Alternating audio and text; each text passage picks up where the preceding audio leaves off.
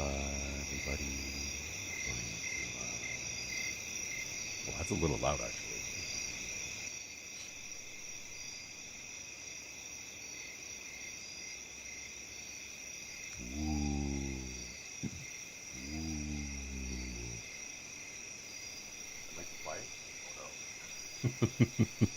Okay, there we go. Testing, testing. Some really loud crickets. Oh my gosh. Oh no, I'm so sorry. Hello, everybody.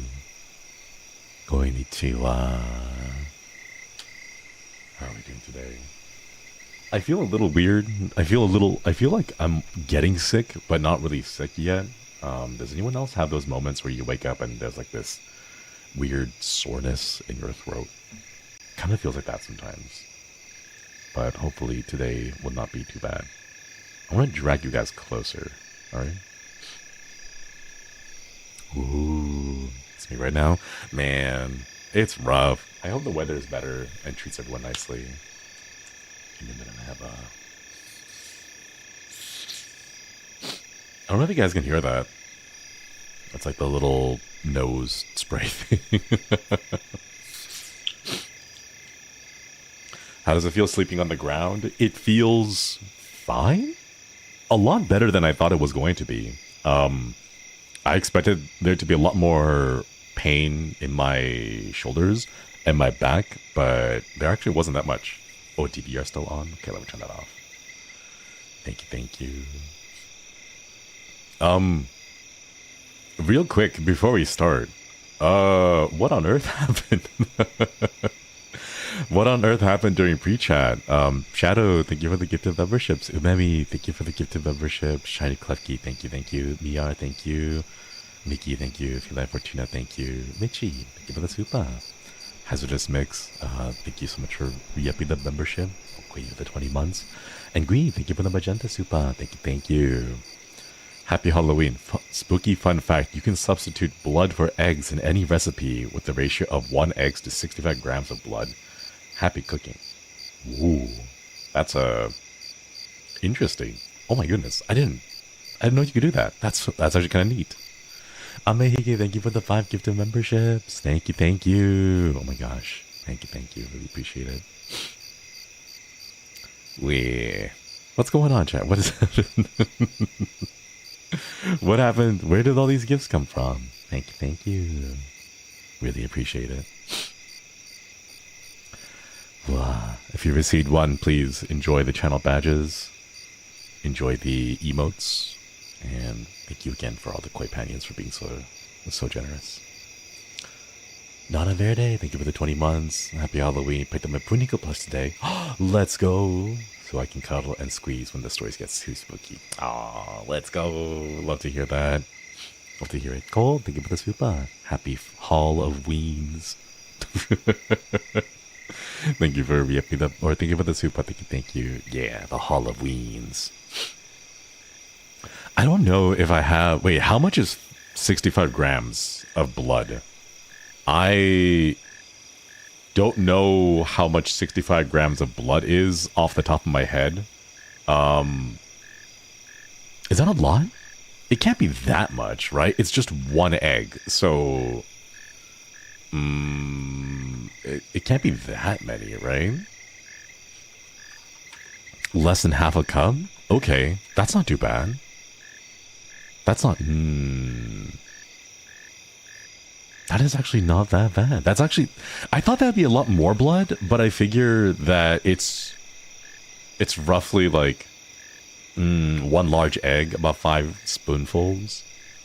Interesting. Roughly 65 milliliters, isn't it? Since 1 gram is 1 milliliter for water. Is it? I'm not sure. I actually have no idea. I don't really bake, so I don't get these measurements that often.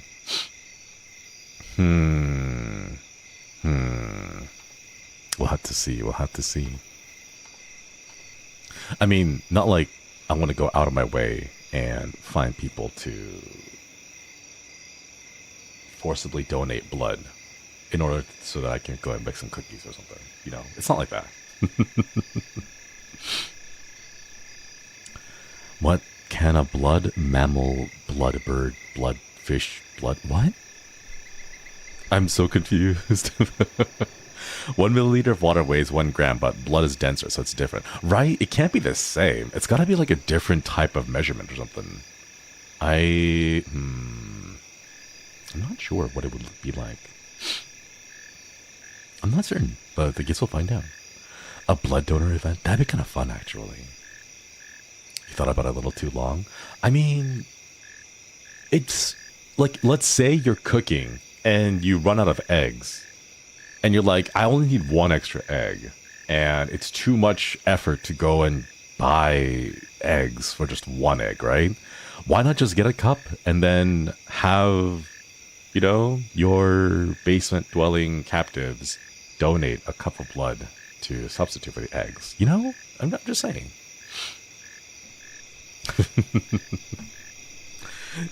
Maybe not, maybe not.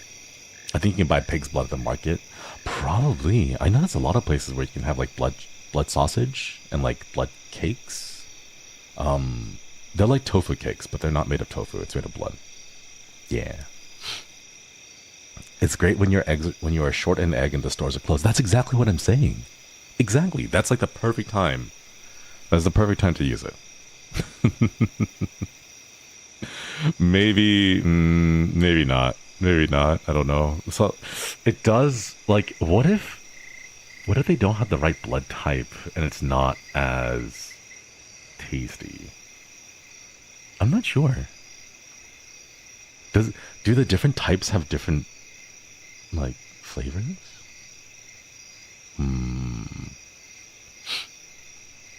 I don't know. I got blood sausage. Will that work? I think that should work. That should work. Wee. All right, chat. Today we have some spooky stories.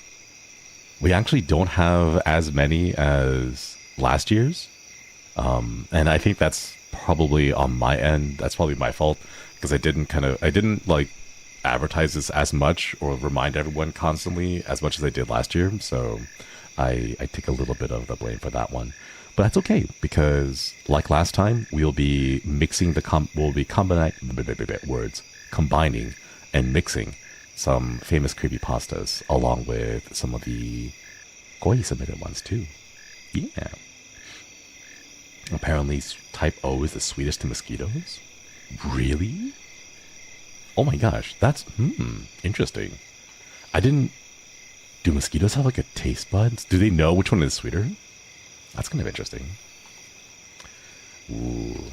All right. So I have a couple of creepypastas, but we've already read like the big ones. So what I'll do is I'll probably leave it up to you guys. There's a collection of less than popular creepypasta stories out there. There's a few that are a little bit less well known, but still kind of considered to be part of the really spooky, creepy stuff. So we'll let chat kind of decide which ones to start with. Even mosquitoes are picky. They're attracted to diabetic people more? Oh my gosh. I'm not sure how I feel about that. Like, the fact that they can pick and choose, it's, interesting. I wonder if you can distract other mosquitoes by like having a friend who is type O and have them just kind of face tank and taunt all of the mosquitoes up there so that you don't have to do anything. You can just sit there next to them and vibe while your friend draws all the mosquito aggro, you know? Mosquitoes love me. They have a specific set of skills. Oh no. Oh my gosh. Mosquitoes feasted on me this summer. It was horrible. That's terrible. I'm so glad that summer's finally over, though. Things are getting cool. It's getting cold enough that I need to wear socks to keep my toes clean. Or not clean, warm. Type 0 tanking the DPS. Judging by how I get eaten and my BF doesn't, that's how it goes. Man. How does it feel like being the mosquito aggro one? I don't know. Because like in Final Fantasy XIV, there's like the tank that has all the aggro skills, like the AoE, like anything around me gets mad and attacks me specifically kind of skill. So it feels like that for mosquitoes, except it's not active. It's a passive one. Keep your toes clean. No, I meant warm. I meant keep my toes warm. It's been getting a little colder here, and I'm enjoying it a lot. Wait, give me just a minute, chat. There we go. AB negative is the rarest type. High class blood. I don't know any high class blood. I only have a B. I think mine's B positive. Get it? Because you gotta be positive. Sorry. I think it just ends up being that B positive is like the most commonplace blood type for Xenocunian people, just in general. So yeah. I don't have O blood, but I'm always warm like a heater, so I think that's why mosquitoes are drawn to me. I hear they can see, or not see, but sense carbon dioxide. So if you're like exhaling a whole bunch, they can see that, and then they are attracted to higher concentrations of carbon dioxide. But I'm not sure. All right, chat. How should we get started on this one? Should we just start off with a classic creepypasta? I don't know which ones I read last year because I haven't gone over the VOD yet. But right now I have one classic creepypasta already like ready to go. A classic one first. I don't know. Okay, I'm gonna be honest, chat. The creepypastas I'm gonna read, I'm gonna try to keep them as close to how they showed up, including all the typos and errors and stuff. As long as it doesn't go into like crazy language that would get me get my channel striked. Whatever. It'll get me flagged for TOS on YouTube. So can we read Candle Cove? I think we've read Candle Cove, but we might do that again. All right, let's see. Nana Spectrum, thank you so much for joining the collective. Okwedi. Thanks for joining hope you enjoyed the channel badge and the emotes. Oh no, creepypasta. I like to sleep, so I got out of a moose. Thank you for stopping by. I hope you have a wonderful night. All right. Some of these may or may not work out because we're just reading them. So I have no idea if it'll come through or not. The first one I had today, this one's a little bit of a classic, but it's a little short and sweet creepypasta to get us into the mood. Ooh. Ducky Fairy, thank you for the gift of membership. Thank you. This one I think many people have already read. It's very short, but it's fun to think about and talk about. This one is called The Lavender Town Syndrome.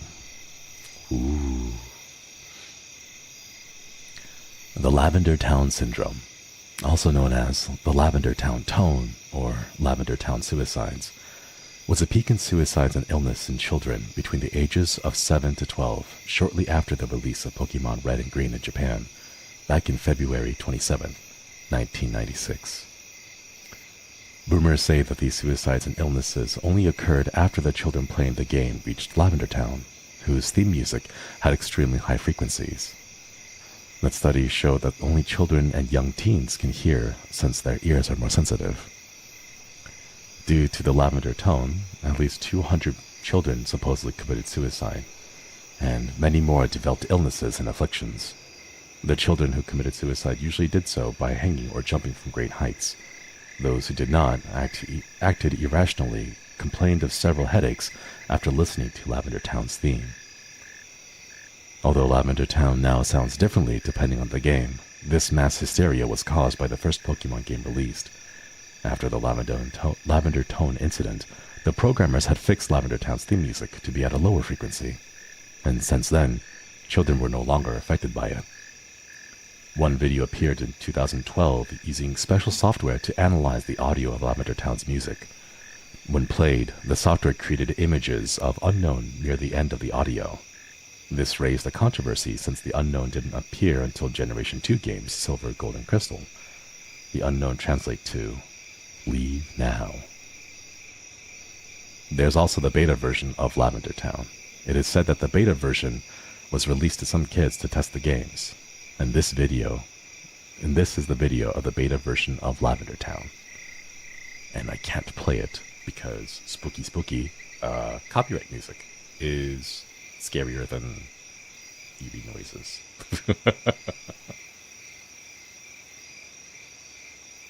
That was short. That was nice. I think it's a good way to kind of set the tones. Ooh, lavender tones. Scariest thing of all Nintendo's copyrights. Exactly. But yeah, I remember listening to this. Right? Yeah, I remember listening back in the day, and it creeped the hell out of me when I was younger. Right? There was something about it that was kind of spooky. Like every other town, every other city, every other route had like really happy, upbeat, exciting music, except for Lavender Town. And Lavender Town was kind of creepy because it was the first time you met a Pokemon that didn't have a identification number right off the bat, because they all showed up as ghosts if you didn't have that scanning item. Copyright strike is the most scary thing after all. It is. Oh, I thought the Pokemon Tower theme was scarier. Oh, I don't remember the Pokemon Tower theme. Can't believe I actually used to believe this music used to make people off themselves. Hey, sometimes it's really, you never know. I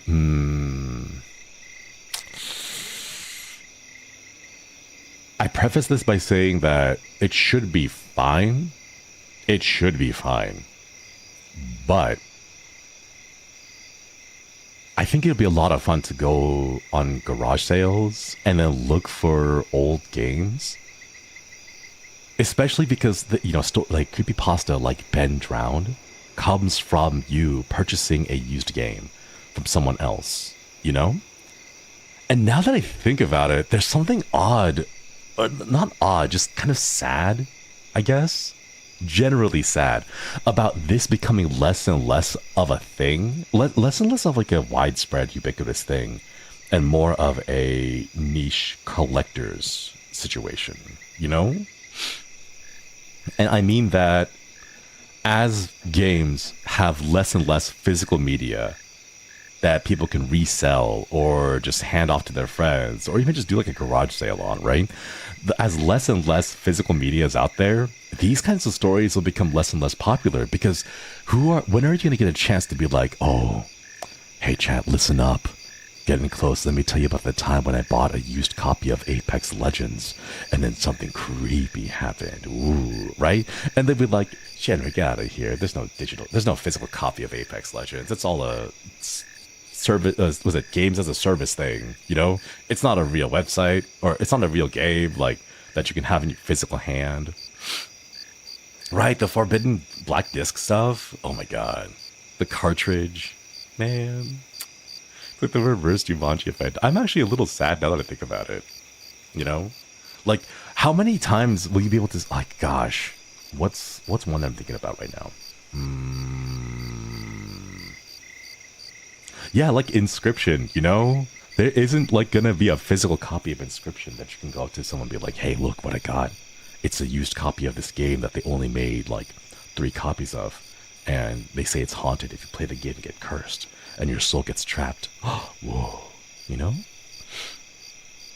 But now there's bootleg handheld systems at flea markets. Would that be a really cool thing? Wouldn't ARGs be really fun if you made an ARG on like a Raspberry Pi, right? And then you imported that into a fake cartridge. And then you sold that cartridge off and be like, yeah, I don't know what this game is from, but it's like an old one that my family used to have. And then it looks and works exactly like a Game Boy Color game, but it's like not like fan-made ARG, but like just, it's its own ARG, right? And wait, how would you get that out there? It'd be really hard to like spread it widely, I guess. You kind of have to hope that someone finds it who is like smart enough to be able to take it and put it online, Reminds me of a game called Shipwreck 64. Ooh. Game Boy Advance SP Blue Edition.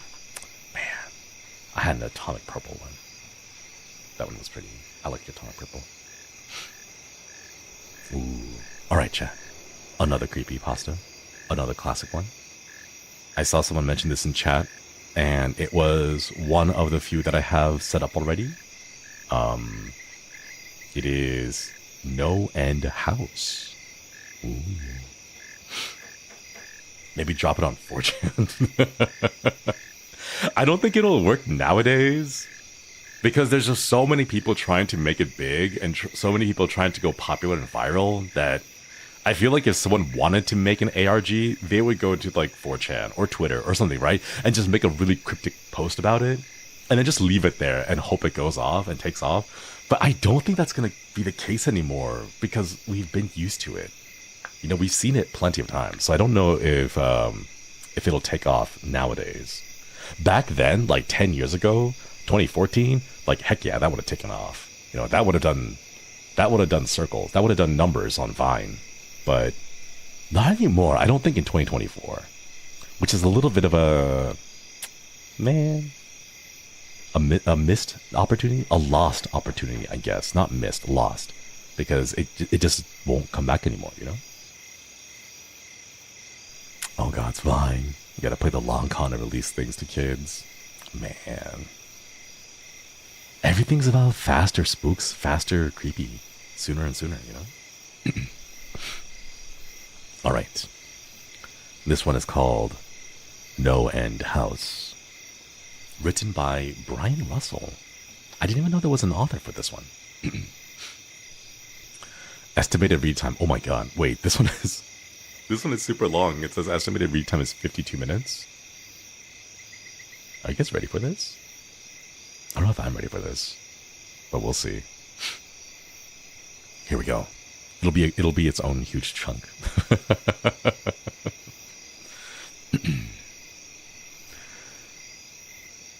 The challenge is laid out. The offer is huge. $500 just to stroll through some old house? How hard could it be? Obviously, you could really use the money, so you agree to take the challenge. Take the challenge. You stare up at the looming old building, and even before you ask out loud, what's the catch? You know deep down that you already know the answer. The catch is that the challenge isn't to just walk through some old house. The challenge is to walk through that house. You swallow hard, knowing, feeling in the pit of your stomach that this house is different. Different in the ways you probably didn't want to know, but which you are about to find out. Oh, crickets are a little loud.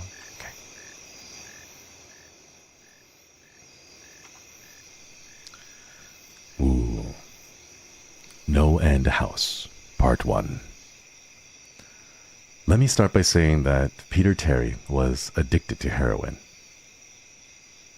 Wow, we're starting off real strong.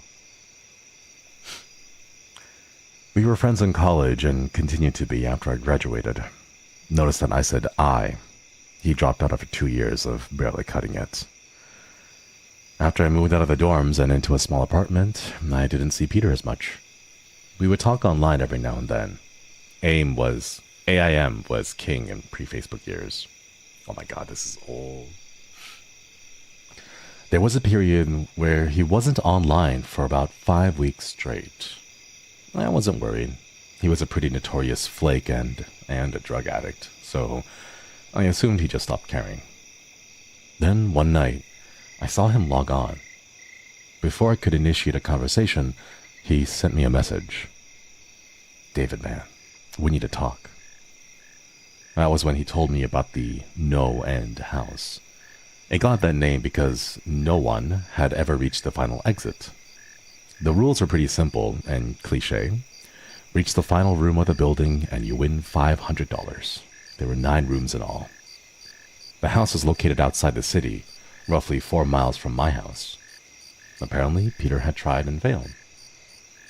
Well, he was a heroin and who knows what the fuck addict, but so I figured the drugs got the best of him, and he wigged out of the paper ghost or something. He told me it would be too much for anyone. Oh, wait, hold up. Do I not have a loop? Oh no, I don't have a looping. Give me just a minute, chat. It's like a 24-minute long thing, I forgot. There we go. Apparently, Peter had tried and failed. He was a heroin and who knows what the fuck else addict. So I figured the drugs got the best of him and he wigged out at a paper ghost or something. He told me that it would be too much for anyone, and that it was unnatural. I didn't believe him. I told him I would check it out the next night, and no matter how hard he tried to convince me otherwise, $500 sounded too good to be true. I had to go. I set out the following night. Oh my god, Chad. As a quick aside, $500? Only $500? Man, you can tell this is before inflation hit. Only 500? At least like 10,000, you know? At least 10,000. Easy money though, true. $500 is $500. That is true. It is $500. When I arrived, I immediately noticed something strange about the building.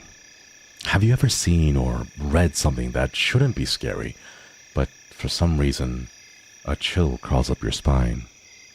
I walked toward the building, and the feeling of uneasiness only intensified as I opened the front door. My heart slowed, and I let out a relieved sigh. I let a relieved sigh leave me as I entered. The room looked like a normal hotel lobby decorated for Halloween. A sign was posted in place of a worker. It read, "Room 1 this way, 8 more follow. Reach the end, and you win." I chuckled and made my way to the first door. Ella, thank you for the 14 months. Okoye, happy spooky day. Yeah, happy Halloween. The first area was almost laughable. The decor resembled the Halloween aisle of a Kmart, complete with sheet ghosts and animatronic zombies that gave a static growl as you passed by. Arr. Arr. At the far end was an exit. It was the only door besides the one I had entered through. I brushed through the fake spider webs and headed out for the second room. I was greeted by fog as I opened the door to the room 2. The room definitely upped the ante in terms of technology. Not only was there a fog machine, but a bat hung from the ceiling and flew in a circle. Scary. They seemed to have a Halloween soundtrack that one would find in a cheap 99-cent store on loop somewhere in the room. They did the mash. It was the monster mash. They did the mash. It was a graveyard smash. I didn't see a stereo, but I guess they must have used the PA system. I stepped over a few toy rats that wheeled around and walked with a puffed chest across to the next area. I reached for the doorknob and my heart sank to my knees. I did not want to open that door. A feeling of dread hit me so hard I could barely even think. Logic overtook me after a few terrifying moments, and I shook it off and entered the next room. Room 3 is when things began to change. On the surface, it looked like a normal room. There was a chair in the middle of the wood-paneled floor. A single lamp in the corner did a poor job of lighting the area, casting a few shadows across the floor and walls. That was the problem. Shadows. Plural. With the exception of the chairs, there were others. I had barely walked in the door and was already terrified. It was at that moment that I knew something wasn't right. I didn't even think as I automatically tried to open the door I came through. It was locked from the other side. That set me off. Was someone locking the doors as I progressed? There was no way. I would have heard them. Was it a mechanical lock that set automatically? Maybe, but I was too scared to really think. I turned back to the room and the shadows were gone. The chair's shadow remained, but the others were gone. I slowly began to walk. I used to hallucinate when I was a kid, so I wrote off the shadows as a figment of my imagination. I began to feel better as I made it to the halfway point of the room. I looked down as I took my steps, and that's when I saw it. Or didn't see it. My shadow wasn't there. I didn't have time to scream. I ran as fast as I could to the other door and flung myself without thinking into the room beyond. The fourth room was possibly the most disturbing. As I closed the door, all light seemed to be sucked out and put back into the previous room. I stood there, surrounded by darkness, not able to move. I'm not afraid of the dark and never have been, but I was absolutely terrified. All sight had left me. I held my hand in front of my face and I didn't know what I was doing. I've never been able to tell. Darkness doesn't describe it. I couldn't hear anything. It was dead silence. When you're in a soundproof room, you can still hear yourself breathing. You can hear yourself being alive. I couldn't. I began to stumble forward after a few moments, my rapidly beating heart the only thing I could feel. There was no door in sight. I wasn't even sure there was one this time. The silence was then broken by a low hum. I felt something behind me. I spun around wildly, but could barely even see my nose. I knew it was there, though. Regardless of how dark it was, I knew something was there.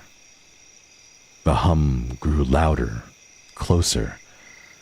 It seemed to surround me, but I knew whatever was causing the noise was in front of me, inching closer. I took a step back.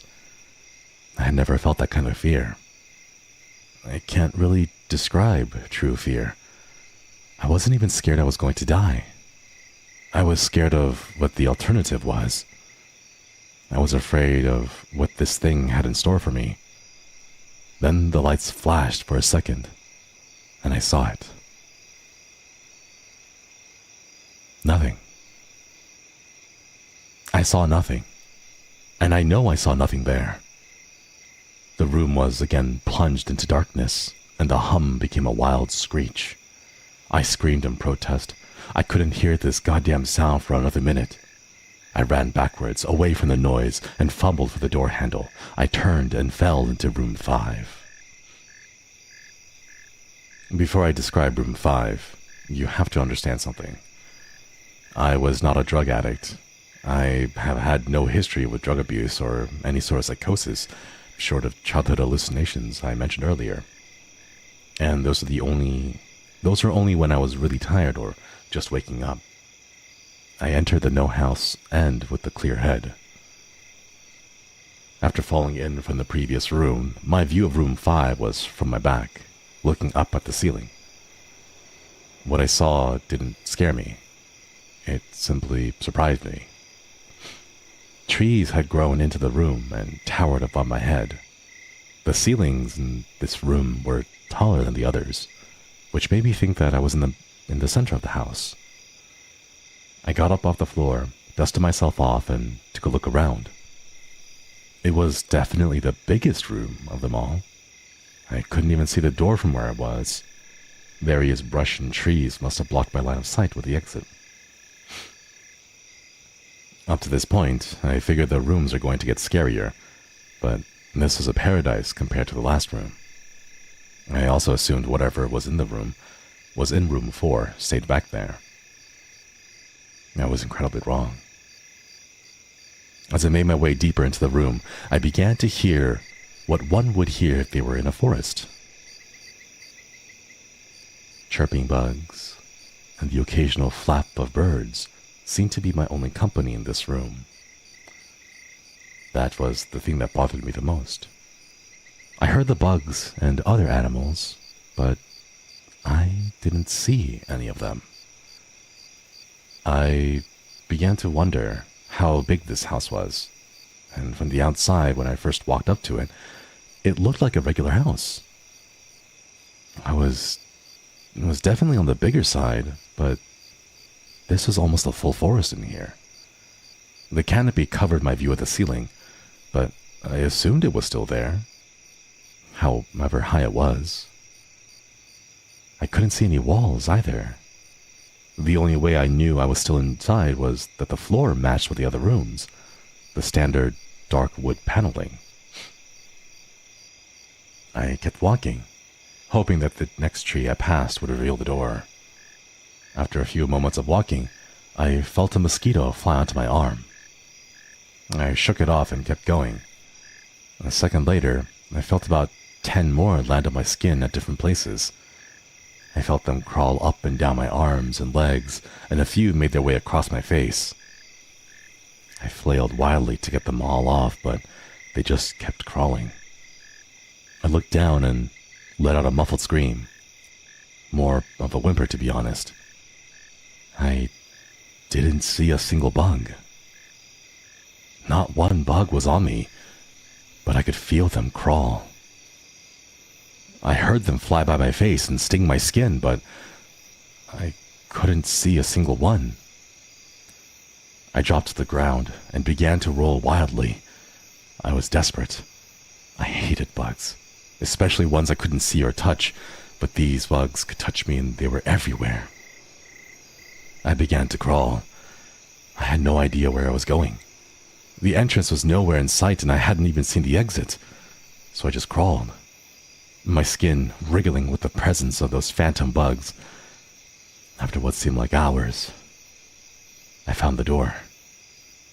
I grabbed the nearest tree and propped myself up, mindlessly slapping my arms and legs to no avail. I tried to run, but I couldn't. My body was exhausted from crawling and dealing with whatever it was that was on me. I took a few shaky steps to the door, grabbing each tree on the way for support. I was only a few feet away when I heard it. The low hum from before. It was coming from the next room, and it was deeper. I could almost feel it inside my body, like when you stand next to an amp at a concert. The feeling of bugs on me lessened as the hum grew louder. As I placed my hand on the doorknob, the bugs were completely gone, but I couldn't bring myself to turn the knob. I knew that if I let go, the bugs would return, and there was no way I would make it back to room 4. I just stood there, my head pressed against the door marked 6, my hand shakily grasping the knob. The hum was so loud, I couldn't even pretend to hear myself think. There was nothing I could do but move on. Room 6 was next, and room 6 was hell. I closed the door behind me, my eyes held shut and my ears ringing. The hum was surrounding me. As the door clicked into place, the hum was gone. I opened my eyes in surprise, and the door I had shut was gone. It was just a wall now. I looked around in shock. The room was identical to room 3, the same chair and lamp, but with the correct amount of shadows this time. The only difference was that there was no exit door, and the one I came in through was gone. As I said before, I had no previous issue in terms of mental instability, but at that moment, I fell into what I now know was insanity. I didn't scream. I didn't make a sound. At first, I scratched softly. The wall was tough, but I knew the door was there, somewhere. I just knew it was. I scratched at where the doorknob was. I clawed at the wall frantically with both my hands, my nails being filed down to the skin against the wood. I fell silently to my knees. The only sound in the room, the incessant scratching against the wall. I knew it was there. The door was there. I knew it was just there. I knew if I could just get past this wall. Are you all right? I jumped off the ground and spun in one motion. I leaned against the wall behind me, and I saw what it was that spoke to me. To this day, I regret ever turning around. There was a little girl. She was wearing a soft, white dress that went down to her ankles. She had long blonde hair to the middle of her back, and white skin and blue eyes. She was the most frightening thing I had ever seen, and I know that nothing in my life will ever be as unnerving as what I saw in her. While looking at her, I saw something else.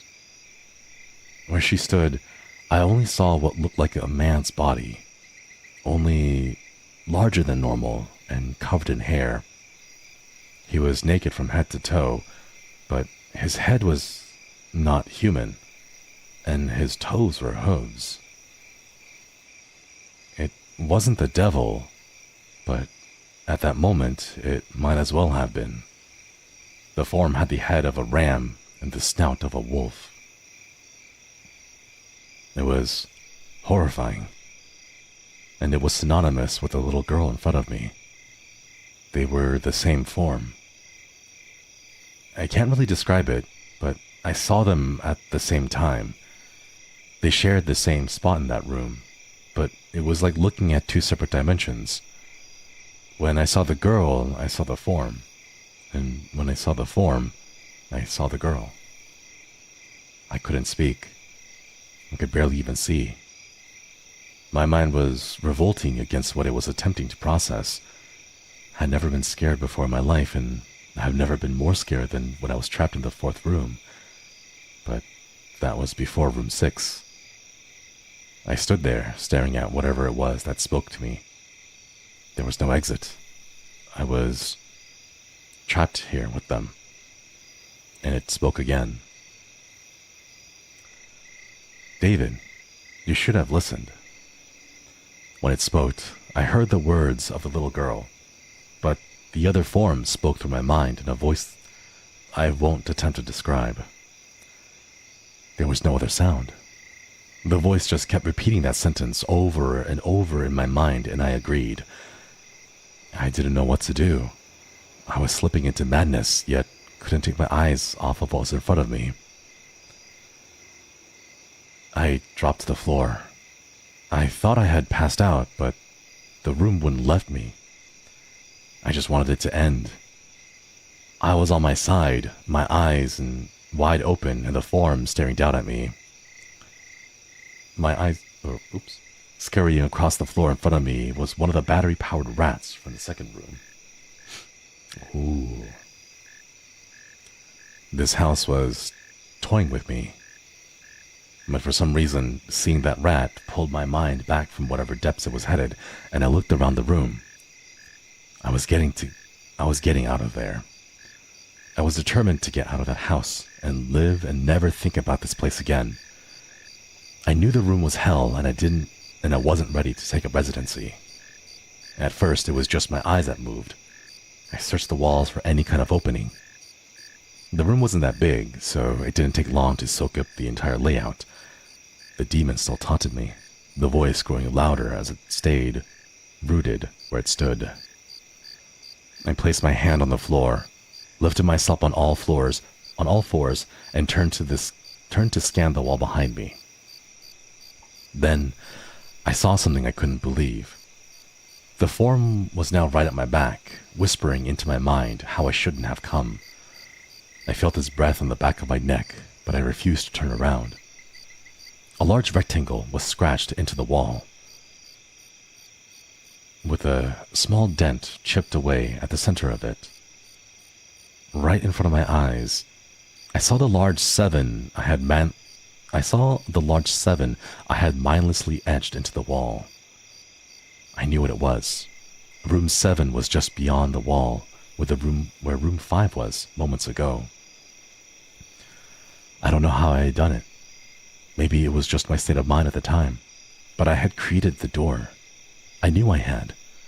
In my madness, I had scratched into the wall what I needed the most, an exit to the next room. Room 7 was close. I knew the demon was right behind me, but for some reason, it couldn't touch me. I closed my eyes and placed both my hands on the large 7 in front of me. I pushed. I pushed as hard as I could. The demon was now screaming in my ear. It told me I was never leaving. It told me that this was going to be the end, But I wasn't going to die. I was going to live there, in room 6, with it. I wasn't.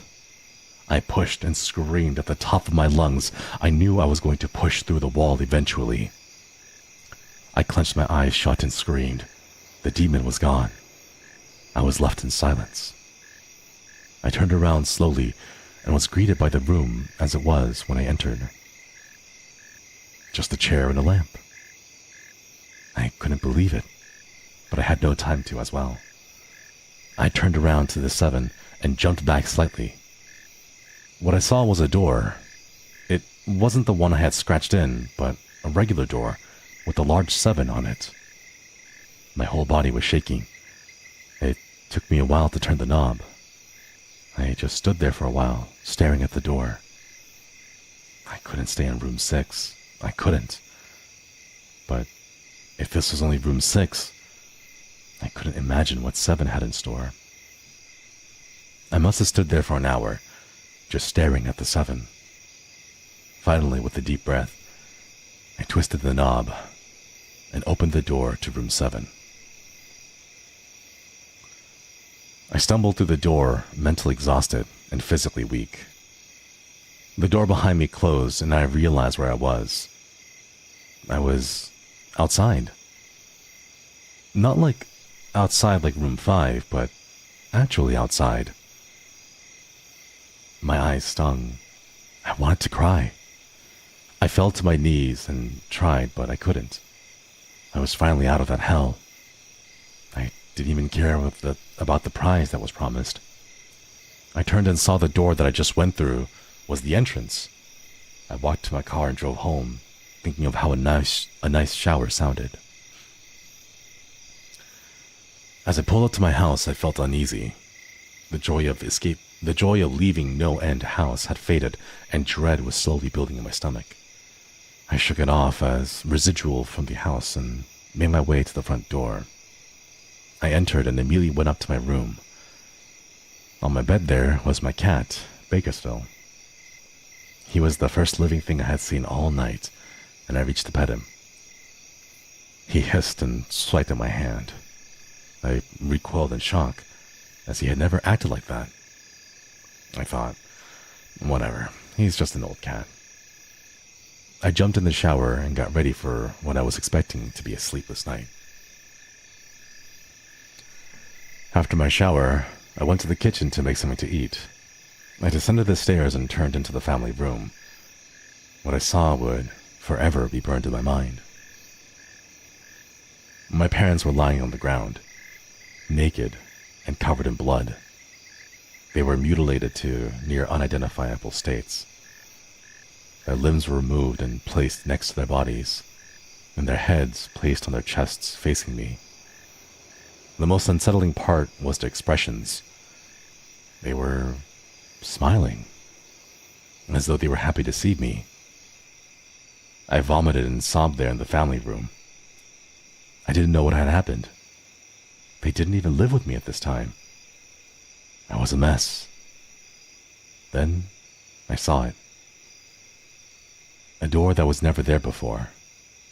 A door with a large 8 scrawled on it in blood.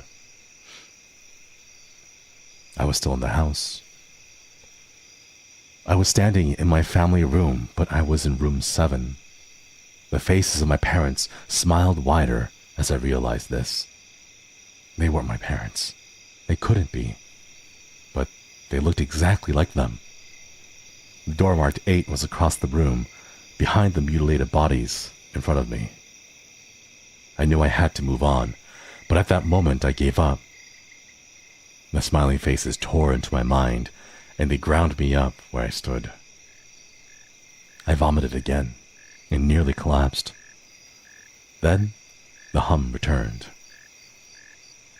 It was louder than ever, and it filled the house and shook the walls.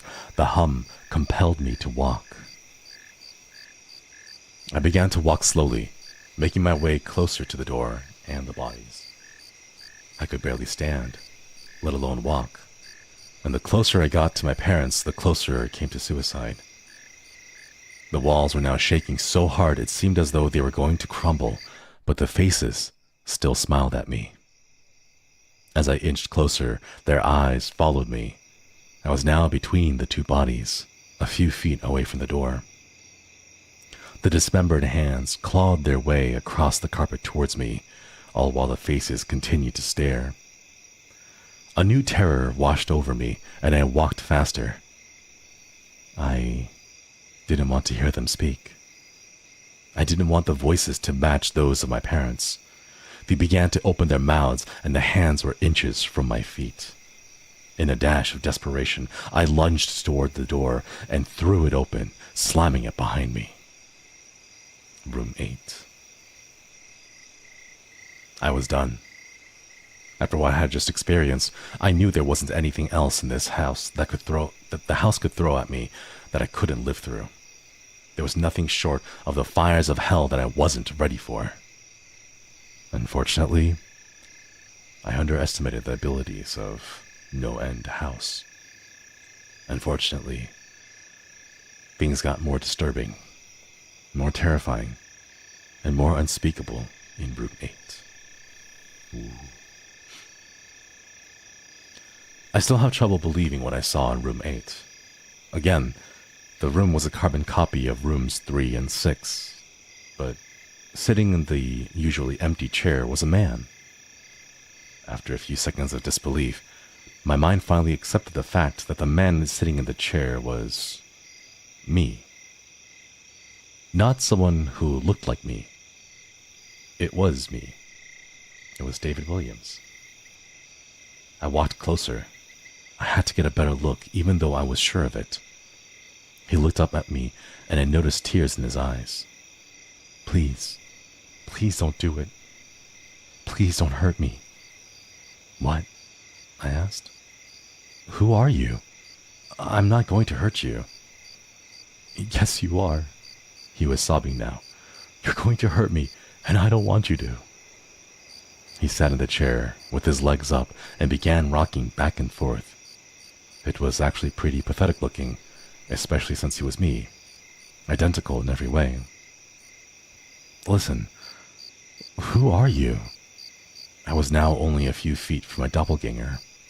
It was the weirdest experience yet. Standing there talking to myself, I wasn't scared. But I would be, soon. Why are you... You're going to hurt me. You're going to hurt me. If you want to leave, you're going to hurt me. Why are you saying this? Just calm down, all right? Let's try to figure this out. And then I saw it. The David sitting down was wearing the same clothes as me, except for a small red patch on his shirt, embroidered with the number 9.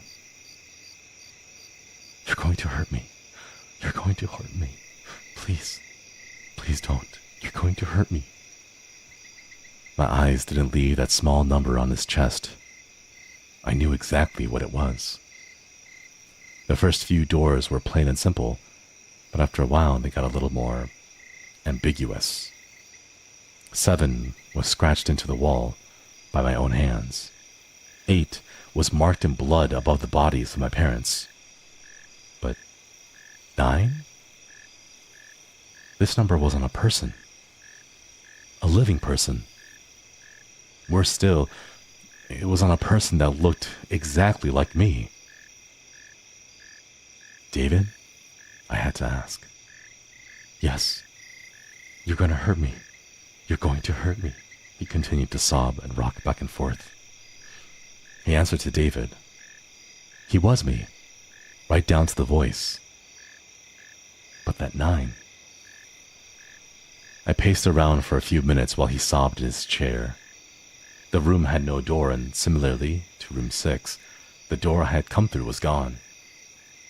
For some reason, I assumed that scratching me would get me nowhere this time.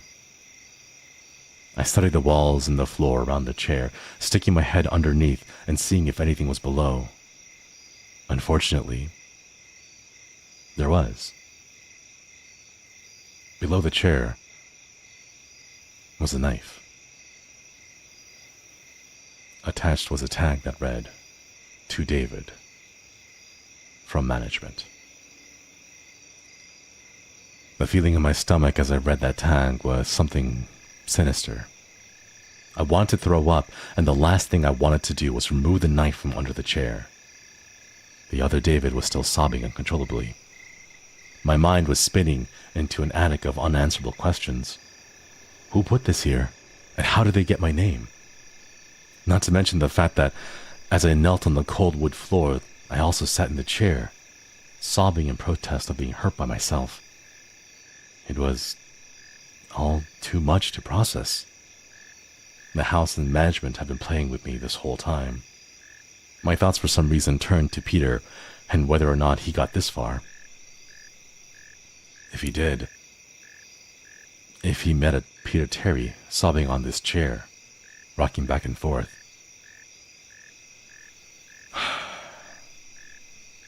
I shook those thoughts out of my head.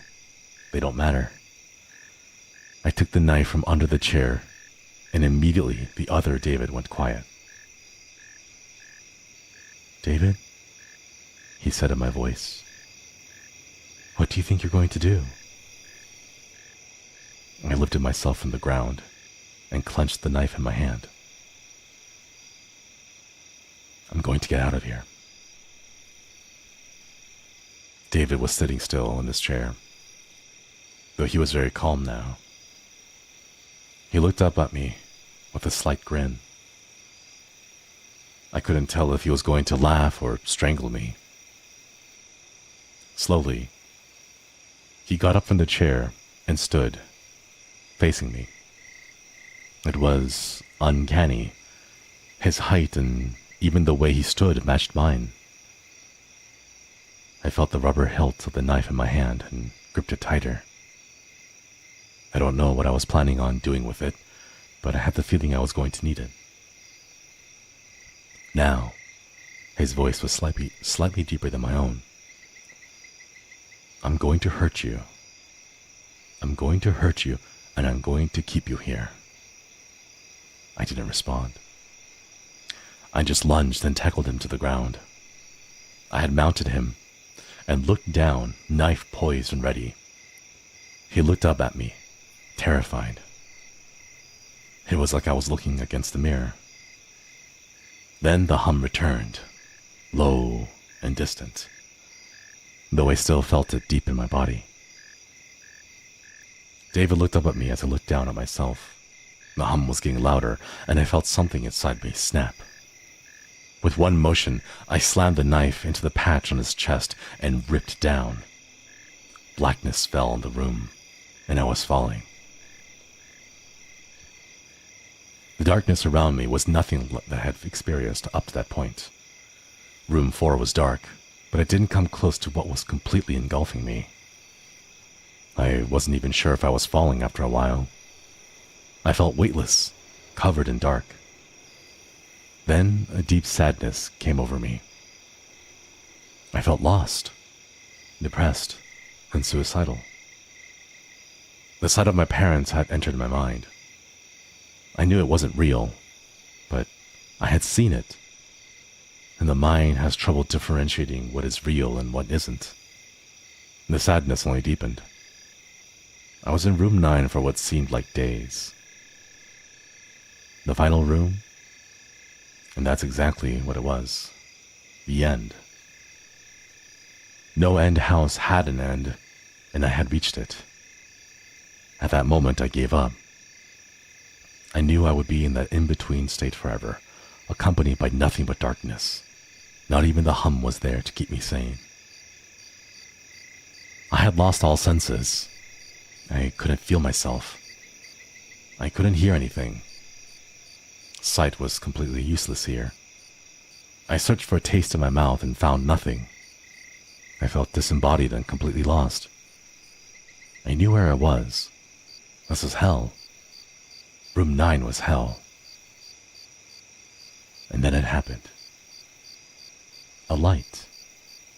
One of those stereotypical lights at the end of the tunnel. I felt the ground come up from below me, and I was standing.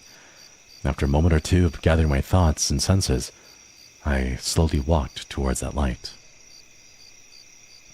As I approached the light, it took a form. It was a vertical slit down the side of an unmarked door. I slowly walked through the door and found myself back where I started, the lobby of No End House. It was exactly how I left it. Still empty, still decorated with childish Halloween decorations. After everything that happened that night, I was still wary of where I was. And after a few moments of normalcy, I looked around the place trying to find anything different. On the desk was a plain white envelope with my name handwritten on it. Immensely curious, yet still cautious, I mustered up the courage to open the envelope. Inside was a letter, again handwritten. David Williams, congratulations. You have made it to the end of the No End House. Please accept this prize as a token of great achievement. Yours forever, Management. With the letter were five $100 bills. I couldn't stop laughing. I laughed for what seemed like hours. I laughed as I walked out of the car as I walked out to my car, and I laughed as I drove home. I laughed as I pulled into my driveway. I laughed as I opened my front door to the house. I laughed as I saw the small 10 etched into the wood.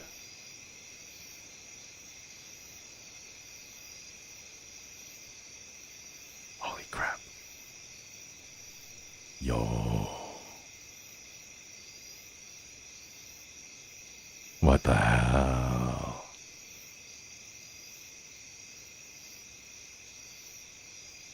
That was part 1, chat. There's more. Wait, that was really... Oh my god. What the hell? No way.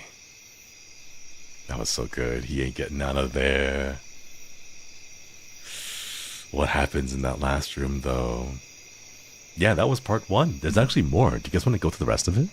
I told you this was a 52-minute read. There's a part 2. So I'm scrolling down to see if there's a part 3. There is no part 3 from what I can see, but there was a... Oh, wait, there is a part 3. Okay, let's do it.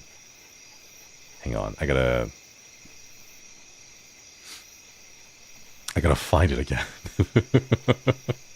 I gotta scroll all the way back. There's no, like, chapter system here. Okay, part 2. Where's part 2? There we go. Gotta go. Bye, chat. Thanks for stopping by. Hope you have fun rewatching the VOD. Yeah.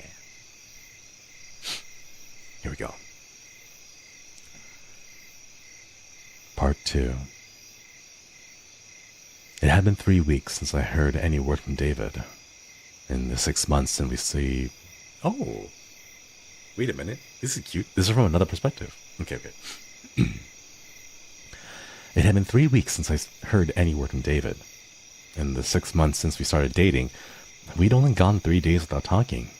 And that was after a pretty intense fight. There was nothing out of the ordinary when I talked to him last. He just mentioned that he was going to go check something out a friend told him about. But then I got a really weird text the night before. It was from David, but it wasn't from his number. It only had 5 words on it. No end. Don't come, David. Annie Plush, thank you for the super. Listening to scary stories. This is the best Halloween. Let's go. I hope you have a lot of fun trick-or-treaters and costumes from the neighbors. Hope it's fun. Something was wrong. After I had read the text, I felt nauseous, like I was seeing something I shouldn't. I decided to get a hold of Peter, but I had talked to this ass before. He was a deadbeat, but at least he might have some information on where David might be. I decided to log into AIM with David's account. I figured it would be easier to start something with Peter. He didn't know it was me. When I logged on, he instantly messaged me. David, holy shit, you had me worried. I thought you went to the house. What do you mean? No End House. Man, that place I told you about, I could have sworn you were going to go. No End. This guy knew what was going on. Yeah, I actually couldn't find it. Maybe I'll try again tomorrow. Where was it again? No way. You already had me worry the hell out of that place. I've been there. Told you not to go there. You do not want to go. Peter, this is Maggie. Wait, what? Where's David? I don't know. I thought you would know, but apparently not. Oh, shit. Oh, shit. What? Seriously? Peter, you need to tell me what's going on.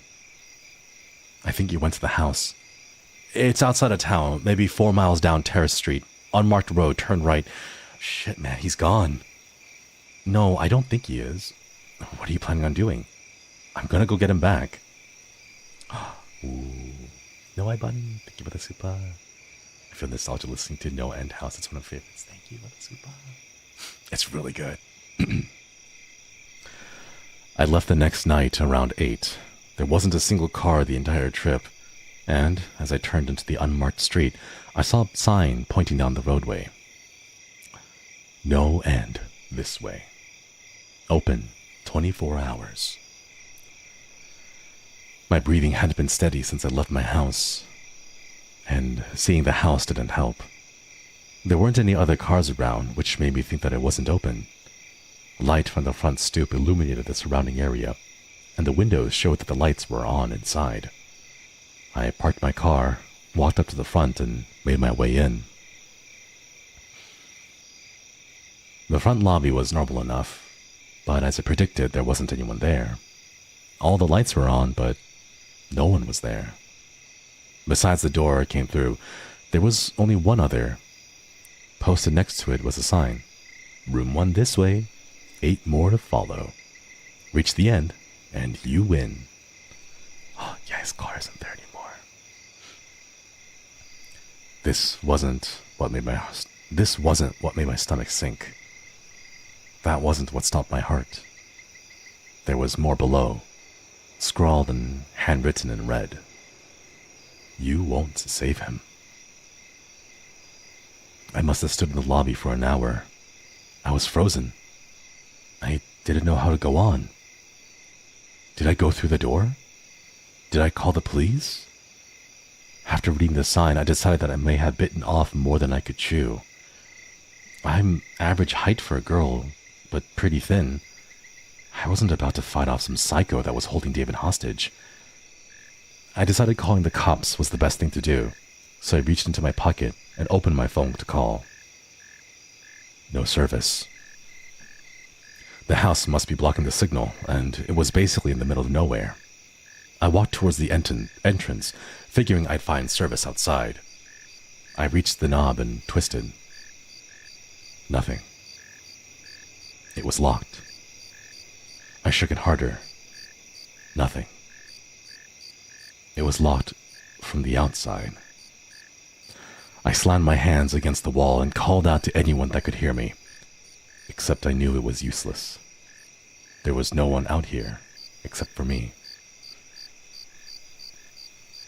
Then I felt a vibration in my pocket. I reached down and looked at my phone. One unread text. At first, I was really glad I had service. I was saved. Maybe a text from David that he was all right. It was a different number, one that I didn't have in my phone. I pressed open and nearly dropped the phone. You can't save yourself either. My entire body was shaking. I wanted to pass out. I was stuck there. A cell phone with no service, in a room with no exit. My eyes scanned the room, and I landed on a door across the room. A golden 1 was mounted on the front. It looked like a room door in a hotel. The ground felt far away as I walked closer to the door. In a few moments, I was within inches of it, and I placed my head against the wood and listened. All I heard was distant hollowing music. Just creepy instrumental music you'd hear at any haunted house. Suddenly I got a little calmer. David was always known for his pranks. He would tell me about these elaborate setups that he and his friends would make for the new players on their soccer team. Somehow, a smile made its way onto my face, and I opened the door without fear. Entering the first room alleviated my fears even more. The room was completely normal. It was a completely normal attempt at a haunted house, though rather lacking. In each corner was a scarecrow, but not even the scary ones. They were the kinds you used to see in a grade school, the big smiling faces. Paper ghosts hung from the ceiling, and a fan in the corner added to a cold breeze that made them spin. Next to one of the scarecrows was again the only other door in the room. Printed on the front, similar to the front door, was large 2. I laughed and left this lame room behind me. When I opened the door to 2, I couldn't see 3 feet in front of me. It was completely filled with a gray mist that smelled like rubber. I guess there had to be some kind of fog machine in here, and it must have been pumping the stuff for hours. There were no windows in the last room, so ventilation must have been terrible. I walked slowly forward and let out a small shriek. I bumped straight into a large robotic Jason Voorhees. His eyes flashed red, and the knife in his hand went up and down in a jerky, stabby motion. My heart was racing, and if no one was with me, I would have felt incredibly embarrassed. Or if anyone was with me, I would have felt incredibly embarrassed. I covered my mouth and made my way past Robo-Jason, the fog getting to be a little much. I was beginning to feel lightheaded as I found the door to room 3, placed my hand to the knob and jerked it back in pain. The knob was extremely hot. I placed my hand on the door itself and felt that it was warm. I couldn't hear anything from the other side. I put my ear up to the warm wood, expecting to hear fire, and heard nothing.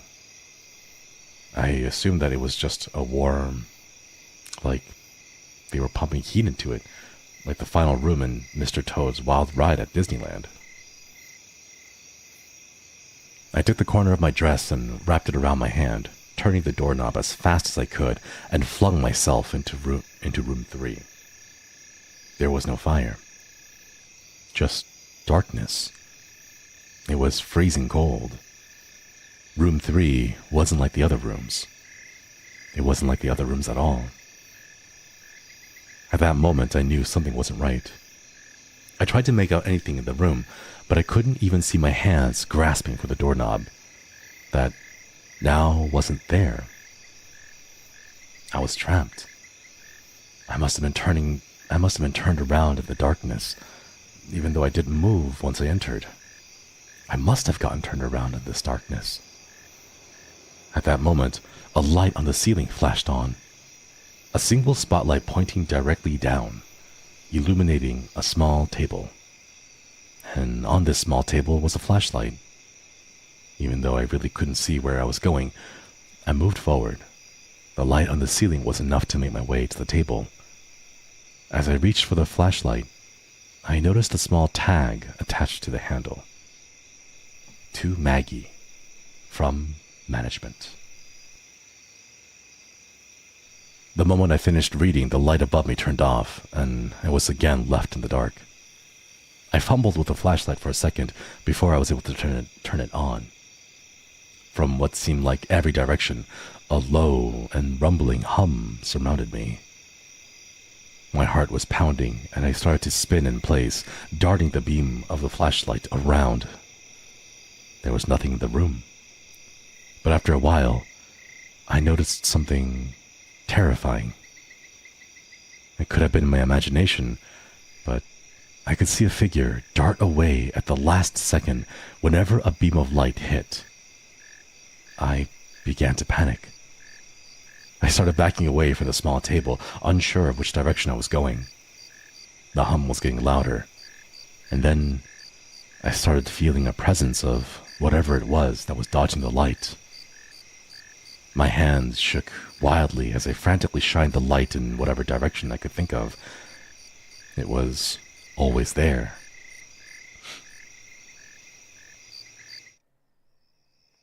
Oh, it was always there, just barely escaping back into the darkness every time. But it was getting closer. My eyes started to well up with tears. I thought I was going to drop the flashlight. I was shaking so badly until I saw it. The light set directly on a small number 4. It was written on a piece of paper and taped to a wooden door in the corner. I ran. I ran as fast as I could with the flashlight pointed directly in front of me. I could feel it behind me. The hum was getting louder, and I thought I felt its breath on my neck. I was sprinting at this point, only a few more feet to go. In one motion, I grabbed the handle, twisted, and slammed it shut behind me. I was now in the 4th room. I was outside. I wasn't in the house anymore. What awaited me after opening the door to room 4 was what looked like a cave. I looked down to the ground, and I noticed something strange and disturbing. The ground wasn't made of grass or rock or dirt. It was wood paneling. It was the same floor as the previous rooms. This was room 4. Somehow, I was still in that house. There were a few torches mounted to the side of the rock surrounding me, and the caves beyond was a pitch black. The torches looked like they could easily be taken down, so I walked over to the closest one and unsheathed it from its mounting piece. My body was covered in sweat, and I slowly made my way into the cave. The hum was gone, hopefully for good. No other noise met me inside the cave, and there was a slight breeze. The cave seemed to go on forever. I was walking for what felt like hours, until I saw a faint blue light. I walked toward it, cautiously but at a decent pace. The light was an opening, the end of the tunnel. I started walking a little faster. I always hated cramped spaces like caves and tunnels. In a few moments, the exit was within feet, and before I knew it, I was at the end. That's exactly where I was. The end. At the exit of the cave, the ground dropped off to a cliff. There was no other way to go. I looked back into the dark cave behind me. I knew there wasn't any turns. It was a straight tunnel. I looked and turned and looked over the edge. What I saw made my stomach turn worse than it ever did before. What I saw was an ocean. Water all around with nothing else in sight. The drop must have been 100 feet, with a small rock formation at the bottom. After a few seconds of studying the rocks, my stomach turned more than I thought possible, and my body broke into a fresh sweat. The rocks formed a number. The rocks formed a 5.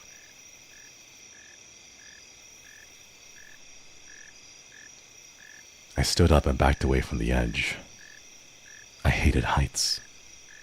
I was stopped by a wall that shouldn't have been there. I turned around and was met with a terrifying sight. The cave was gone. I was face to face with a solid stone wall, the side of whatever mountain this was. I had to keep telling myself I was still in No End House. I didn't leave. Clearly this isn't an actual mountain, but it felt so real. I turned back and looked over the cave again, or the cliff again. There was no way. This house had been pretty messed up before now. I was just outside for God's sake. But what it expected me to do now was just too much. I knew what the rocks down there meant. That was the entrance to room 5. There were no stairs leading down, no other paths to use. I was trapped again. The house wanted me to jump. The house wanted me to jump. I sank to the ground and curled into a ball. I couldn't do it. There was no way I could jump off a cliff onto a jagged rock formation 100 feet below. My mind was split in two. I knew that I was still inside, but my surroundings screamed in my ear the opposite. I stayed there on the wooden ground for a while. At that point, I had lost all concept of time. After what seemed like weeks, I finally stood up, slowly made my way to the edge of the cliff, and looked down. The giant five taunted me to jump. It knew I couldn't do it, and it taunted me. And then, the hum returned, the low and distant hum.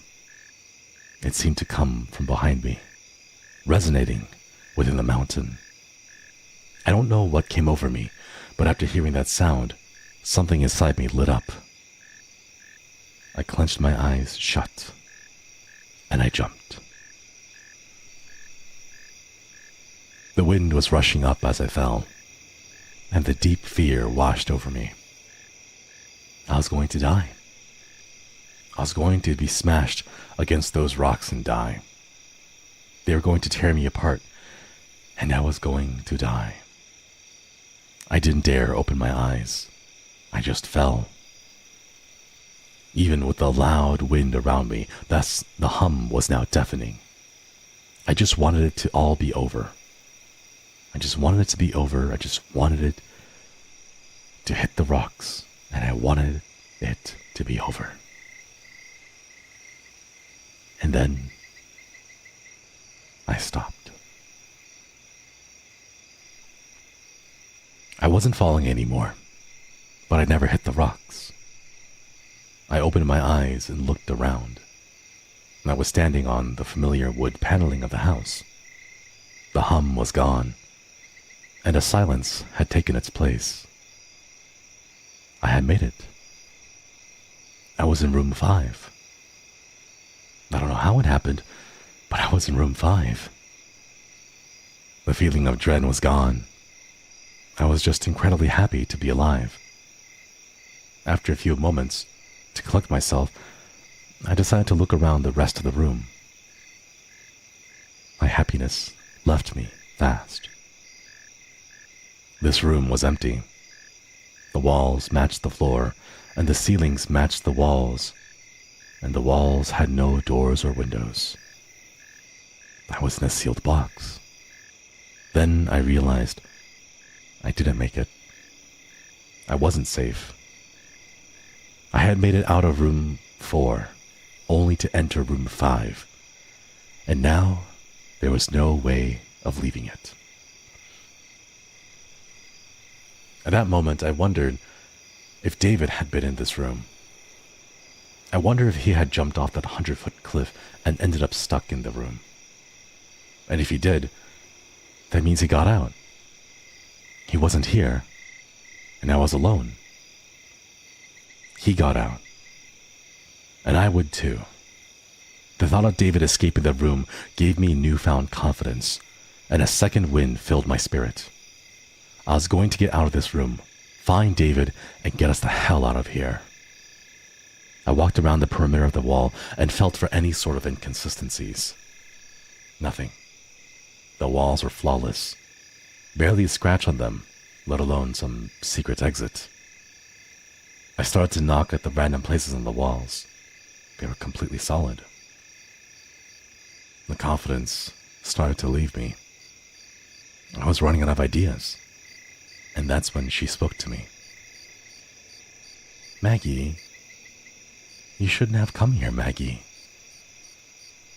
I nearly jumped out of my skin if that was possible. And I was still facing the wall, and the voice had come from the middle of the room. The voice was that of a little girl. At least, that's what it sounded like. I turned around slowly, and my eyes fell on who spoke to me. I was right. A little blonde girl, no more than 7 years old, with light blue eyes and a long white dress. She smiled at me and spoke again. "But now that you're here, Let's play a game. There was something horrifying about that little girl. She wasn't scary like those horror girls are in those Japanese movies. She looked completely normal. If I saw her walking down the street, I would have just walked right on by. But looking into her eyes, I felt complete terror. Jumping off a cliff was scary, but I wouldn't jump off 20 cliffs twice as high if it meant that I could take back 1 minute of looking into her soulless eyes. After a moment of staring, I finally spoke. "What game? Who are you?"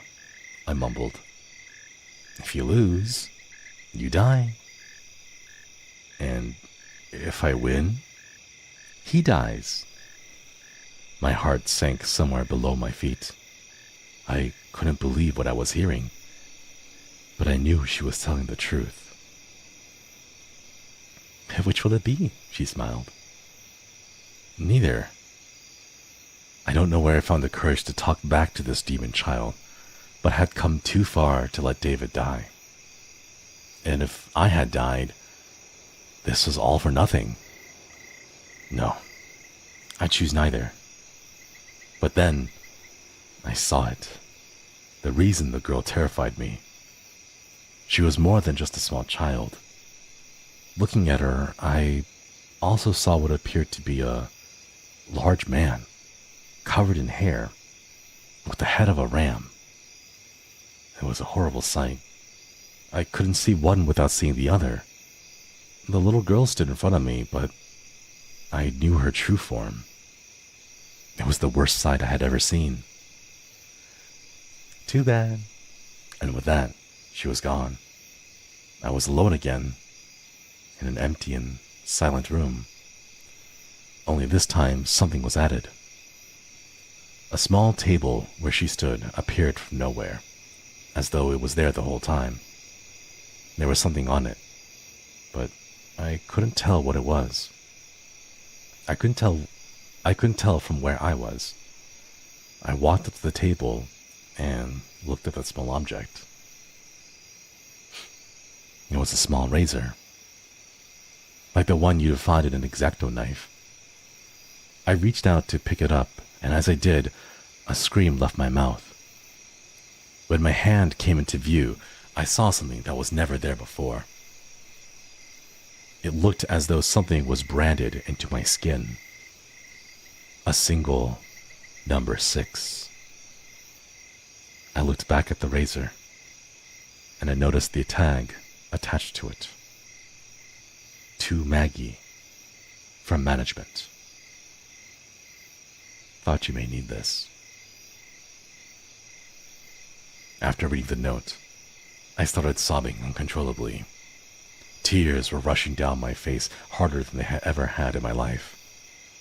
I had never cried like that, and I don't think I ever will again. I fell to the ground and sunk my head into the hardwood floor. I was sobbing for hours, just lying there on the ground. Then, I was sobbing for hours, just lying there on the ground. And then the crying stopped, and depression set in. I don't even know why I was crying. It wasn't about David. It wasn't about how I was stuck there. There were still no doors in the room. I was still trapped. But that's not why I was sad. I was in the deepest depression possible. Complete and emotionless depression. I felt empty and clawed my way up from the ground and steadied myself up against the table. My eyes fell on the razor and I picked it up. I was going to kill myself. I couldn't handle it anymore. I had had it. David was probably already dead. I was trapped in here. It was over. I pressed the razor against my wrist, right above the 6 that had appeared on my skin. The sobbing came back, and I just stood there, crying with the razor pressed against my wrist. David was dead, and I was about to die. Nothing mattered anymore. and with one deep cut, I sliced down my wrist.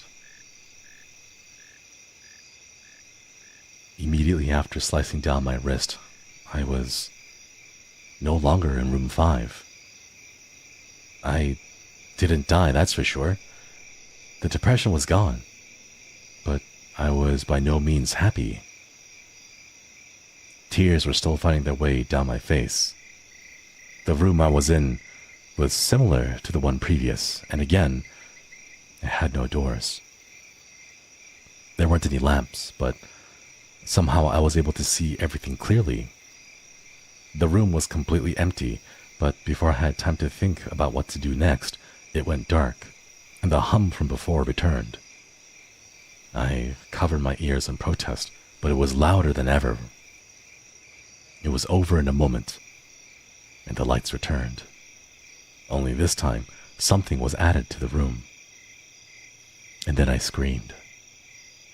There, in the middle of the room, strung up by chains and naked from the waist up, was David. It looked like he was tortured. Knife wounds littered his chest and arms. "David!" I ran up to him as fast as I could. He was conscious. I saw his chest move up and down, but he wasn't speaking. That's when I noticed what was etched into his chest. I dropped to my knees as I saw it. The 7 stared at me as though it had eyes. I heard David try and speak, and I got to my feet, got as close to him as I could. "David! David, can you hear me?" "Maggie, what are you doing here?" His voice was slight, but he was talking, and I was thankful for that. "David, I'm trying to save you. How do I get you down?" There were large padlocks in place, and the chains were holding him. I looked around the room for any sort of key, but all I found was a small knife in one of the corners. The metal was way too thick for the knife to even dent it, so I disregarded it as useless. I went back to David. It looked like he was on the verge of death. And then I felt my pocket vibrate. It startled me something awful. I took the phone out of my pocket. As I suspected, one unread text. I flipped open the phone. "That isn't me." I didn't know what to think. David was right there in front of me, but the text was from the first number that contacted me. It was the first text I received from David that mentioned the no-end house. "Maggie," I heard his voice clearly with my ears and my mind. It seemed like his voice was coming from all sides. "Maggie, you have to go on." "What are you talking about? How?" I was face to face with David, or whoever it was that was chained up there. "That knife." He made a slight movement of his head towards the corner. "Go and get it." I ran, and was immediately back with the knife clenched in hand within a few seconds. I had no idea what I was going to do with it, but I needed to save him, and would do anything not stab me in the chest. "What?" I was shocked. David hung there, staring directly into my eyes. "You have to run that knife through the 7 on my chest. It's the only way to save us both." "No." I stumbled backwards. "No, you're not making any sense. Maggie!" He was screaming now. His eyes looked frantic. The side of his mouth curled into a twisted grin. "Maggie, stab me now. It's the only way." I looked down at the knife in my hand. My head felt as though it was being struck with a bat. I was at a complete loss. I clenched my eyes shut and felt the knife in my hand. "Maggie!" and with a scream and a thrust, I stabbed the knife into David's chest. I don't know what came over me. I just knew it was the only way. I opened my eyes and I saw his face. It was terrified. Tears slid down his cheeks and David looked me in the eyes. Why? Why did you do that? He couldn't fool me. I knew it wasn't David. It couldn't have been. Or else I wouldn't have been able to stab him. I know it wasn't. I know it wasn't David. His eyes rolled back as the life left him. But that's when it changed. The 7 in his body was gone. The blood dripped down onto the ground in a pool below me. The crimson liquid stretched out in every direction. The circle nearly filled the room, and I began to sink. I tried to move, but I couldn't. It was like quicksand. The blood was up to my knees now. As much as I tried to struggle, I just sank deeper, up to my chest now. I clawed and scratched at the wood around me. The lifeless body of David hung above, his face smiling. The blood reached my neck. I was beyond terrified. Before long, I was fully submerged and fell into darkness. Wow. The Manny-10. Thanks for joining the collective. Welcome, welcome. Hope you enjoy the chat badge and the emotes.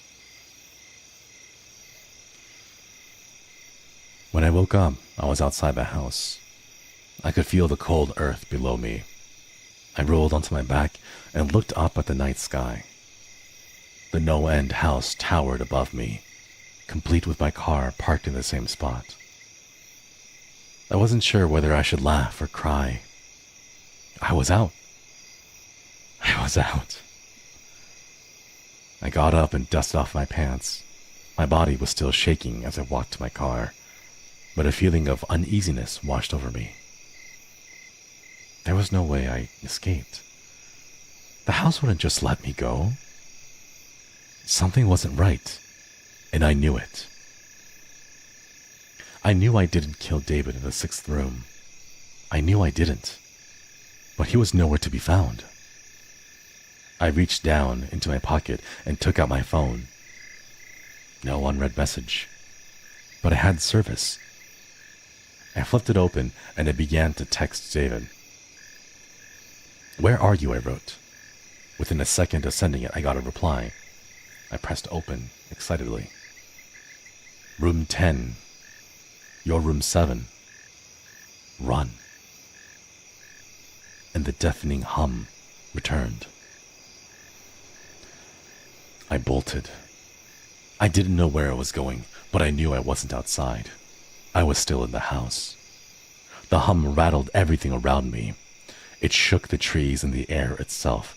I just needed to find an 8. I needed to find the next room. That was my only chance. I needed to find room 8. The first few rooms were obvious, but as I progressed, it was getting less and less clear where the room started and ended. I had no idea what I was looking for. Anything that had a number on it. I needed to find an 8. I needed to find an 8. I needed to find a unread text. Your address. What the hell did he mean? My address? I slid the phone back into my pocket. The hum was growing louder and louder. That's when it hit me. My address. My address. It couldn't be. 4896 Forest Lane. Unit number 8. I slammed into my car and flung the door open. The hum shook the metal of the car and it seemed to follow me inside. I floored it and made my way back the dirt road and toward my apartment. None of this was making sense. How was room 8 my apartment? Should I have even trusted that text? It was from David. I know it was. There was no reason not to trust it.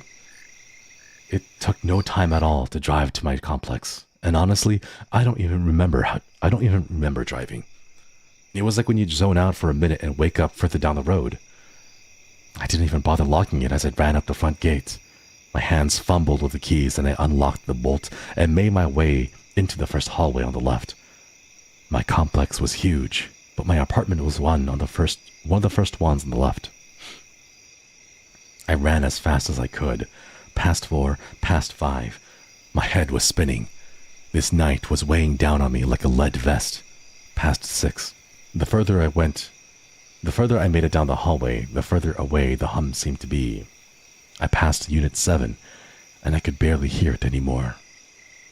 When I stopped in front of my unit, I was in complete silence. I just stood there, staring at my apartment.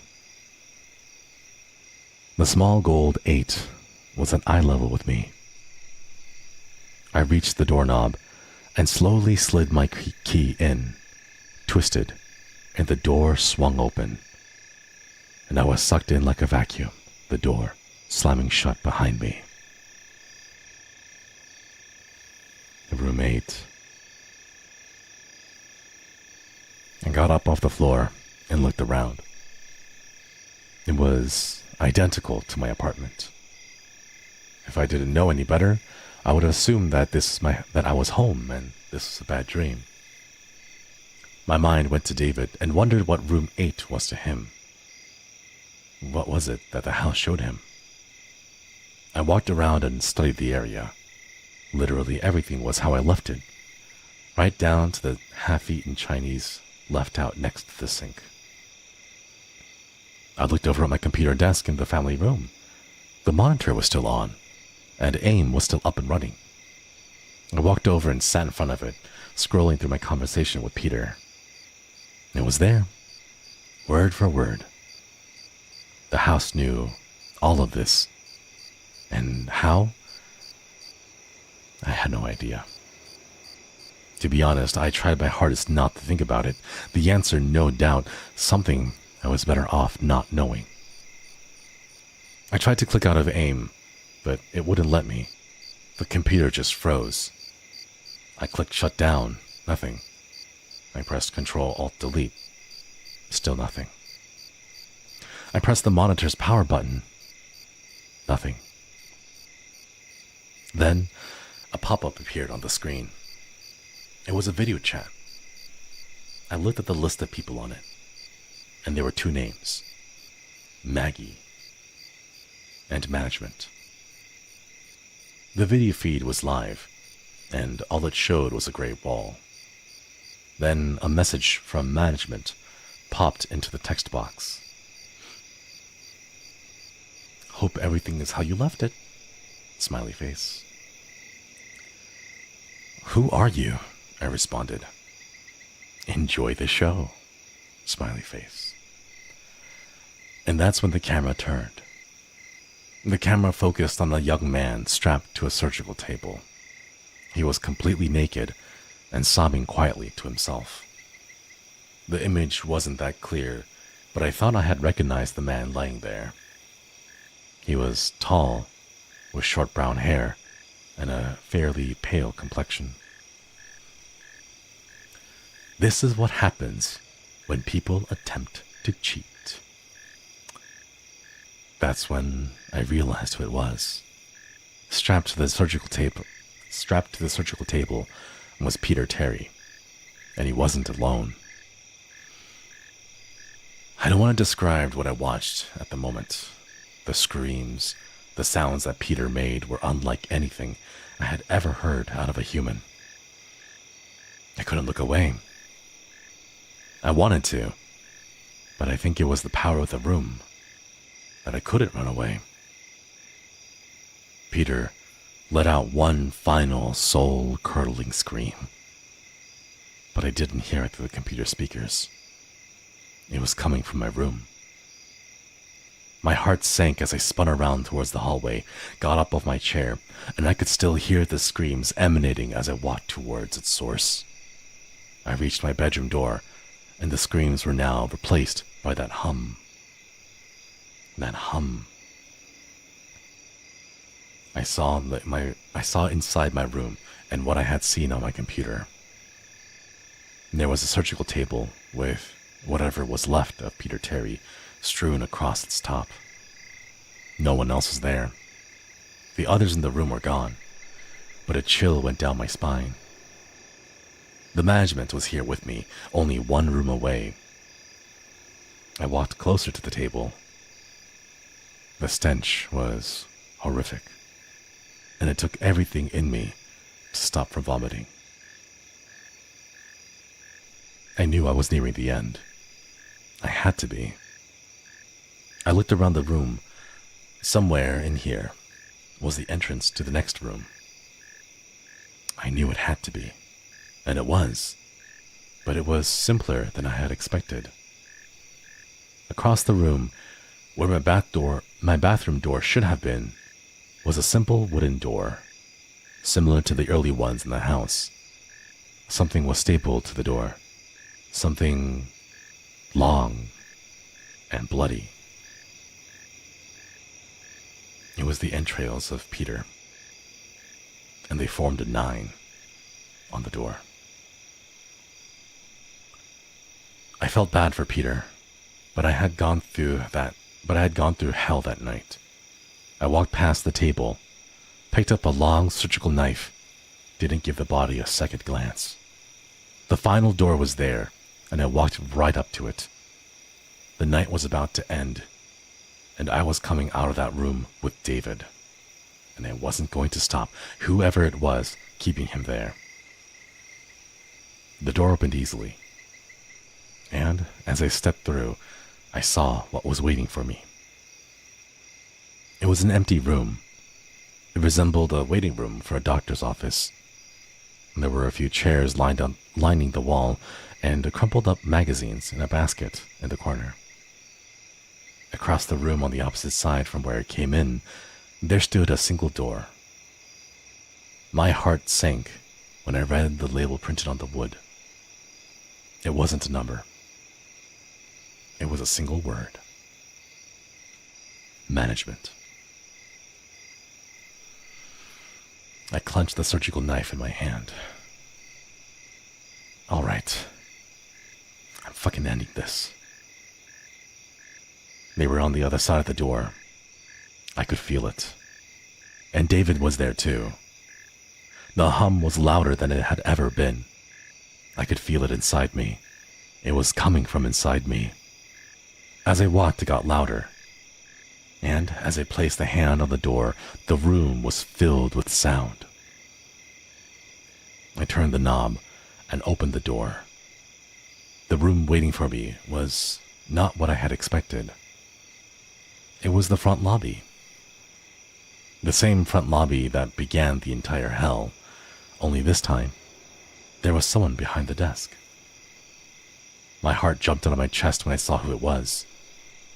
It was Peter. Hello, Maggie. Peter? No, there was no way. What? How? Who were you expecting? A ghost? Satan? Some creepy little blonde girl? He was smiling. I wasn't. What the hell is going on here? Maggie, come on. Just think for 2 seconds. Who told David about this place? You didn't. Who told you about David's whereabouts here? God damn it, Peter. You were his friend. I'm sorry, Maggie, but that's how we run business here. Where is he? Where is he? He's here with us in the house, Maggie. He isn't going anywhere. And neither are you. I don't know what took over me, but I lost it. I jumped over the counter and shoved Peter to the ground. I grabbed him by the hair and slammed his head into the ground, the surgical knife in my other hand pressed firmly against his neck. I wanted to kill him. I wanted to kill him. I had to kill him. He killed David. He wasn't killing me. Maggie, you can't. There's always going to be someone to run the house. No. I slid the knife across his throat and slammed his head further into the ground. I don't think there will be. With his death, the room went dark. I could still feel the surgical knife, but I was no longer holding on to Peter's hair. I don't know for how long I was in the darkness, but it felt like ages. I stood and felt for the desk, balancing myself with one hand on the side of the marble surface. Then, the lights came on. Hello, Battle. Hello, Battalion. Thank you for the raid. Welcome, welcome. We are reading some spooky stories. We are on part 2 of No End House. Hope you guys are having a fantastic Halloween. Who is Peter? Peter is David's heroin-addicted friend who dropped out of college. But yeah. Where was I? And then the lights came on. I could see the windows across the room. It was still night out. I looked out and saw him. David was walking around outside, seemingly unharmed. I ran to the door and I tried to open it. I was happy, but the door wouldn't budge. I tried my hardest, but the door wouldn't let me out. I looked out the window and saw David as he began to walk down the dirt road. I rested my head against the door and I saw it. My stomach lurched hard. There, pinned to my chest, was a name tag with one word: management.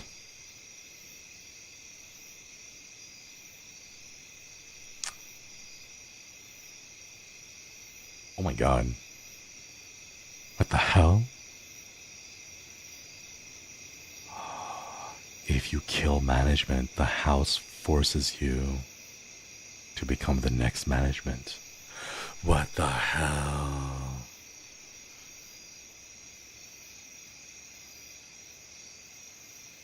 What the hell? And now do you have to go through the whole thing? Or risk it, like, the house always wins? Yeah. Oh my god. Here comes the next question, chat. Do you want part 3? Do you want part 3? Because part 3 is right here. Yes, yes, yes. What a twist. Someone please exercise the house. We need to get Huck on here. Okay, part 3. Part 3. David stumbled to his car in a daze. Inkswell, thank you for the 60 months. And that's how Mana-chan was born. Exactly. This is how Mana-chans are born. They go through hell and back. They go through 9 different rooms of streamer box, of like increasingly worst bonks and moments, and if they survive all 9 circles of streamer hell, then they become a Mana-chan. Thank you for this. Thank you for reopening the membership.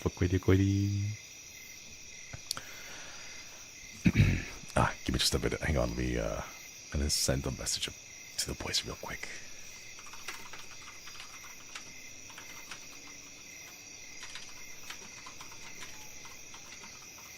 I'm sorry if you can hear that. There's like noises happening on outside, and they're really loud. It's like car sirens. All right, here we go. Part 3.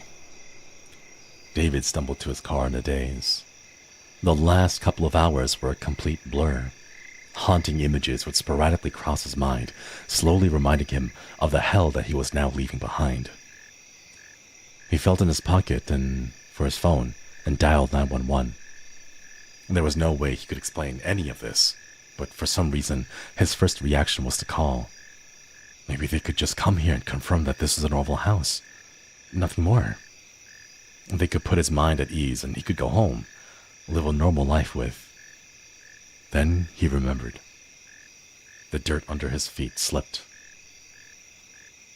David turned around and tore back into the house.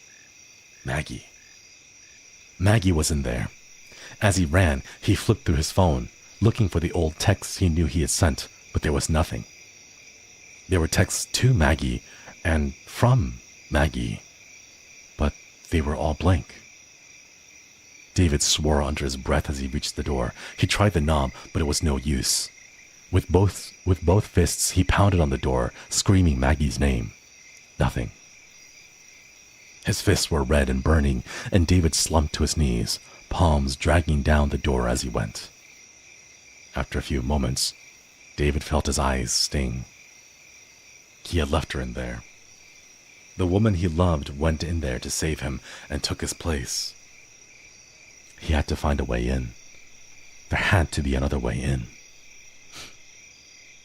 David rose to his feet with renewed energy, but before he could move, he felt his phone vibrate. It was a text, and looking at the name gave him relief. It was Peter Terry. Maybe he could help. Hey Dave, you all right? I haven't heard from you in a while. Peter, Jesus, where are you? I'm in the house. I went in to find you, man. I told you not to go. It's past now, but whatever. Peter, I need to get back in. Do you know how? Go back around. There's an oak tree in the house with a trapdoor at its base. Go through there. It's a service entrance. What? Why the hell would this place need a service entrance? Just get to the tree, man. I'm trying to help you. David didn't have time to ask anything more. He took off running down the porch to the other end of the house, leaping over the side rail and landing in an awkward pile below. He could see the tree wasn't far, or maybe it was. The tree was so big that depth perception was hard to figure. And was that even there before? Yeah, he had other shit on his mind earlier. And who really takes notice of trees? But this one? This one was massive.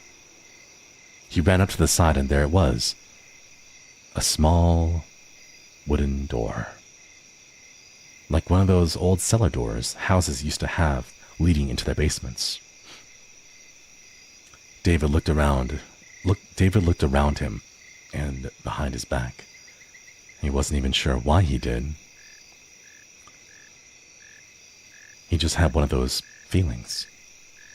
Shaking it off, David yanked on the handle. The rusted hinges groaned in protest, but after a few hard pulls, it gave way and revealed the darkness below. With a heavy sigh, David slowly made his way down. Ooh. Spooky, spooky.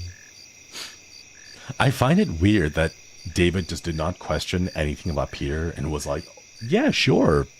Service entrance buried behind the door in the back of the building. Yeah, totally. Seems normal, right? Like, he didn't question that at all. Maggie had more sense, right? Maggie trusted her gut feeling a lot more. Ooh. Oh, hey. Blueberry. Thanks for stopping by. Happy birthday. Happy early birthday. On the 4th? Gonna be 22? Nice. Happy birthday. We'll sing a quick happy birthday. Happy birthday to you. Happy birthday to you. Happy birthday, dear Blueberry. Happy birthday to you. Yeah. Happy birthday. Nice. Alright, let's keep going. David slowly made his way down. Jesus, it was dark. But soon, David was hit with a smell that put the darkness to shame. It was like burnt hair covered in shit and mold. He spat onto the ground. He could taste that smell. David got his phone out and turned it to its highest brightness. There wasn't much, but he was at least able to see the surrounding walls. Looking around the dim light, David noticed something strange. He hadn't been to too many underground tunnels. He hadn't been to too many underground tunnels, to be fair, but he assumed that the walls would be dirt, mud, or something like that. He couldn't quite see what it was, but it wasn't anything man-made or anything that could pass as dirt. Curiosity got the better of him, and with his phone outstretched, he went up to one of the side walls. He had to get close to see it, with the phone almost touching the wall. David's eyes grew wide. No, it can't. With his other hand, David prodded at the wall. It gave a bit, but was solid. He was reminded of the smell, and now knew its origin. It was flesh.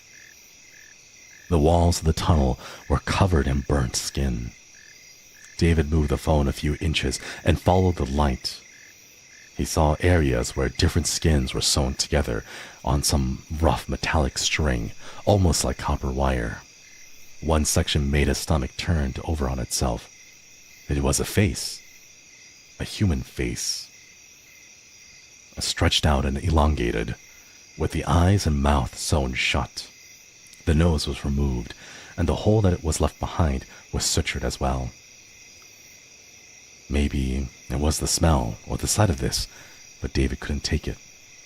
With a lurch, he turned to the side and vomited on the ground. The tunnel went on for ages. What was most likely only a few minutes felt like hours to David. He had to get inside and save Maggie. Nothing else mattered. Peter was a friend of his, but if it came down to it, Maggie was the first to save. Peter could rot in there if he need be. Then again, he was the one that told him about this path. David's mental debate ceased after something from behind touched him. With a start, he spun around and was face to face with nothing. Confused, David brought his phone up and reached out into the blackness. Nothing. Nothing except a wall. A wall that wasn't there 2 minutes ago. Rank and covered in flesh. David screamed and pounded on the wall in front of him, and it only gave slightly. The hall was shrinking, trapping him in as he walked, and hit David like a train. He was in the service tunnel, but he was going in the house. It had him. There was no going back. The house was pulling him in, and it was glad to see him. Earlier, this may have fazed David more than it did at the moment. There, in that hell of a tunnel, David barely flinched. What he had seen in this place, he had seen what this place was capable of. Words. And he had witnessed some of the most sanity-testing experiences imaginable. He'd seen it all, or at least he thought. As he walked, David could now hear the tunnel shrinking in from behind. The grinding, sloshing noise of flesh twisting in on itself to seal him inside made him feel sick again, but he only sped up his walking. After a moment, he heard something that made him stop dead in his tracks. It was a voice. A girl's. And it wasn't Maggie's. Why did you come back? Why did you come back? David stood there, frozen. The voice seemed to come from everywhere. Why did you come back? Why? The screaming was getting closer, and David braced himself against the back wall. Soon, he heard the thudding footsteps of someone running towards him. And then he saw her. A girl, no older than 13, running up to him, yelling her constant question. David was too stunned to react, short of just standing there. The girl ran up to him and began pounding on his chest with her fists, hard at first, then weakening, like a spoiled girl hitting the ground when she doesn't get her way. Why, David? Why did you come back? The girl slumped to her knees in front of him. with one final hit against his leg. David stood there in shock, hands slightly raised and tense, his fear beginning to ease out of him. She clearly wasn't a threat, and didn't seem to be a ghost or anything. "Hey," he began. "It's all right. Who are you?" The girl jumped slightly at his words. Slowly, she lifted her head to look at David. His heart sank as he saw her face. No eyes. Absolutely no eyes. Blackness. And when she spoke, he could see inside her mouth. No tongue and no teeth. Just a void. "You came to save us, didn't you?" The girl stood up and brushed her hair out of her face. For some reason, even taking into consideration how terrifying she should have been to David, there was something oddly normal about the girl. She had shoulder-length brown hair and was skinny as a rail, with a few specks of freckles across her nose and cheeks. Even her clothes could have been found in any store. A black tank top and jeans tucked into black-red boots. She was older than he first thought, as well, closer to 16, if she even had an age. A hum from behind them startled them both and dragged David back to his current situation. "We have to go," she said. "Now." And the girl grabbed his hand and took off. Surprised, David followed and nearly dropped his phone. He tried to hold it up as far as he could to light the way. "No need." The girl raised her free hand in front of her as she spoke. "I got it." She mumbled something under her breath, something that couldn't have been in English, and a glowing light pulsated in front of them and followed. It was like a spotlight from above following their movements. The hum from behind was getting louder as they approached the first fork in the tunnel. Without hesitation, the girl veered them over to the right. Clearly, she knew where she was going, and David wasn't about to argue. After a moment, the humming stopped, and they stood in front of a ladder leading up into the darkness. "Just up here," and the girl began to climb the ladder before. David snapped back into reality, and he was incredibly confused. "Wait." The girl stopped mid-climb and looked over her shoulder. "Look, I know this is weird. No, I know what weird is. I've seen weird." "Who are you?" "I'll explain soon, okay?" the girl said. "We just really kind of need to get out of here, okay? No one is supposed to be here, and we, well, are. And so?" And with that, the girl returned to her climb. David was about to retort, but the hum from behind grew louder. Survival outweighed understanding at that point, and David grabbed the ladder and followed the girl, leaving the tunnel hopefully for the last time. The ladder led the pair into an empty room. It almost looked like a huge broom closet. A few scattered buckets and mops were lining the walls, but for being part of the house, it was very unassuming. The girl next to him shook herself off and shoved a hand toward David. Her mood swings were clearly something to be impressed with, and David reluctantly took her hand and shook it. "You're probably wondering who I am, and why I know you." The girl didn't even wait for David to respond. "My name's Natalie, and this is sort of my house." "What? What are you talking about? How is this your house? This is your house?" I know, but you have to understand what happened. It wasn't always like this. What the hell? What was that thing you did? With the light down there?" "Yeah, I know, it's all part of it. It relates, just let me explain." Natalie paused and looked at David. He closed his mouth and looked back at her, letting her know she was now free to talk without being interrupted. "This is my house. I know it may seem like hell right now, and you're right. It is. My family kind of dealt in some weird stuff. We moved into this house about 10 years ago, and it was nice. A small, quaint place. Yeah, considering I'm used to the city, but it was nice. The problem is, my family, we can do things. Witches, I guess. Natalie kind of laughed at the thought. Mostly just parlor tricks, like that light show you saw in the tunnels, but some of us, like my brother, took it a bit too far.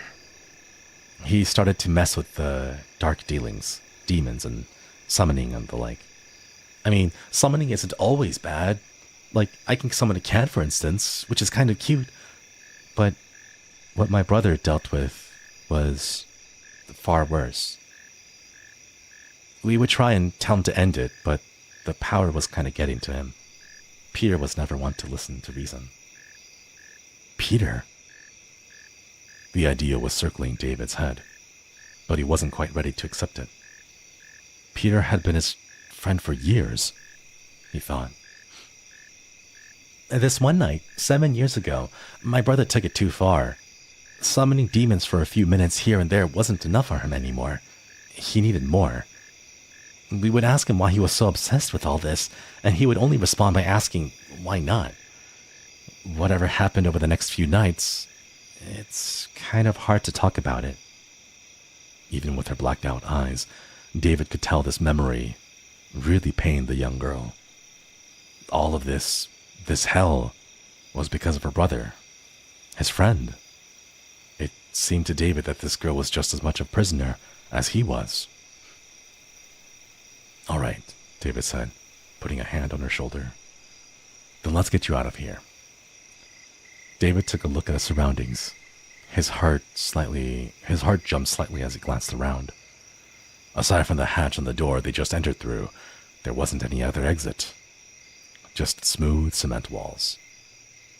Do you know where we are? He asked the girl, hoping to God that she had some idea. Wait, excuse me. Yeah, of course, she said, with a bit too much hesitation for David's liking. It's my house, isn't it?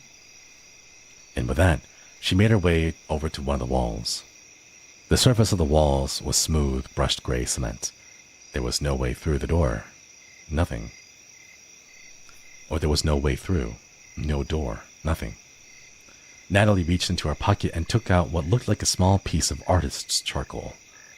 She pressed it to the wall and began to draw a long, swooping line about 3 feet in length. Line after line followed, and David watched in awe as the girl stood back and admired her work.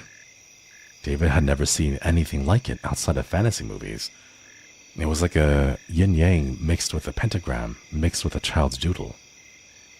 Natalie placed the charcoal back into her pocket, and ran her fingers through her hair. After a moment of silence, she raised her hand and placed her right palm against the symbol, resting 2 fingers against her temple with the other. At first, David thought she was speaking to him, but then realized she was chanting her weird language again. Soon the symbol seemed to be vibrating, and David watched on as it steadily began to glow a deep purple. Natalie smiled to herself as she felt the walls shake before it split open in 2. I've always loved doing that. Ooh. And that's it? That was part 3. So now in my head canon, David and this wizard girl, this witch girl, is gonna go and off on an adventure to defeat whatever evil is taking over the house and turning it into a labyrinth. Yeah, it just ends there. That's it. No, it's just there. It's done. It's not finished yet, right? The author does have a blog. I'm not sure if it's updated on there.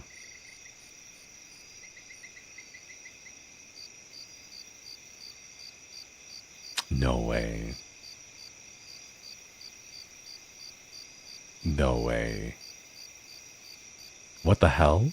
Are you serious? Oh my god, wait.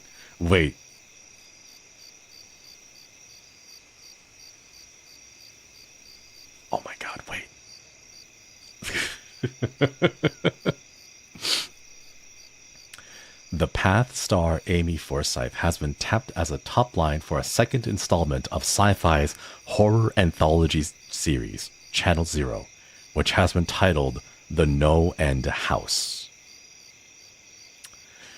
Author Brian Russell's creepypasta is now being adapted as a Sci-Fi Channel's horror TV show. No way. That's why there are no more, because the author got picked up in 2016 to write for a horror anthology show. No way. That's so cool. No way. What the heck? Okay, apparently on their website, here's the author's website. The author's website is over there. Brian Russell is the author. And his last update was in 2016, Channel Zero, The No End House on Sci-Fi. That is amazing. Yo. On Saturday, May 7th, 2016, he goes, "Note from management. Big things coming. Yours forever, management." And he just leaves it that way. And a year later, he comes back and just drops this. No way, that's so cool. Yo. I'm looking forward to it. Almost 10 years ago. Oh my god, it has been like 10 years ago. Oh my god. Man.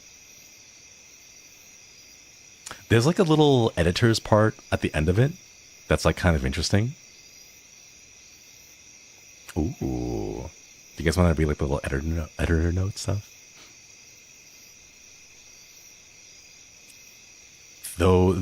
Completing the house.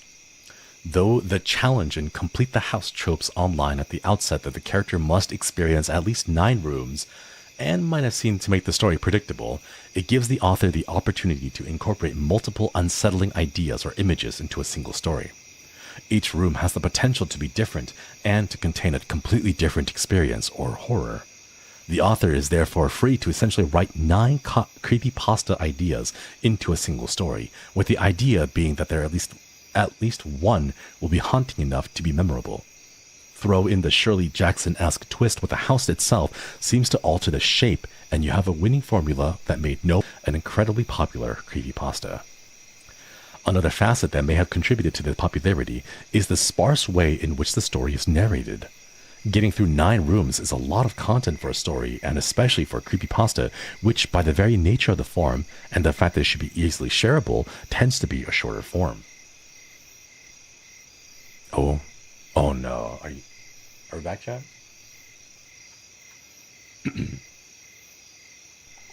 Are you back?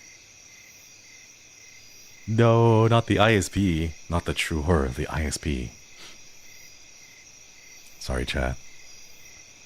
The hiccup was from YouTube, who knew that I accidentally started stream with DVR on. So they gave my stream a little hiccup to force everyone to refresh so that DVR would be updated to off this time. But no, okay, I'm glad we're back. Okay, chat. Do you guys all mind if we take a quick little break here? Because we did just read a really long story. I'm going to go grab some water and then grab a snack, and then I'll be back for some more, for more like creepypasta. We got to start reading some of the koi stories too. A membership watch along for Channel Zero. Wait, which episode is it? Wait, Channel Zero. No End House.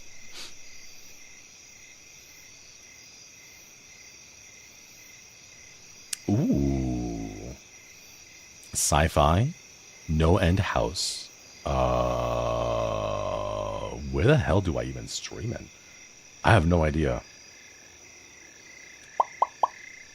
What episode is it? I can't tell. It's 6 episodes? Oh, wait. The whole season? The whole season is the thing? It's season 2. Wait, it's 6 episodes and the whole season is about the No End. Wait a minute. No, it's not all No End House.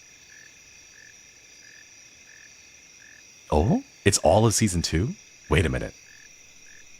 Oh, sorry, I was looking at season 1. Hold up. Season 1 is Candle Cove? It's 6 episodes of Candle Cove adapted into a show? No way. Season 2 is No End House? Oh my god, it's 6 episodes of No End House. No way. Wait, what is season 3 about?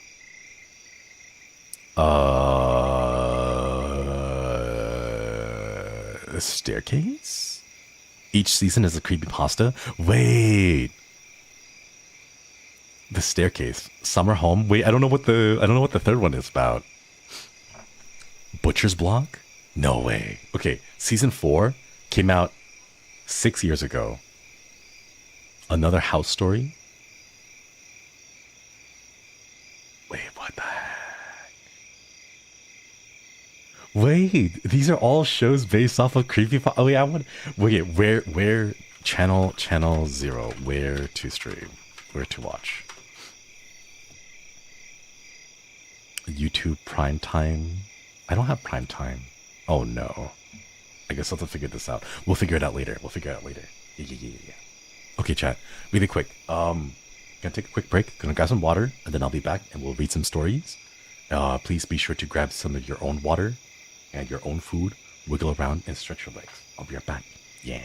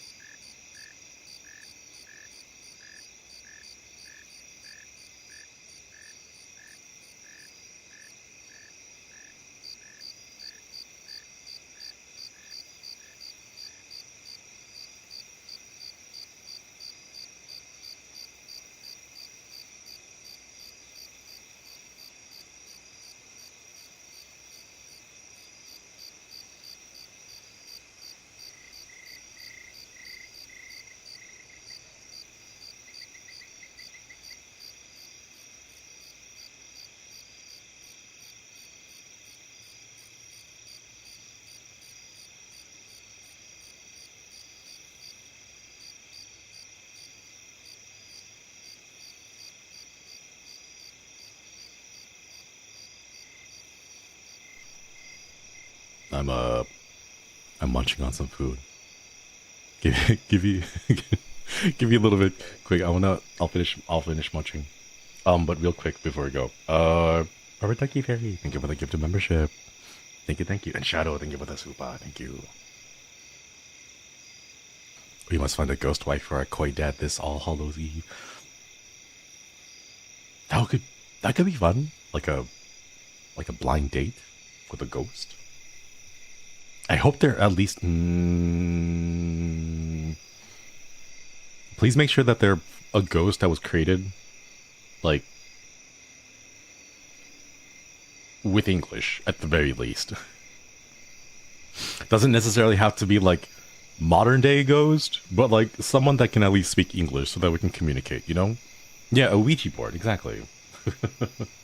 Hey, but I want to finish eating this real quick. Right back.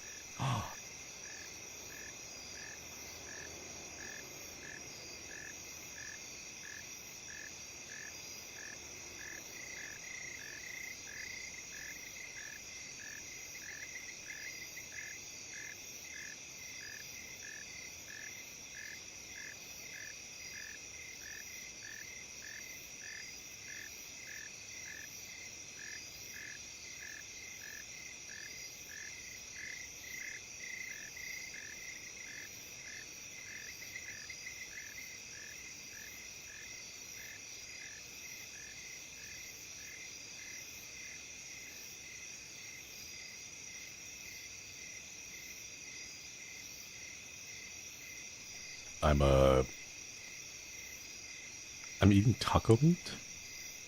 Just the meat.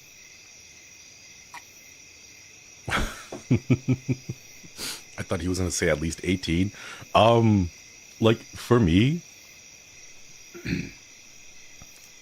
like I don't know how to explain this other than just like saying that like they are baby. So if you guys are gonna find a ghost, please find one that's like at least 26. Please. If you're younger than 26, that's too far.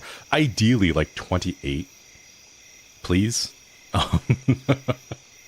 If you guys find a ghost, please make sure that they were at least 26 years old before they died.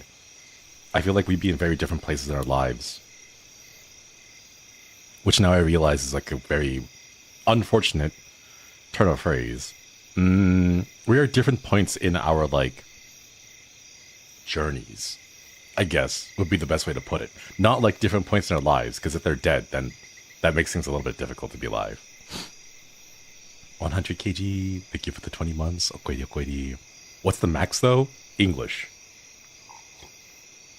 English is the max. I will go as far as like Shakespearean English. So like if you really want to push it, like up to 500 years. But I figure that past 500 years, they won't speak the same English that we do, and communication will be pretty difficult. So I don't know. I'm not sure how well we can communicate with old English ghosts. You know, if you're like, hey, where do I go? I need to get some duct tape because I gotta duct some tape. Yo, right? And then they'll come up to you and you're like, oh yeah, go to the old Shopee, right? But then they spelled Shopee with the 2 P's and 2 E's. I don't know. I'm not sure if I could handle that. You know, if I taught them how to text and they start speaking to me in Shakespearean, I'm not sure if the relationship would last. Like, that seems very difficult to get over, right? Like, because we're trying to have a conversation, and then my partner is all like, oh, forsooth ye Shinri, for thou... Like, I can't deal with that. That's too much, you know? Chinchi, thank you for the super. I'm pet sitting my friend's cat, and he doesn't really like to sit next to me, but he's purring and cuddling my laptop right now, so I think he likes your voice. Aww. Wait, that's really cute. I love hearing that. I want to talk in Shakespearean to ask who will eat my leftovers. They would be romantic. Okay. Sorry, I'm like cleaning my teeth real quick. As much as I like that, do you guys know how much pressure they would be? I have a hard time reading Sherlock Holmes' original text. Exactly, that's what I'm saying. Like, 300 years max, please. Otherwise, we're going to be speaking completely different languages, right? But like, do you guys know how bad I would feel if I just texted every day to like my partner and would like, sup babe, you look beautiful, right? And then they drop a sonnet on me every single day. How am I supposed to compete with that? Do you know how bad I would feel if the best I can do is, you look great, right? And they drop like a 14 refrain sonnet and they just like plop it down on me, and they're like talking in rhymes, and they're using an iambic pentameter, but you can hear it in the text because it's so well written. No, I can't.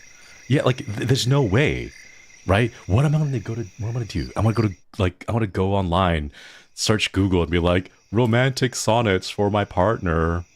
And it's like, oh, let me talk about his beautiful eyes. Your eyes are like shiny pebbles. You know, like that would be the most I'd be able to do. Meanwhile, he's there just, like he just hung out with Shakespeare, right? He's like, oh, Shakespeare. Yeah, I watch all his plays whenever they come out. Like every Friday, he has like a fantastic play and we just the whole town gets together and talks about it. It's like, how are you supposed to beat a guy who lived in the same time in the same village as Shakespeare? Like, what do you do that? If the ghost loves you, then they don't expect you to compete. Still, like it's not on the ghost, it's on me because I see it. I'm like, man, this does not add up, Write a sonnet about, do you want to eat pizza? Yeah, do you want to eat a pizza? Haha, that's how you get the rhymes in there. That's how you get the rhymes in there with the If someone told you your eyes are shiny pebbles, you would swoon. You love rocks. No, but because I wouldn't be able to eat them. It would make it difficult to eat my own eyeballs if... It would be difficult to eat my own eyeballs if my eyeballs were pebbles. So... All right, chat. we have a creepy. We're gonna read some creepy pastas. Sorry, creepy pastas from some folks that have submitted them in. These are gonna be a mix from those submitted on Twitter with the hashtag, and there was a very nice thread that someone had made of some stories off of Reddit as well. There's a couple of TikToks that decide to start talking in Old English when they're upset, and the two better negate their argument, and it's actually working. The older the ghost is, the less likely they'll know how to read. Sorry, English hard. True. Like, ideally a ghost from a place when literacy rates were, like, average, I guess. I don't know. Maybe? It's hard, chat. There's a lot of things you don't think about. Like... what does the ghost think about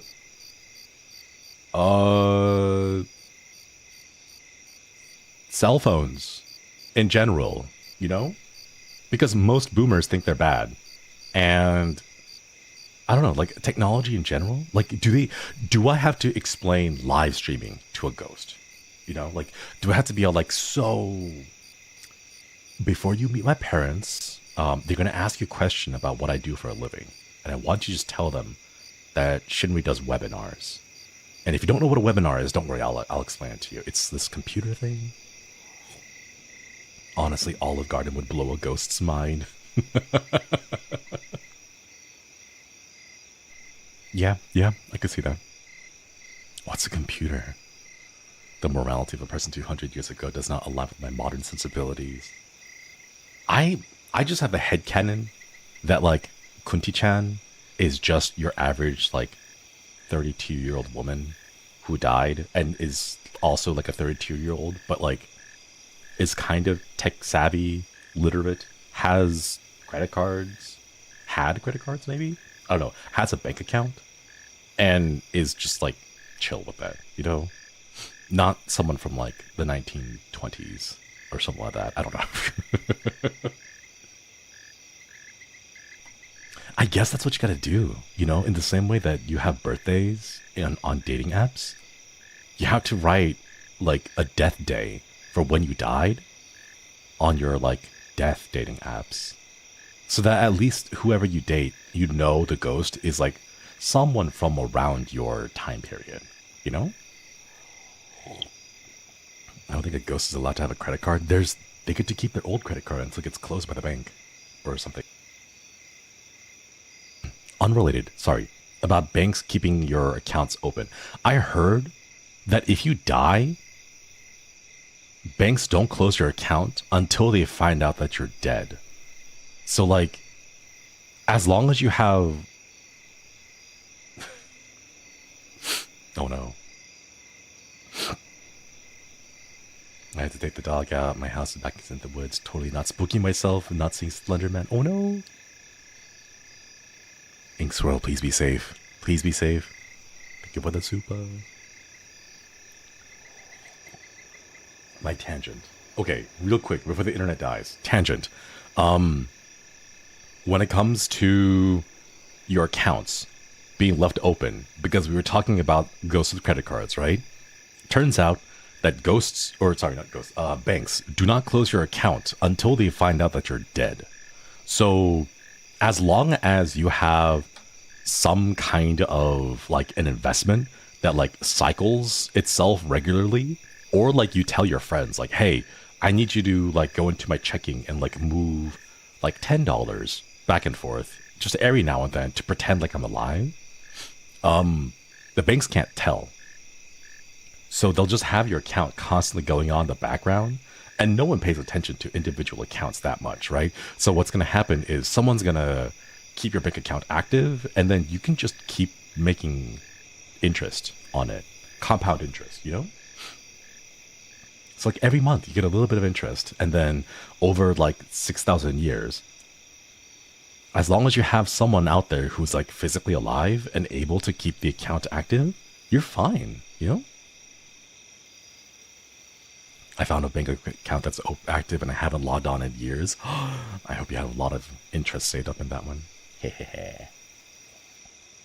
So that's how all the ghosts have big fancy houses to haunt. Imagine being a ghost born before banking was invented, and then you can't really use compound interest to like build up wealth because you died before banks were invented. Oh man, that must suck. That must suck. I think banks existed since the Middle Ages. Fun fact, ghosts existed before that. Because they were people before the Middle Ages, the early ages, who also died and became ghosts. But sadly, none of them will ever have a bank account. We should open up...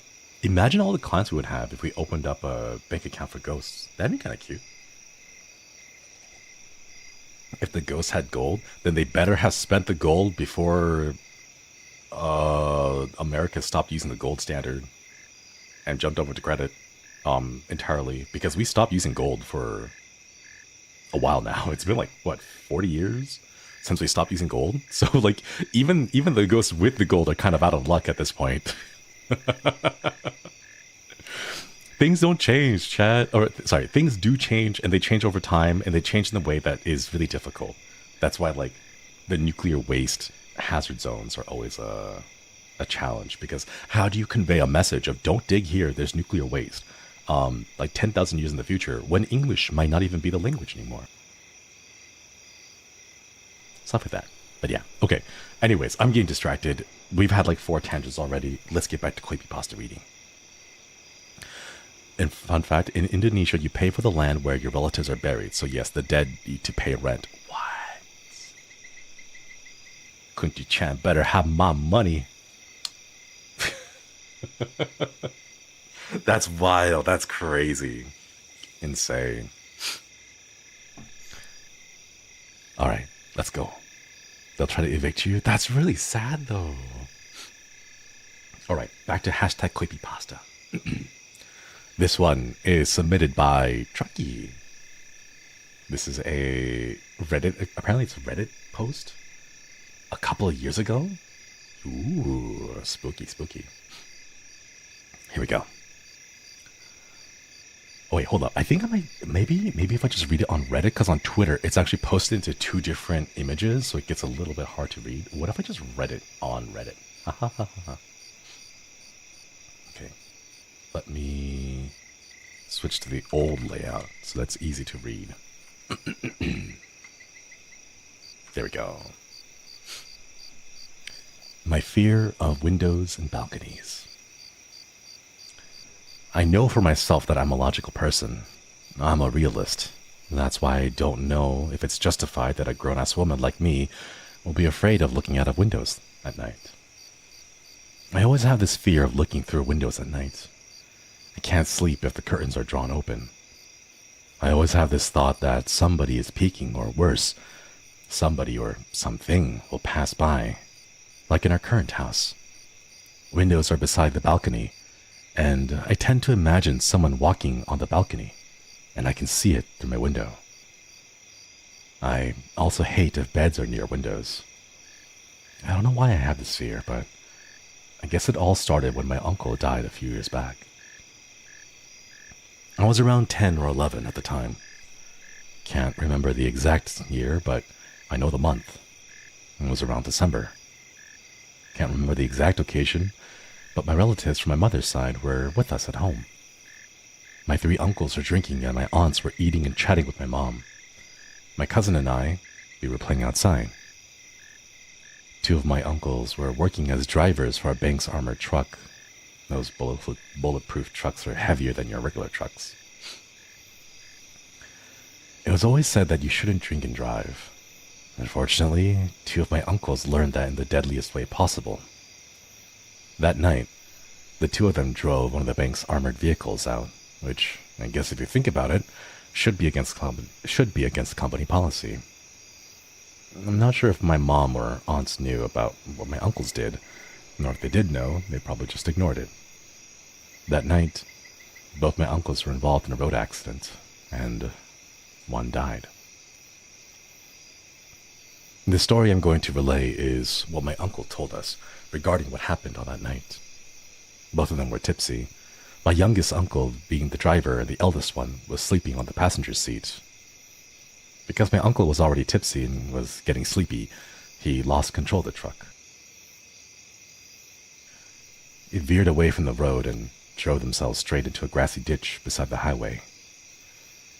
My uncle, who was driving, hit his head on the steering wheel and was drifting in and out of consciousness. My other uncle, who was sleeping on the passenger seat, suddenly woke up because of the sudden impact, panicked. He opened the door and jumped out. The truck's placement on that ditch was unstable, so it was rocking side to side, and then it fell over. It fell over my uncle who jumped out. His lower half was pinned under the heavy armored truck. My other uncle can't remember who called the medics to the scene, but all he remembers was that both of them were on the ambulance on the way to the nearest hospital. My uncle was pronounced dead while being treated in the hospital. He died due to punctured lungs and massive blood loss. His lower legs were so severely crushed that the doctors needed to amputate it because they couldn't be pieced together anyway. My other uncle suffered from concussions and needed a number of stitches on his head and forearm where some glass shards fell. So, what does this accident have to do with my fear of windows and balconies? What I'm about to tell you is my very first experience with something creepy. Can't even with my logical thinking. On the night of the accident, my cousin and I were sharing a bed. I was woken up by a sudden pull on my foot. I felt someone grab my foot and pulled me down. My head was slowly falling off the pillow. Sleepily, I kicked my cousin and told her not to grab my foot. She grumbled that it's not her. I fell back to sleep, but seems like whatever was grabbing my foot down was a sign. Sometime around morning, my mom and aunt received the news about the accident that my 2 uncles were involved in, and were informed that one of them had died. I didn't see my mom crying or anything. If she did, she didn't let us kids see or know. All we know is that our uncle died because of an accident that could be prevented. On the week of the wake, our family stayed in my deceased uncle's home. We stayed there until his burial. His house is a 2-story home with a balcony overlooking the street below. To access the balcony, you'll walk through a hallway besides the master bedroom. In the master bedroom is a glass window where you can see the balcony and another window in the balcony. All my cousins and I were told to sleep in the master bedroom since it was big enough to accommodate us all. I slept beside the window near the balcony. Since we have younger cousins, we slept with the lights on. The lights in the hallway and balcony were turned off. I woke up by the sudden feeling that I was being watched. I don't know what time it was, but I guess it was around the wee hours of the morning. I glanced around the window and saw a man standing by his side of the window. He then passed by the window. Seemed like he was going to open the door to the hallway. I tried to see if he would go in and pass by the hallway. I have no feeling of fear at the time, but was just genuinely curious as to who that man was and where he was going. I must have fallen asleep while waiting for him to pass by the hallway because next thing I know, it was already morning. To be honest, I can't look at dead bodies inside a casket, and I still can't as of today. But that morning, I had the urge to look at my uncle. He was wearing the white traditional barong, a traditional male garment made out of pineapple leaves, and a black slack pants. It was the same clothes of the man that I saw by the window. In my young mind, it didn't register to me that what I might have seen was a ghost. All I know that it was a weird dream. A dream that didn't feel like a dream at all. When I got to my teen years, I thought it might have been a ghost. But now, I just think it might have been my subconscious mind playing tricks on me because I was half asleep, in a deep sleep and half awake state, if that's possible. Whatever the reason I transitioned from deep sleep to half awake, I don't know. All I know that is, I can't sleep by the window. Can't look through the windows at night. And always have my curtains drawn closed. You know what's creepier than that? Before my uncle died, he told my eldest sister that he'd be giving her a birthday present that she will never, ever forget. He died 3 weeks before my sister's birthday. His gift was his casket.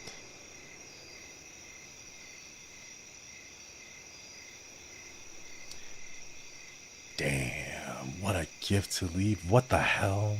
Wait, that's... Oh my god. Man.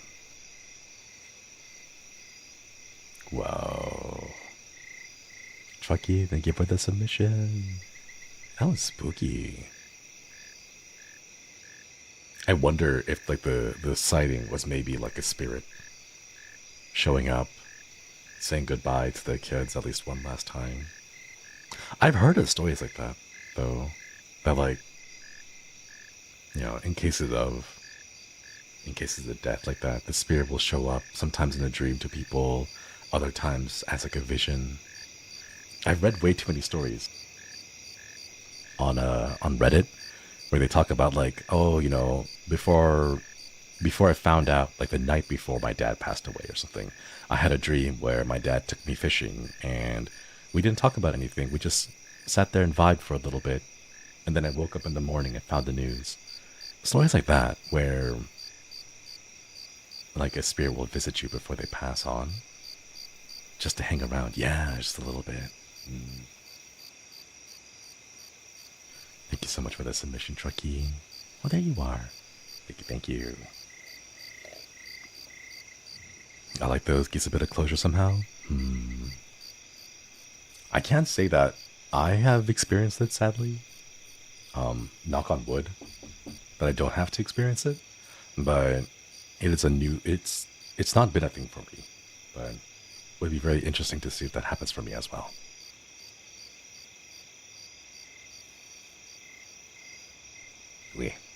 Thank you for the submission. Alright, let's read a few more, chat. Let's read a few more. This is another submission from the Kois.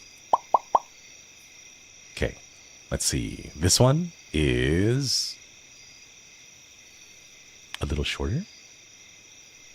Oh. Sorry, my like throat's been like a little bit sore for a bit.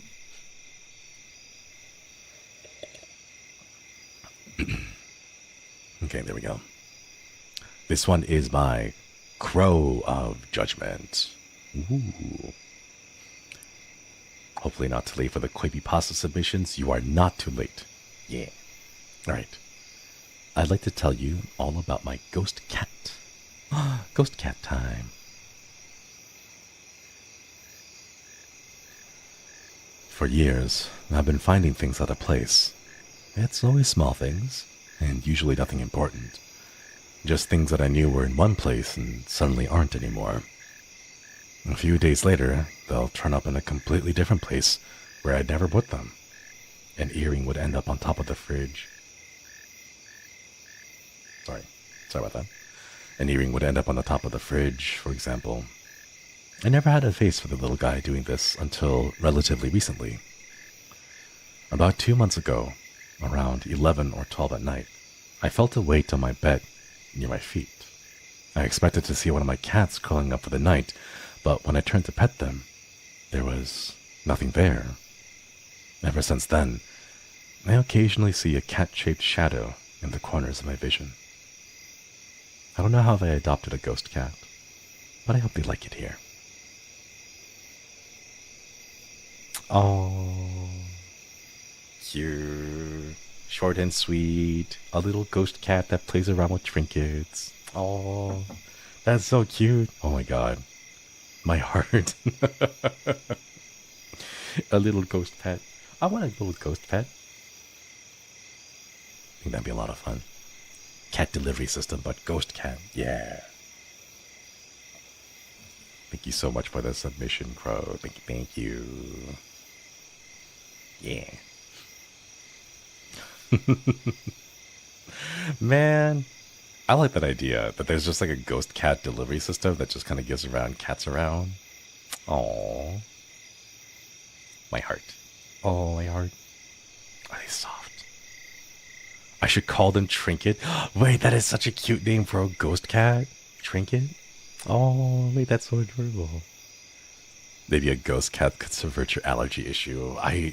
Wait, that's true. I could just get a ghost cat, and then I won't have to worry about allergies. But then do I have to worry about ghost allergies? Dun dun dun. Ghost allergies.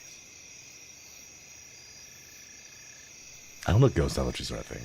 Maybe? Alright, next one.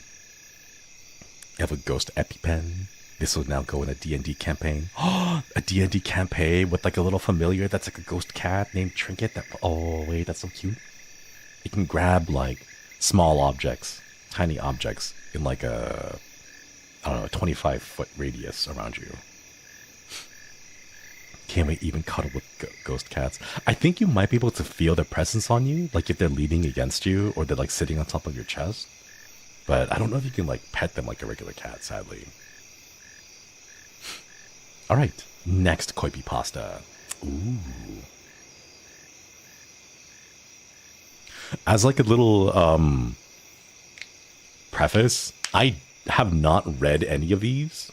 So I'm hoping that you guys submitted ones without like terrible things inside them.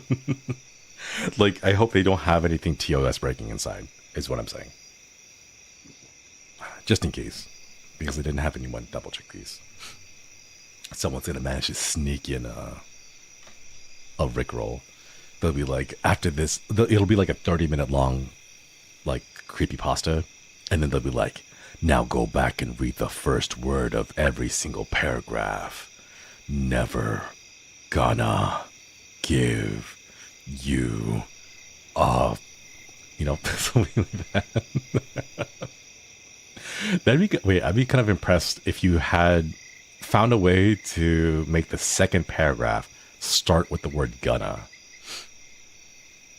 Maybe, I don't know. You'd have to specify in like conversations and stuff. Or like where you have dialogue. Ooh, scary. Copyright infringement. Really though, seriously. Okay, next one. This one is by Jelly. Thank you for the submission. This is my experience with naps, Lamau. Alright, off to a fantastic start. I have no idea how to take a nap. I take the worst naps ever. Because I wake up and I feel dehydrated, I feel exhausted, my eyes are blurry, and then I just want to go to sleep. That's my naps. So you guys are already better set than I am, you know? Here we go. Titled, I Woke Up. This is my experience with lucid dreaming and why I never really try to engage with it anymore. This happened last year. It was a tiring Tuesday. It was around daytime, around 4 p.m. Came home to my apartment after I had spent almost 24 hours at the hospital that I worked at. I was tired, and the second I touched my bed, I was fast asleep. But then, I woke up. It was dark outside, and I thought I had slept all the way after sundown. It was fine, I thought. I went to get some water, and then I noticed something. The sounds. It was all too quiet. I opened my curtains, and it was empty. Everything is dark. No city lights, no city sounds. Nothing. I tried to open my window, but it's like the pressure was keeping me from opening it. I tried to check my phone, my TV, my computer. Nothing seemed to be working. But the light had worked just fine. And then I remembered. I must be dreaming. So I tried to wake myself up. And then I woke up. It looked like it was dusk outside, and I thought it was okay. Maybe it just had a nap. Maybe I just woke up at sundown. But it was bright. Too bright. I quickly got up from my bed and I looked outside. Everything was being engulfed in flames. I saw the buildings, the streets in this inferno burning brightly. I knew I was still dreaming, and I tried again to wake myself up. Then I woke up. It was dark outside. It was the same void that I had been in before. Knowing the same thing, I tried to force myself to wake up again. And then I woke up. It was dark outside. I heard the rain pouring, and the thunder roaring, and the sound of the howling wind. So I thought that it was okay. Maybe I had finally woken up in the rain. But I took no chances. Quickly got up out of the bed to check the view outside. And what I saw between the flash of lightning outside was everything being drowned. It was like the sea had risen up and swallowed everything. Knowing I was still in a dream, I tried to wake up again. Then I woke up.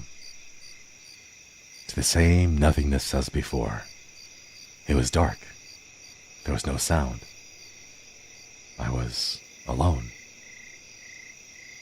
I tried to wake up again.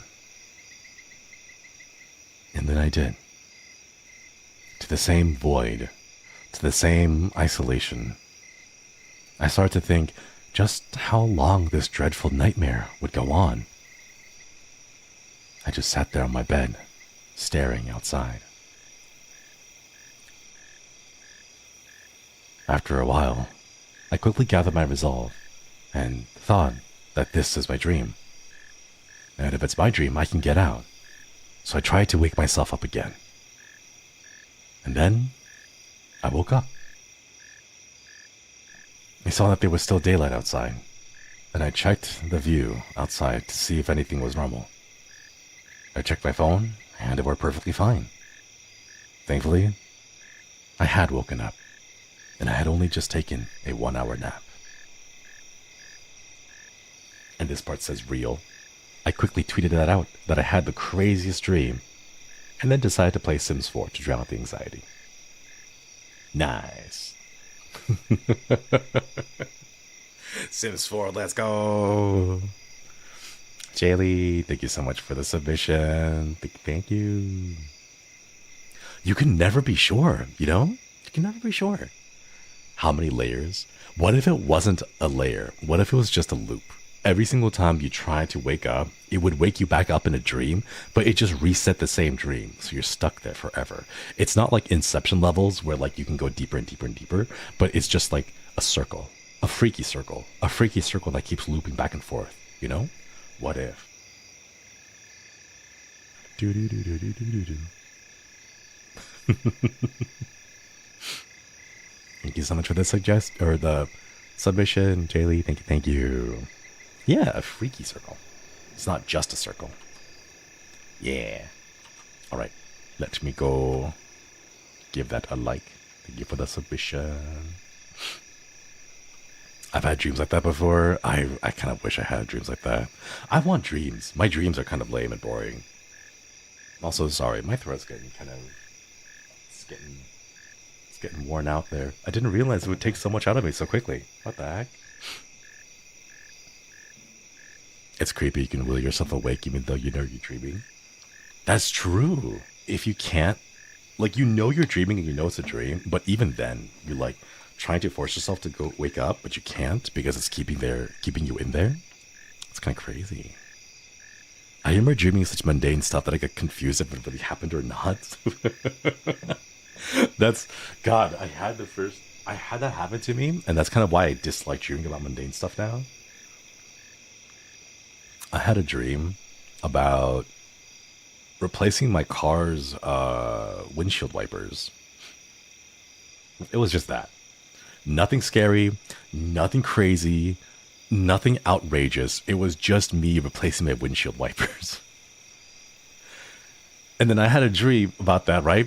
I woke up and I was like, cool, windshield wipers are done, right? And I did my usual like routine.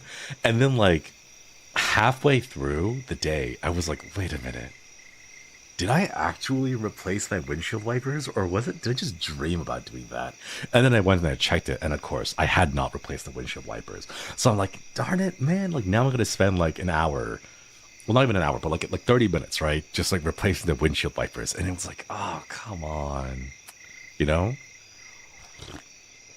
That though is a lot better than a dream where you take a final. And you think to yourself, I took a final, I feel good, I don't care that I didn't ace it, I got like a solid 80% on it, right?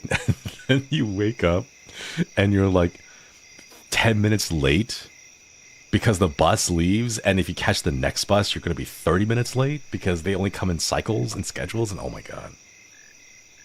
Jaylee, thank you for the super. Thank you for reading my submission. Actually, dream journaling like that again gets me another dream last night where I am aware I am dreaming. Let's go. Thank you for the super. But no, dream journaling is fun. I hope you have fun with it. Keep doing that. Keep writing down your dreams. We'd love to see more of it. Yeah.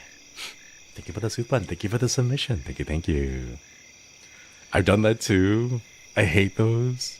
The dream reminding you to change it, right? I want my dreams to be outrageous. I want them to be kind of crazy so that I see that and I'm like, this is absolutely a dream.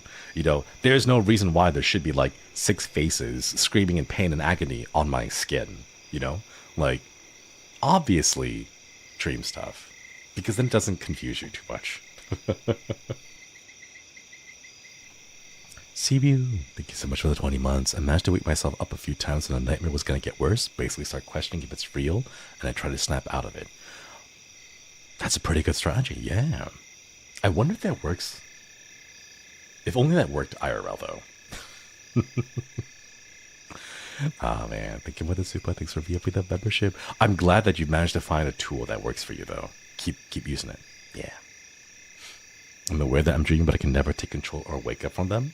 I think the best way that I have found to wake up in a dream is to just close your eyes, shut them really tightly, and then open them. That's how I wake up from my dreams. It's the same sense of like if you want to relax your arms, what you could do is you could start by like make a fist and then like squeeze down on that fist really tightly and then hold it for like 3 seconds, like 1, 2, 3, and then you let go. And then you can feel the relief from your muscles.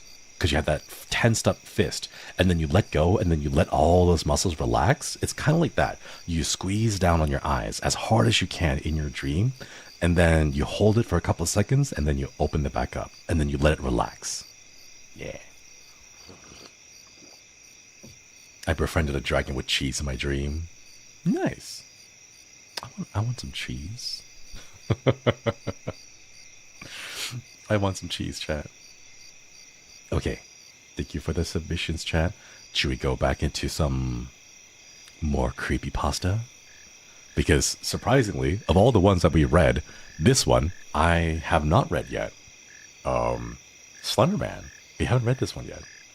I have weird dream metas where the dream me will know I am in a dream, but I actually don't know I'm in a dream.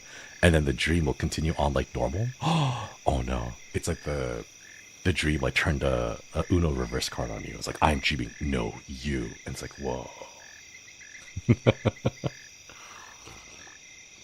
Okay, Casey, thanks for stopping by. Hope you have a wonderful night. Get some good eats and good sleeps. Alright. Another creepy pasta, but this one is a classic one. Slender Man. Surprisingly, total read time is only 11 minutes. I thought it would be longer than 11 minutes, but I guess not. Slender Man.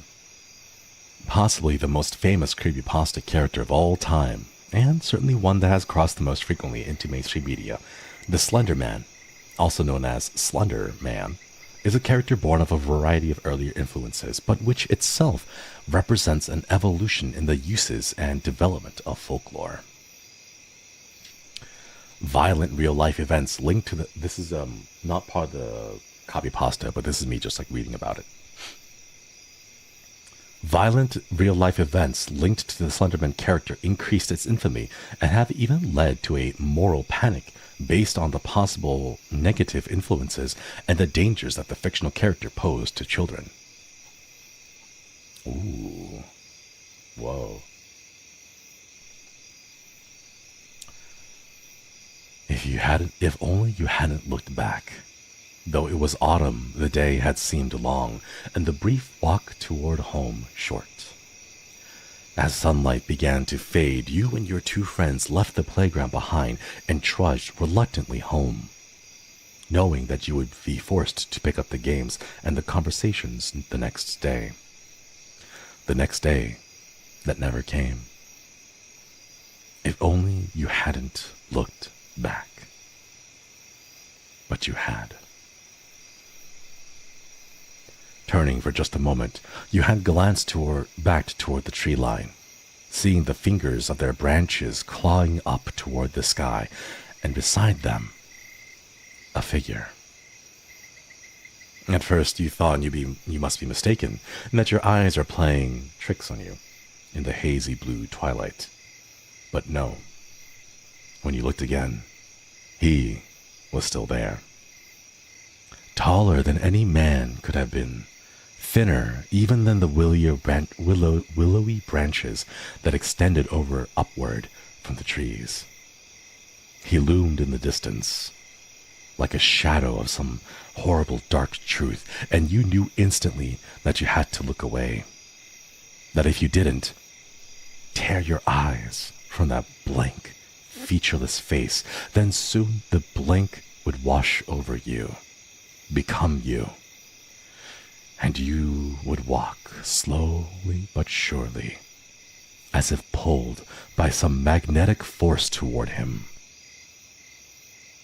Toward him, though you feared him, though you were scared of his unnatural height, the aching blank whiteness of his face, the arms that seemed to stretch towards you, and the slithering tentacles behind. You turned, screwing up your eyes, willing yourself not to look, not to see, not to give in, and go to him. You screamed to the others, telling them the same, telling them not to look. But as you open your eyes, you realize they have already looked. They were already gone. Ooh. Ooh.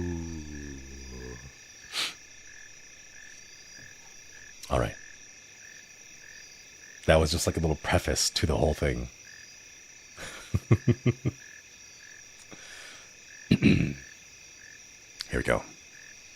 The actual Slender Man creepypasta. After waking up with a jolt, the girl laid in bed a few seconds longer, reaching over to switch on her bedside lamp. She tried to remember exactly what had stolen her sweet slumber away. When she couldn't, the brunette swung her legs over the side of the bed and heaved herself up. Checking the time on her phone, she snorted when she saw it was midnight. The witching hour. Knowing that sleep would only inevitably evade her, she left her bedroom for the kitchen, a good cup of coffee on her mind. As she passed by her front door, a chill spread like liquid down a fire, like liquid fire down her spine. It's only winter, she told herself, focusing again on the coffee plan. Measuring out scoops, water, and preparing her cup kept her occupied, but as the dark liquid boiled, she had nothing left to keep her mind from wandering off. The chill returned, and she couldn't help but glance behind her to the front door. It stood there, innocently enough, just like always. The deadbolt was still in place, and she could see nothing amiss with it. Turning back to her coffee, she did her best to forget about the feeling. With her cup in hand, she started back towards her bedroom. As she walked by the front door, she decided that a quick glance out of the peephole would help calm her restless mind.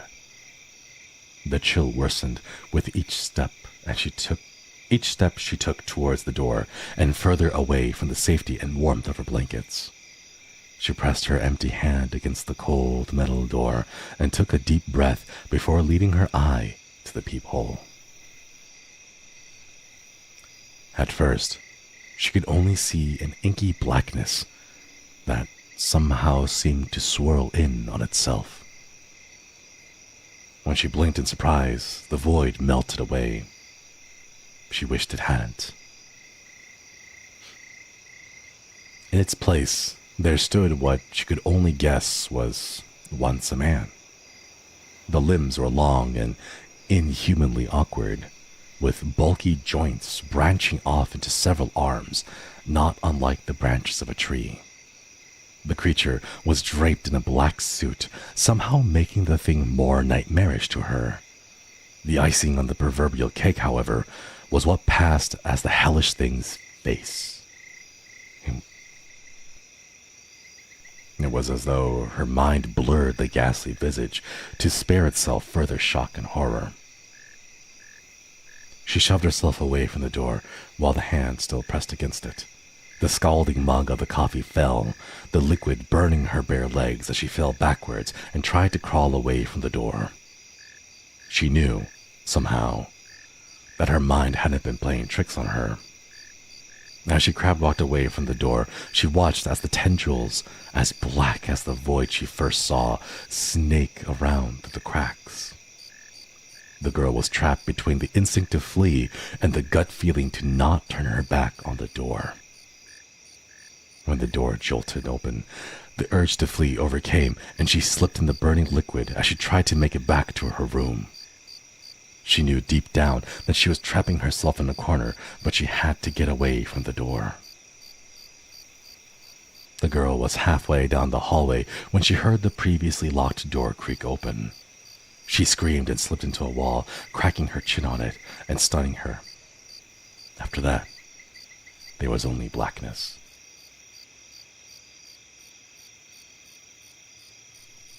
Nicole? A warm male voice snapped the woman out of her trance. As she turned around, she was met by one of her sister's doctors. She nodded, not sure she should say anything, or even if she could find her voice, if she had something to say. That morning, she had gotten an urgent call from the hospital, saying that her sister Lindsay was there. Before they had even let her see her, the doctors had pulled her off to the side and insisted that they talk to her about what might have happened. Phrases like self-inflicted and assault had been thrown around, and Nicole felt her mind reel. She still hadn't fully understood what they had been saying until she saw Lindsay with her own eyes. Her little sister had a bandage wrapped around her head, covering both of her ears as well as her eyes. They said it was to keep her now deadened eyes from drying out and to try to keep an infection out of the wounds Lindsay had made to her own ears. The doctors had guessed that either she or someone else had jammed a pencil into them to keep her off balance or to deafen herself against something. There was a mix of first and second degree burns on her hands, legs, and feet from what was assumed to be coffee her neighbors had found slipped all over the entry to her apartment. Nicole walked into her sister's hospital room for the first time, and she thought that she had spied the silhouette of a man in the window. That, she knew, was impossible. Her sister's room was on the third story of the hospital.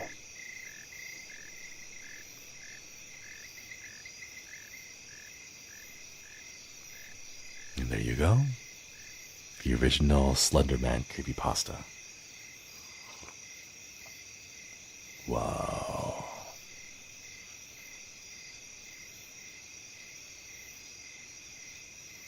Man. Wait, that's eerie. The heck? Reminds me of an old Japanese horror movie. Now I'm going to suffer trying to look for it. Ooh. I hope you managed to find it. Apparently, the reason why the Slender Man thing took hold is because there are, like, bizarre things. Like German woodcuts that depict some kind of a weird creature. Or like cave paintings that show a very tall, lanky figure with some arms. I don't think that was the original. Is there more?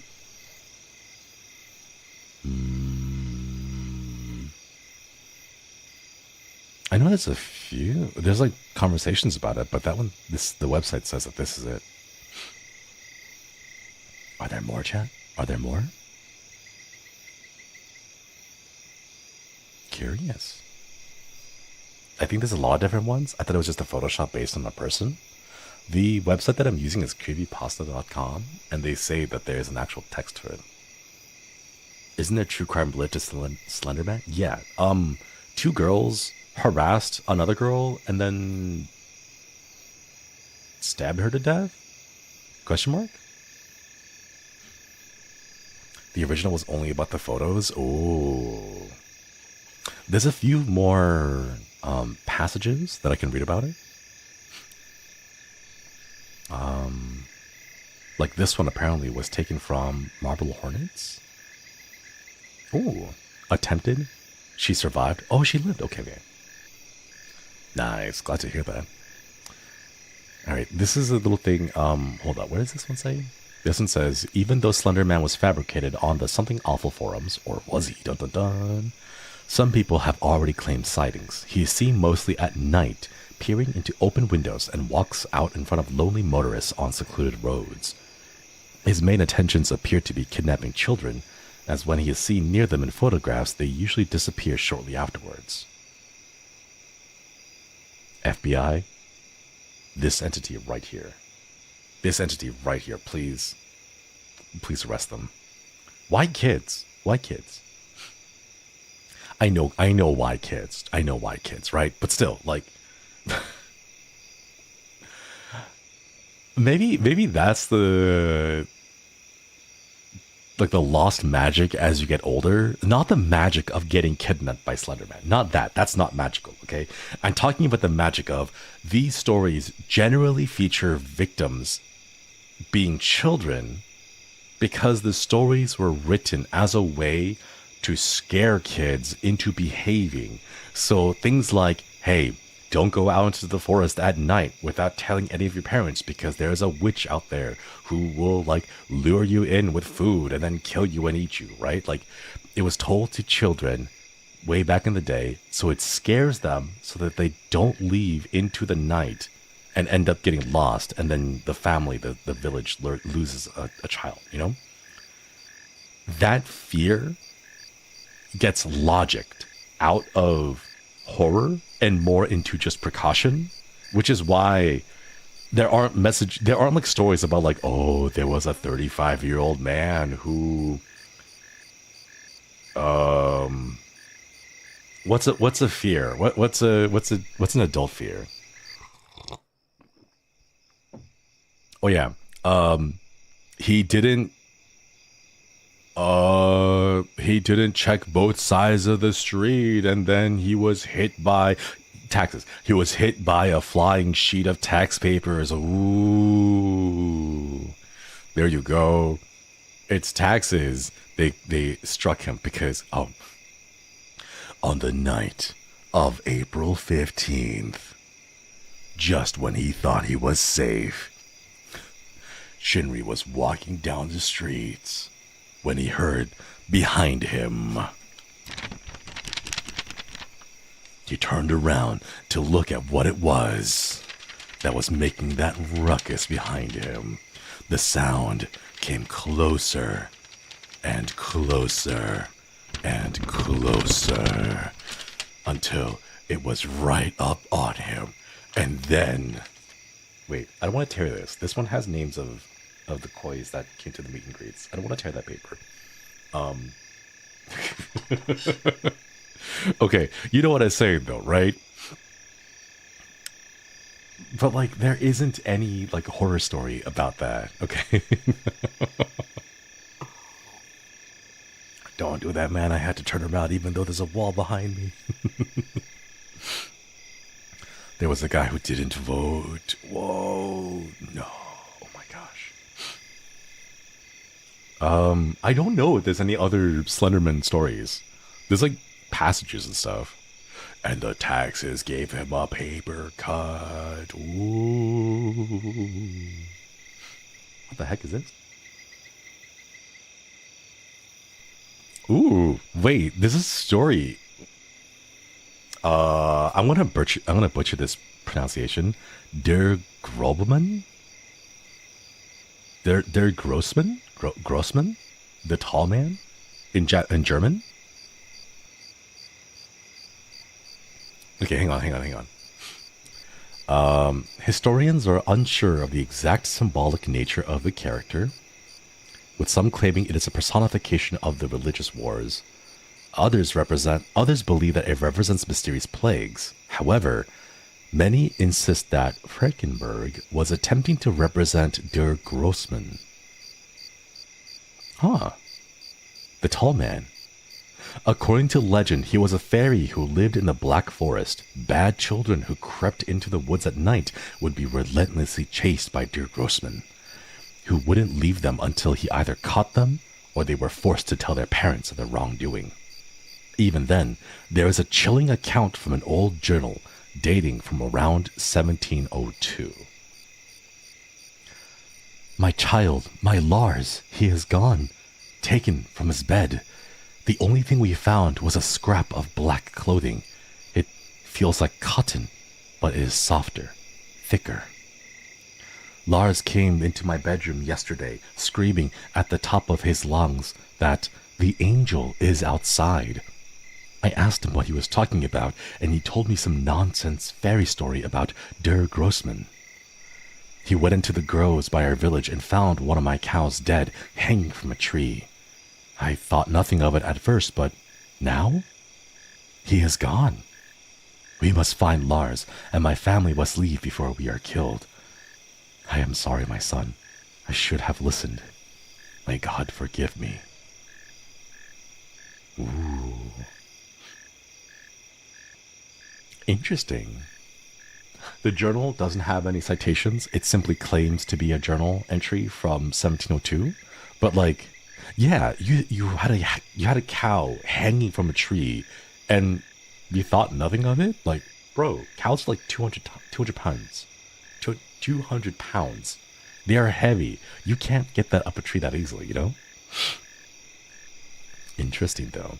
But like the specific detail about like a scrap of black clothing, it feels like cotton, but it's softer, thicker. Ooh. Does that mean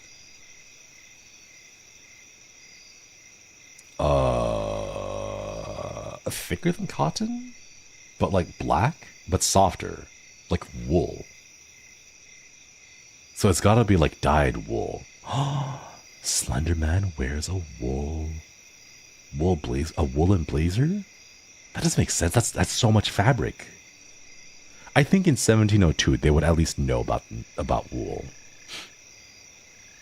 200 pounds of the tiny cow, they weigh like 100. Yeah, that's right. They weigh like 2 tons. They're huge. They're massive. In English mythology, there is an English myth referring to the Tree Man, who is said to have had a slim body with appendages that look like tree branches. He is only ever seen in the woods and was used as a story that the children told their children to thwart bad behavior. There have been quite a few disappearances of children that have been said to be linked to the Tree Man. Ooh. Dun dun dun. Nice. That was Slender Man. Yeah. Like a birch? Oh, the birch is pretty good. I like the texture of birch trees. It looks really cool. It's like skin that's like peeling apart due to pustules and stuff. Kind of looks like that. Sorry, that's a really bad visual. I probably shouldn't get so graphic with this kind of stuff. Birch trees are cool. Yeah. Full stop. Let's not get too graphic with some of this stuff. Was thinking paper, but that works too. Yeah. Nice. All right, chat. Let's see. Ooh. Oh, wait, we haven't read this one yet. This one is another classic, which I think some of you may have seen the image that is associated with it. Do you guys want to see it? It is a little spooky. All right. There's a short film called Birch, and it's really neat. Yeah, we think she's hot. We watched it together at the membership watch along stream, and we all collectively agreed that the Birch is hot. Will they mess with the VOD? If I have to take it down, I'll just clip this section over here and just this. Yeah.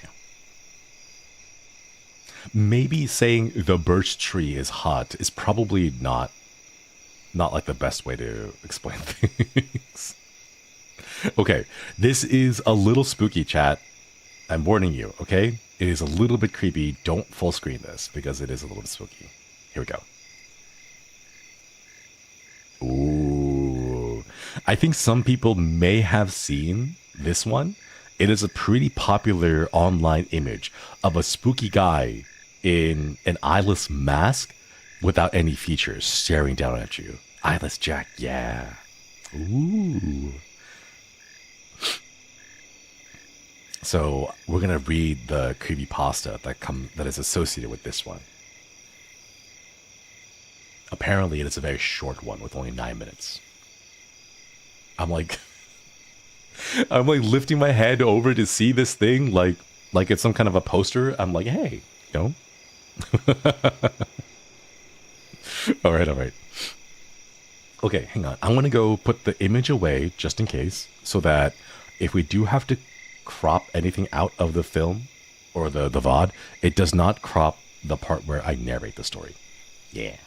All right. Let's see. There's a whole bunch of discussion about it. Oh, want to hear like the what's it called? Chad, what's the word called? I want to say it's like an aperitif or like appetizers, but that's because I'm hungry and I'm thinking in like food brain. It's a small little paragraph that is a teaser into the story that you're about to read. Is it called an appetizer? Could we just call it that?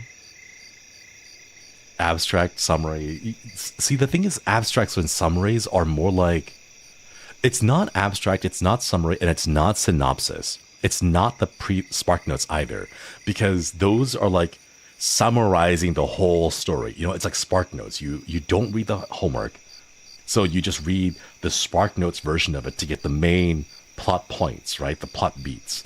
But it's not that.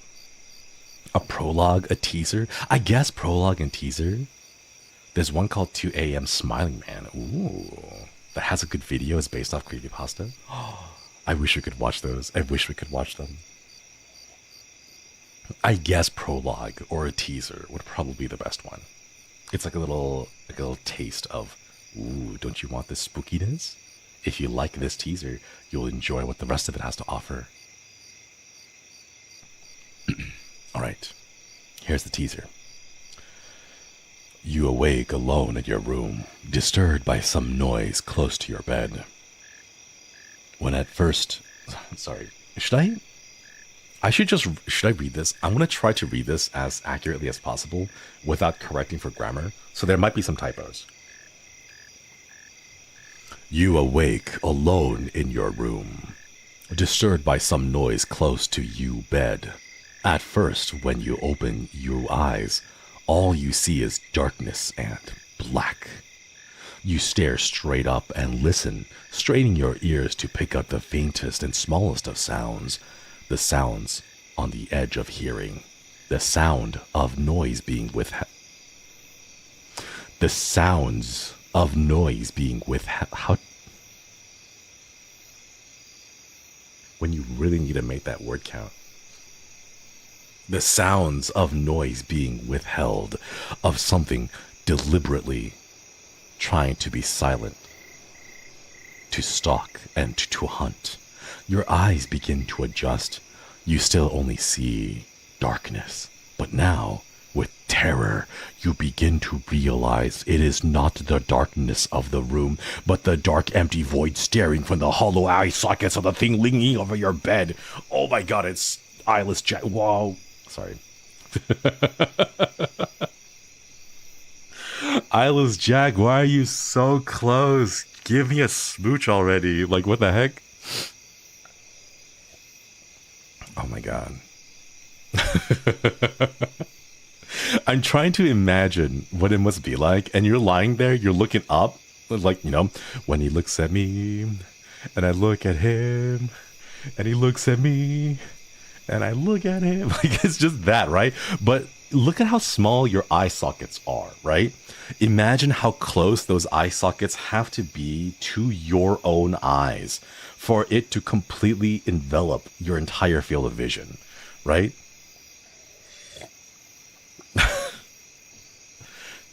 It just... I was reading it. I could read it and like, oh, I know where this is going. It just got sillier and sillier. Okay. The original Eyeless Jack creepypasta story. Right? Yeah. Oh my god, it's that one song from the guy. Oh shoot, who's his name? I know that's very helpful. I'm so sorry for being so helpful and giving you an accurate description of what specific song I'm talking about, made by which guy. Greed, thank you for the super jump scare. Thank you for the super. What was that one song where the guys like they were kissing, and then he's like, and then we kissed, but then I opened my eyes and your eyes were open. Why were they open? That song. You know, what was the song? Your eyes were open. Why were they open? Right? Bruno Mars. There we go. It's called Grenade, right?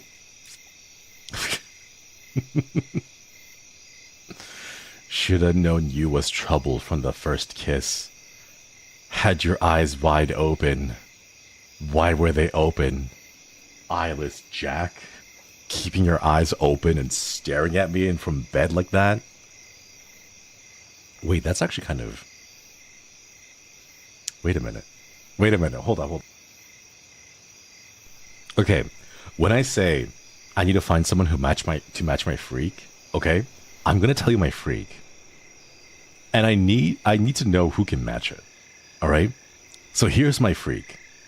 My freak is that I want Eyeless Jack to get so close to my face that my eyeballs can touch the inside of his sockets, so that when I do this with my eyes, I can feel the inside of his sockets. And if he leaves, I'm going to grab him and pull him back into bed and be all like, you ain't leaving. We're not done yet. Okay? That's my freak. So if you know anyone who can match a chat, that's when I say match my freak, that's what it means to me. Okay?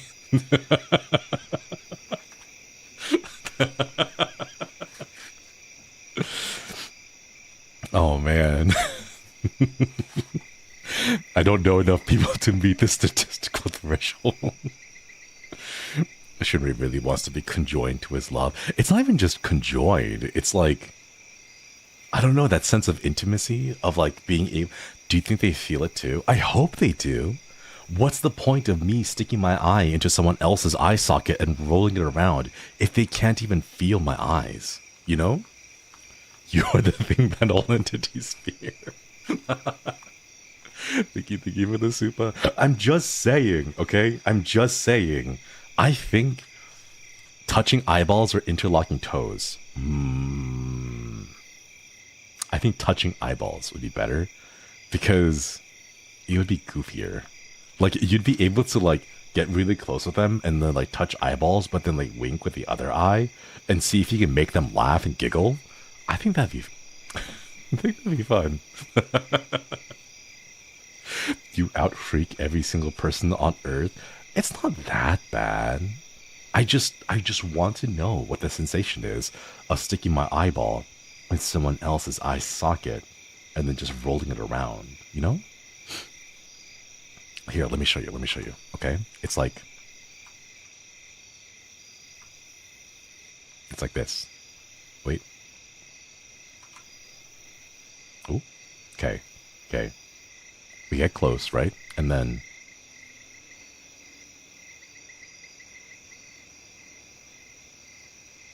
like that. It's just that. It's just the eye, like, rapidly zips back and forth. That's all it is. Don't you want to know what that feels like, Chad?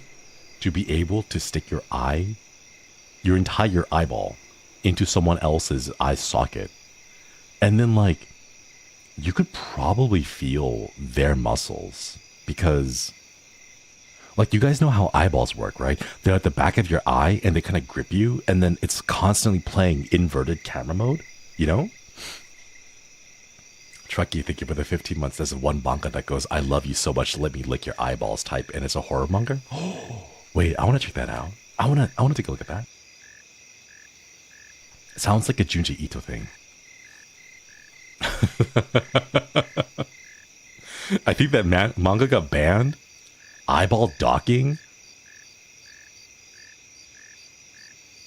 That's right, there's a word for that. We have all been blessed this Halloween, chat. There's a word for it. Aren't you excited?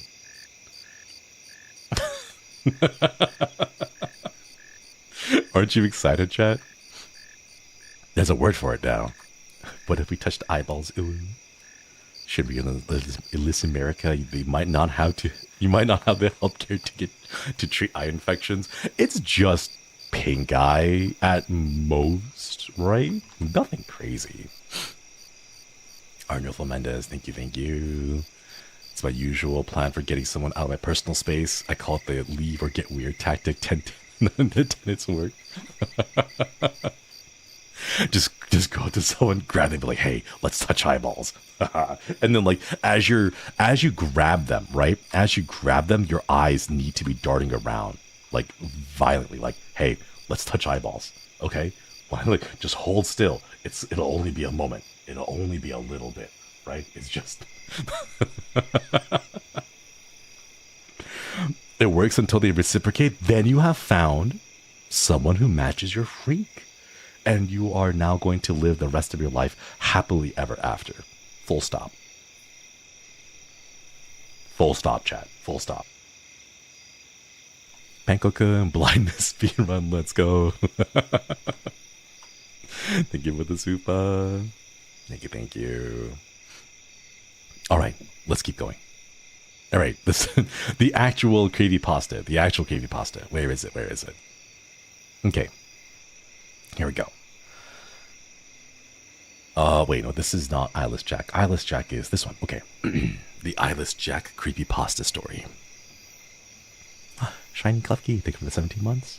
This stream is doing its job. I am thoroughly horrified. Imagine if we had like a tongue toggle and just be like, hey chat, let me lick that guy's eyeball off the ground. I know it's covered in blood, but don't lose the sauce. Sorry. Okay, Eyeless Jack creepypasta.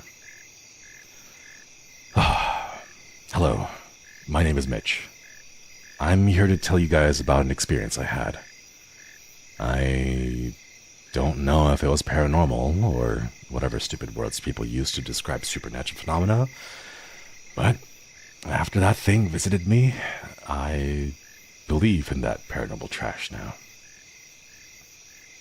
A week after I moved in with my brother Edwin, after my house was foreclosed, I finished unpacking. Edwin liked the idea of me moving in, since we had not seen each other for 10 years. So, I was excited too. I soon fell asleep after I moved in. After that first week, I heard rustling noises coming from outside at about 1 in the morning. I thought it was a raccoon, so I ignored it and tried to fall asleep. Next morning, I told Edwin about it, and he agreed. Oh, I want raccoons in my backyard. Cute. The next night, however, I thought I heard my window opening and a loud thump, as if something entered my room. I darted up and looked around my room, but I saw nothing. The next morning, Edwin dropped his coffee cup when he saw me. He held up a mirror, and I saw myself. I had a very large gash on my left cheek. After I was rushed to the hospital, my doctor told me that I must have been sleepwalking, but then he showed me something that made my blood turn cold. He lifted up my shirt to reveal a sewn-up incision where my kidneys were. I stared into his eyes, mine widening. You somehow lost your left kidney last night, my doctor told me. We don't know how, though. Sorry, Mitch. The next night was my breaking point. Around midnight, I woke up to see a truly horrifying sight. I was staring face to face with a creature with a black hoodie and a dark blue mask with no nose or mouth staring down at me.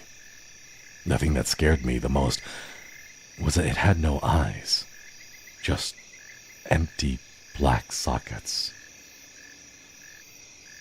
The creature also had some black substance dripping from the sockets. I grabbed a camera from a nearby mantle and took a picture.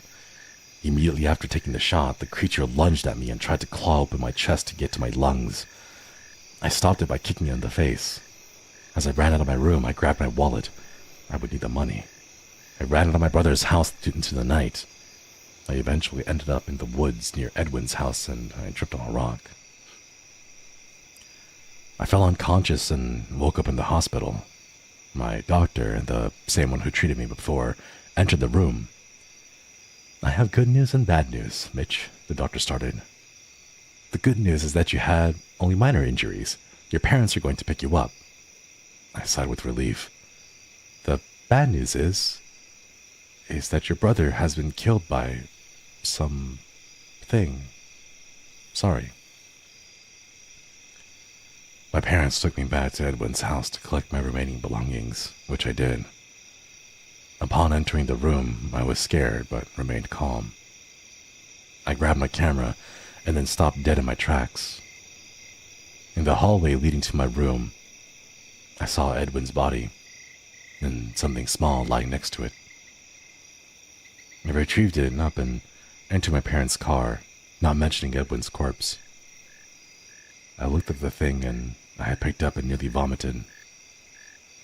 I was holding my half-eaten kidney with some black substance on it. Ooh.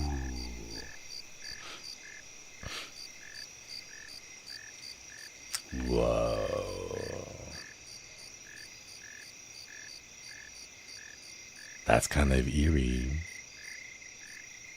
So, Eyeless Jack is a surgeon. He knows how to cut people open and take kidneys out. Why are you eating the kidney? The kidney is the worst part of a human. Like, it's not the worst part. There are other worse parts, but like the process of a kidney, the purpose of a kidney makes it so it's not very tasty. Why would you eat the kidney specifically? There's so many better organs to eat, is what I would imagine. You know? Speaking from no.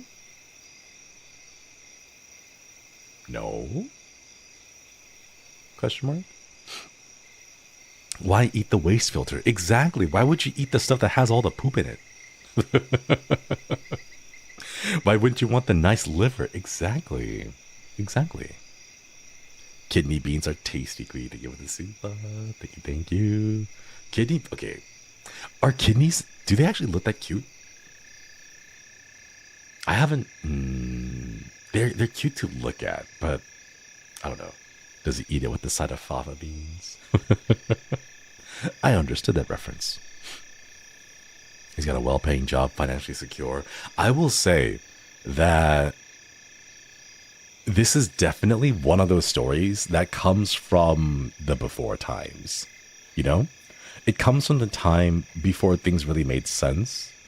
The story, the image, apparently, this one, warning for the Eyeless Jack image to pop up again. Here's the warning again. Warning.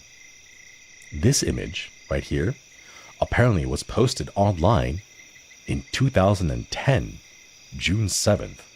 However, the story itself was not attached to the image until February 2012. Interesting. At least liver and lamb kidneys? Ooh, nice.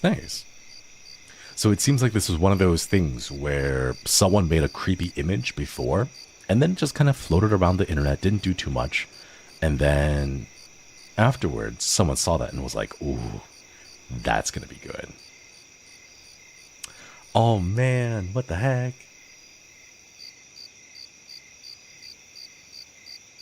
Apparently the image comes from DeviantArt. And the link still works. It was published November 19th, 2009. It only has 8,000 views. The creepypasta took off way more than the image on DeviantArt. That's insane. Do you guys want to see the image?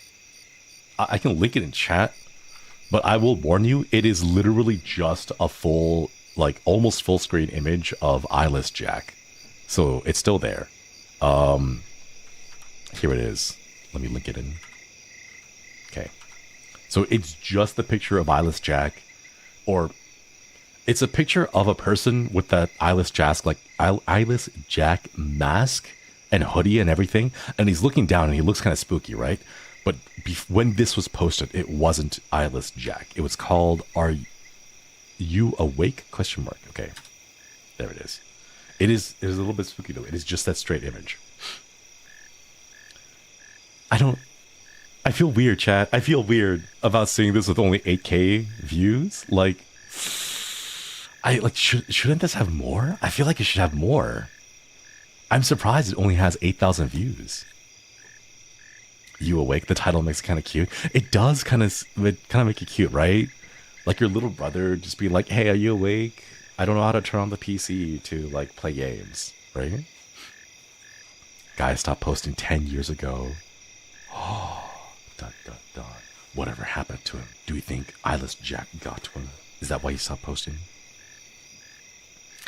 Sad, the artist should have more credit. There's a lot of stuff like that. Do you guys remember Peanut? Peanut, the SCP. Apparently that's not like an artwork, or sorry, it is an artwork, but it's not just some like random piece of art. Like someone had made an actual like thing with it. Yeah, the statue, right? The whole thing is like an actual character or like a art display piece. Yeah. It's kind of cool. The newest comments are from October 2004. Oh, I wonder if other people are like exploring the roots and origins of some of the spooky creepypastas. I only learned about them when they changed the design of the SCP games. Yeah, they did. It's really cool. Let me see if I can find it actually. Ooh. Wait, this is really short. It's like 3 paragraphs. It's less than 3 paragraphs. Here we go. Item number, SCP-173. Object class, Euclid. Special containment procedures. Item SCP-173 is to be kept in a locked container at all times. When personnel must enter SCP-173's container, no fewer than 3 may enter at any time, and the door is to be relocked behind them. At all times, 2 persons must maintain direct eye contact with SCP-173 until all personnel have vacated and relocked the container. Description: moved to Site 19 in 1993. Origin is, as of yet, unknown. It is constructed from concrete and rebar with traces of Krylon brand spray paint. SCP-173 is animate and extremely hostile. The object cannot move while within direct line of sight.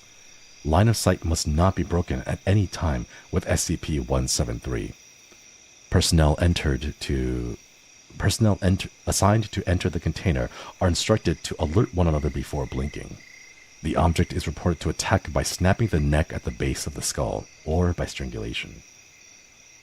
In the event of an attack, personnel are to observe Class 4 hazardous object containment procedures. Personnel reported the sounds of scraping stone originating from within the container when no one is present inside.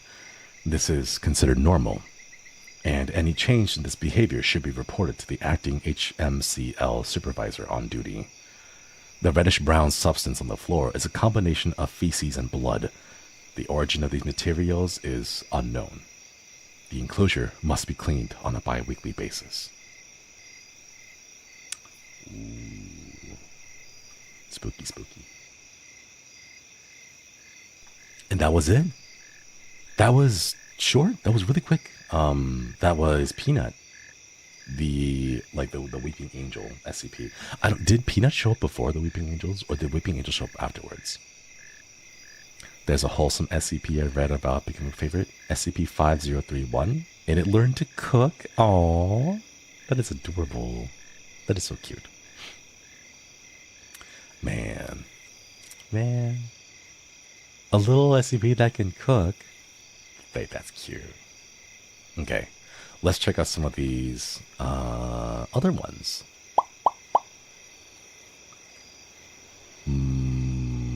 I don't actually know how to navigate this website. Top ones in the last 30 days? Ooh.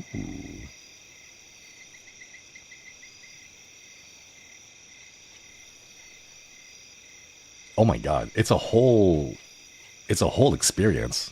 It's not just like a story that I can read out loud. It's a whole webpage. Oh my god. Chat, do you guys have any of your favorites? We can go look them up and do a little group reading along. It's midnight here. Mickey, thanks for stopping by. Hope you have a wonderful night. Get some good eats and good sleeps. 7179. 7179. I'm hoping these are not too long, so that we can get through a few. SCP-999?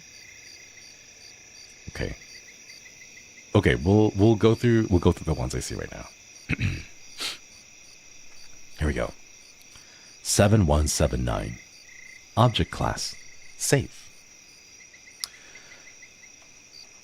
Special containment procedures.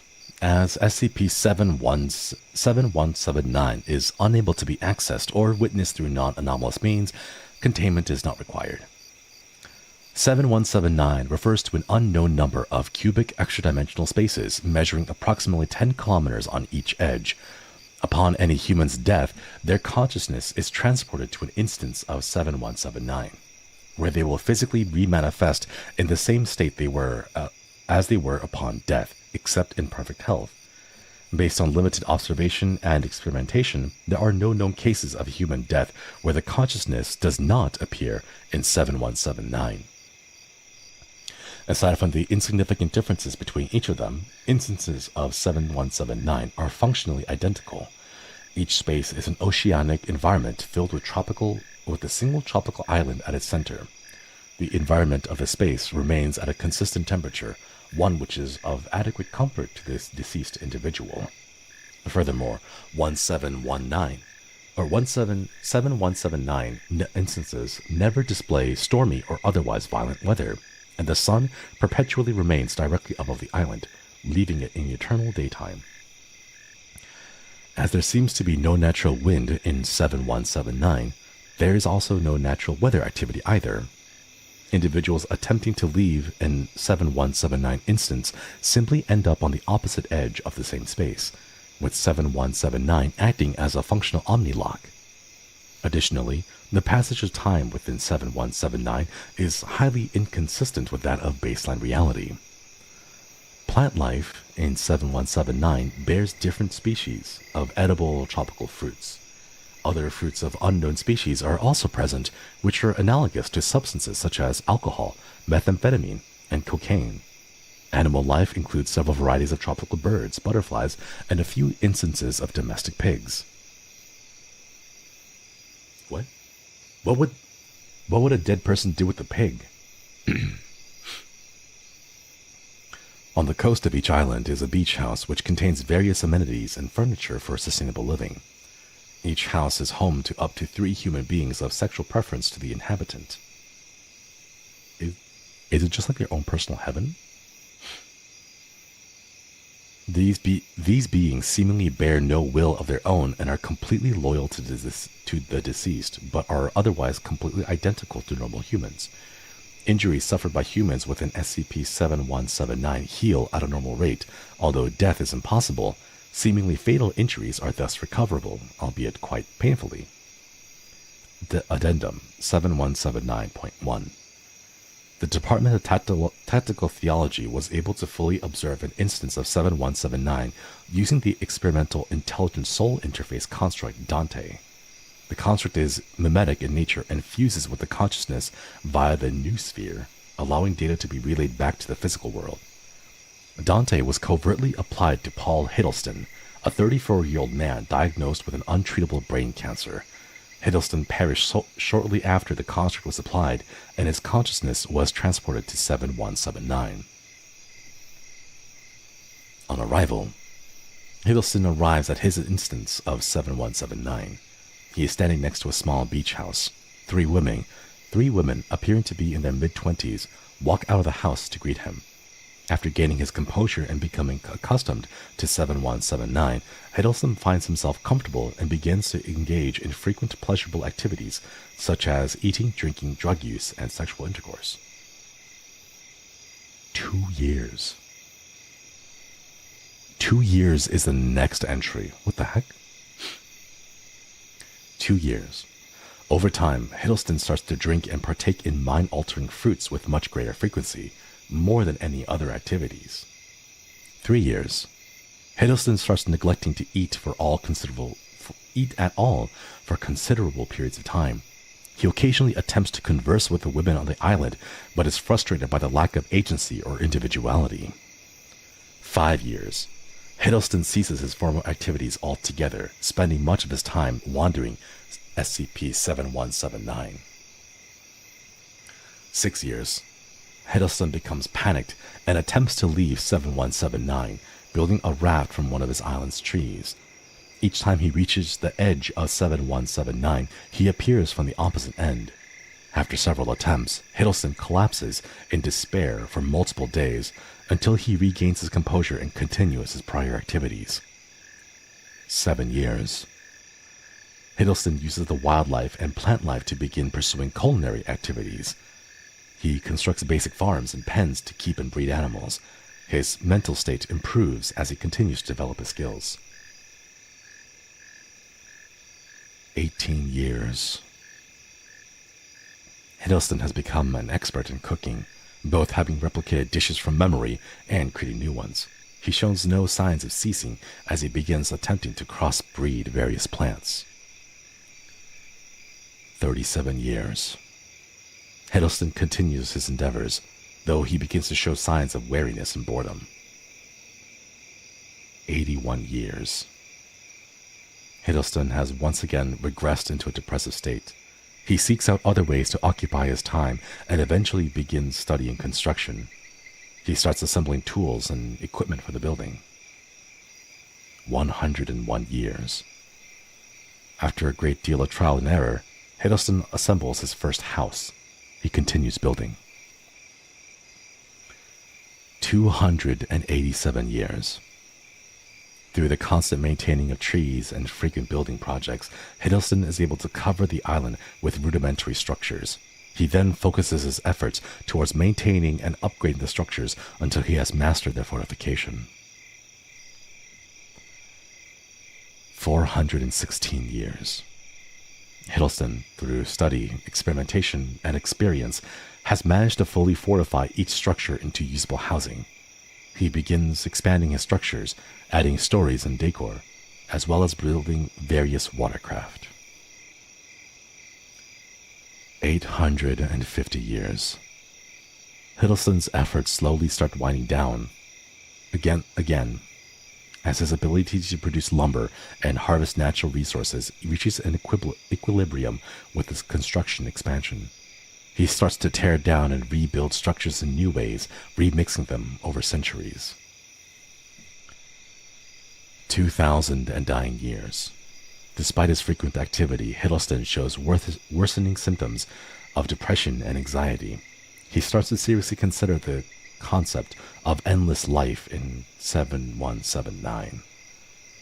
His mental state continues to degrade as he searches for ways to keep a sound mind. 5,479 years. Hiddleston starts tearing through his structures without reason. The whole village is torn down after several months. He starts rebuilding again. 11,902 years. Hiddleston attacks the three women, tearing their bodies apart. He shows symptoms of severe stress after doing so, and attempts, but fails, to take his own life by drowning himself. He continues to build over time, but intersperses his projects with bodily harm to himself. 19,600 years. The three women are fully reassembled. By this point, Hiddleston has grown numb to the concept of violence and begins bodily experimentation on them. 124,000 years. Hiddleston builds a crude structure designed to crush him to death under the weight of several thousand tons of lumber and stone. Upon activation, it completely mangles and destroys his body. 900,000 years. Hiddleston is fully healed. While the experience appears to have been unbearably painful for him, the stimulus allows him relief from the boredom. He repeats the process in multiple different fashions. 5,800,000 years. Hiddleston burns himself alive. His body is fully reduced to ashes before the fire naturally dissipates. 16 million years. Hiddleston is fully healed. He makes many similar self-destructive attempts upon himself, but each time he grows more numb to the experience. 1,200,000,000 years. Hiddleston ceases... did it crash again? Okay. I'm gonna pour myself some water real quick while we wait for it to reconnect. Is it back, everyone? Hello, everybody. Sorry, I'm pouring myself real quick while YouTube reconnects. There we go. Alright. Where were we? 8.5 billion years. Hiddleston tries to leave. He fails. 30 billion years. Hiddleston looks towards the sun. It has not set. 1 trillion years. Hiddleston ceases physical activity, as no experience is able to provide him with new stimuli. 5 times 10 to the 28th power. All potential permutations of particles within SCP-7179 have been theoretically reached.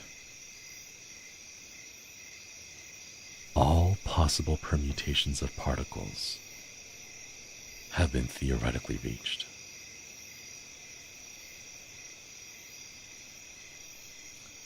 10 to the 100 factorial years.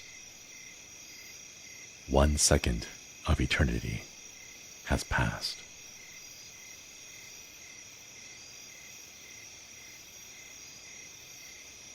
Oh my God.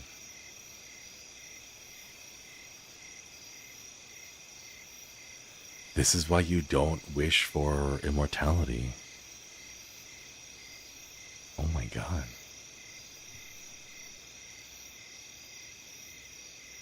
What do you do when you live your entire life, end up dying, and then getting trapped into your own, well, what's supposed to be your own personal heaven? And then it just gets boring.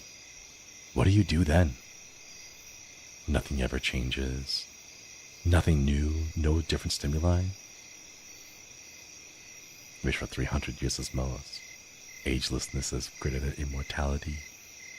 You say that, and then you end up surviving ageless, but as like a mummy.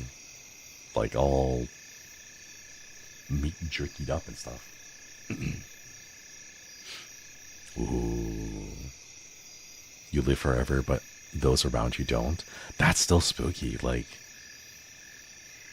I don't know. As dark as it seems to sound, I think like the average human probably shouldn't live more than like 150 years. I don't think 150 years. Like after that point, you've kind of seen everything there is to see, and whatever little you get, like you've kind of done everything. You know? I'm not sure if you want to go past 150 years. 1,000 years max. Exactly. Because the thing is, after 1,000 years, the world won't be the same, you know? 1,000-year difference between the year 2000 and the year 1000 is completely different. It's black and white, you know? I wonder what the world will look like in 3000. Y'all, this is just insane. I wonder who'll be watching over this at that point. The Elder Chores are watching over you, bro. We don't know who made these. Why are these made? What are these? What purpose do they serve? You know? Imagine the back pain. With the way the world is going, I don't know if we'll get to 3000. I think we will. It just won't be with humans. And I think that might be fine. The world will find a new equilibrium, and it will find its new little balance to go back and forth on. And it'll be fine. You know? Ooh. Was gone for a while, came back to see my baby sibling, got fascinated by you. Hello. I apparently have apparently I attract cats who watch my stream. Do SCP-1048 next. Oh, we'll do that next. We'll do that afterwards. I saw SCP-999 we posted a couple of times, so we'll try 999 too. Yeah. SCP-999. Object class. Safe. Special containment procedures. 999 is allowed to freely roam the facility, should it desire to, but otherwise must stay in its pen either between 8 p.m. to 9 p.m. for sleeping, or during emergency lockdowns for its own safety. Subject is not allowed out of its pen at night or off facility grounds at any time. Pen is to be kept clean and food replaced twice daily. All personnel are allowed inside SCP-999's holding area, but only if they are not assigned to other tasks at the time, or if they are on break. Subject is to be played with when bored and spoken to in a calm, non-threatening tone. Description: 999 appears to be a large, amorphous, gelatinous mass of translucent orange slime, weighing about 54 kilograms, or 120 pounds, with a consistency similar to that of peanut butter. Subject size and shape is easily malleable and can change shape at will, though when at rest, 999 becomes a round oblate dome, roughly 2 meters wide and 1 meter in height. The surface of 999 consists of a thin, transparent membrane similar to that of an animal cell, roughly half a centimeter thick. It is highly elastic, allowing 999 to flatten portions of its bodies up to 2 centimeters thick. The surface is also hydrophobic, which, although 999 can willfully absorb liquids, see the addendum. The rest of SCP-999's body is filled with a viscous orange substance of unknown chemical makeup, though it is capable of digesting organic materials with ease. Subject's temperament is best described as playful and dog-like. When approached, SCP-999 will often react with overwhelming elation, slithering over to the nearest person and leaping upon them, hugging them with a pair of pseudopods while nuzzling the person's face with a third pseudopod, all while emitting a high-pitched gurgling and cooing noises.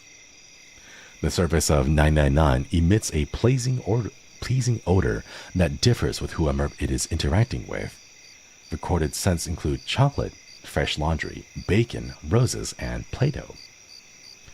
Simply touching 999's surface causes immediate mild euphoria, which intensifies the longer one is exposed to SCP-999, and lasts longer after separation from the creature. Subject's favorite activity is tickle wrestling, often by completely enveloping a person from the neck down and tickling them until asked to stop, although it does not always immediately comply with the request. Though injuries may occur, 999 has never been found to purposely attempt to harm others, and will immediately back away and contract its body into a quivering mound while gurgling in a manner similar to a whimpering dog, seemingly apologizing for hurting someone on accident. Wait, this is really cute.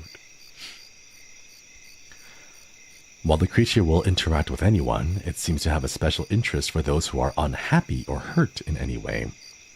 Persons suffering from crippling depression or PTSD, for example, have reported feeling a far more positive outlook on life after multiple interactions with 999. The possibility of manufacturing antidepressants from 999 is currently being discussed. In addition to its playful behavior, 999 seems to love all animals, especially humans, refusing to eat any meat or risking even its own life to save others. On more than one occasion, leaping in front of a person to take a bullet fired at them.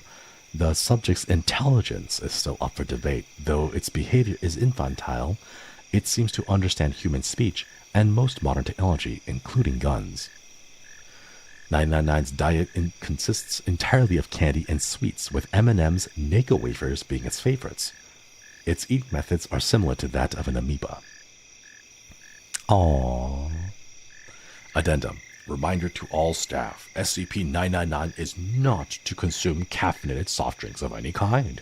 Last week, someone gave 999 a can of cola along with its usual breakfast. Not only was it literally bouncing off the walls for half an hour, the carbonation made 999 visibly queasy afterwards, and it refused to move or eat the rest of the day. 999 has thankfully recovered since, but staff member in question have been reprimanded. Oh. It's like when a dog eats like carbonated foods or like drinks carbonated water, but they don't understand how to burp. And they just kind of like shake their head around, licking their lips because they don't know what's going on. Oh no, not the tummy ache. Addendum B. The following is a report from an experiment in which SCP-682 is exposed to 999 in hopes that it will cure the creature's omnicidal rage. Whoa.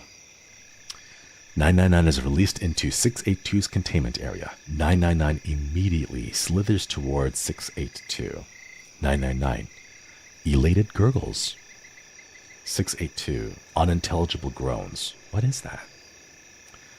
999 moves in front of 682, jumping up and down in a dog-like manner while calling out in a high-pitched squealing noise. 682, ugh, disgusting. 682 immediately steps on 999, completely flattening 999. Observers were about to abort the experiment when 682 started talking again. 682. What is this? A low noise similar to a light chuckle. I feel good.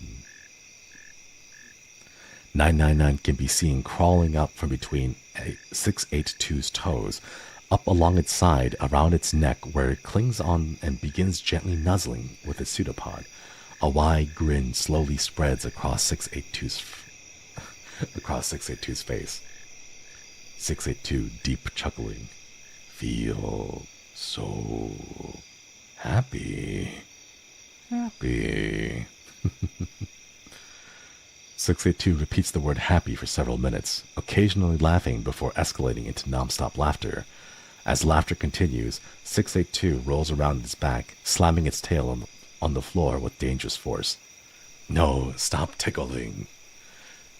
682 and 999 continue the tickle fight until 682 finally wears down and appears to fall asleep within what would appear to be a smile on its face. After 15 minutes of no activity, 2 D-class personnel enter the room and retrieve 999. When 999 is removed, 682 immediately wakes up and unleashes an unidentifiable wave of energy from its body, all the while laughing maniacally. All persons within the wave's range collapse into crippling fits of laughter, allowing SCP-682 to escape and slaughter all in its path. Meanwhile, 999 quickly rescues as many persons as it can, taking them to a safe place to recover from SCP-682's laughter wave, while agents suppress and recontain 682. Despite the tragedy that 682 had brought upon the facility, 999 has not shown any fear towards the creature, and in fact has made gestures suggesting that it wants to play with SCP-682 again. 682, however, has stated, "The little feculent, unintelligible, can data expunged and die." Memo from a doctor whose name is expunged. While the test was unsuccessful and ended in tragedy, that had to be the funniest thing I've ever seen. Never thought I'd see the day when I would regard SCP-682 as cute. Please send me the copy of security tapes ASAP.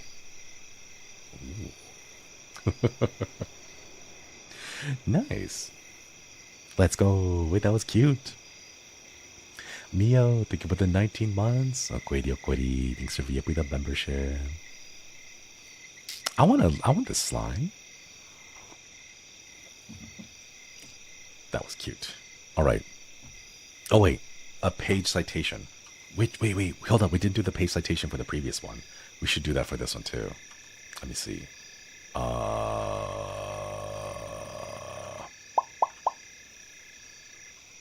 This one is SCP-999 by Prof. Snyder from the SCP Wiki. Source, and then it's the URL. Licensed under CC-BY-SA.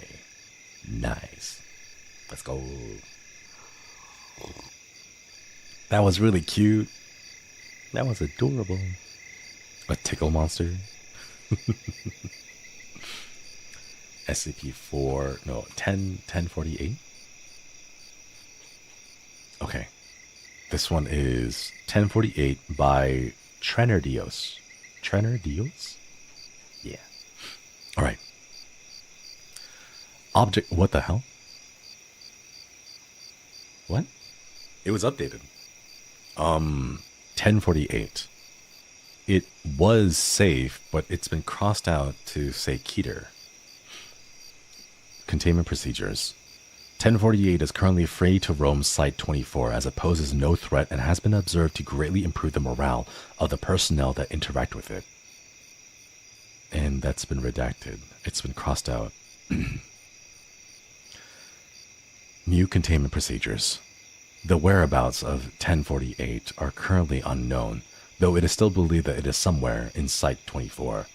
Subject is to be secure for containment, but any creation of 1048s should be destroyed on sight, unless further evidence warrants less extreme actions.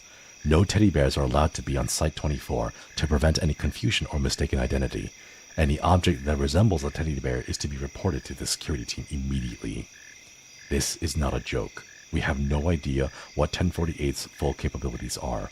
Who knows how many of the damn things are out there by now? Description: 1048 is a small teddy bear, approximately 33 centimeters in height. Through testing, composition of the subject revealed no unusual qualities that make it discernible from a non-sapient teddy bear. Subject is capable of moving of its own accord and can communicate through a small range of gestures.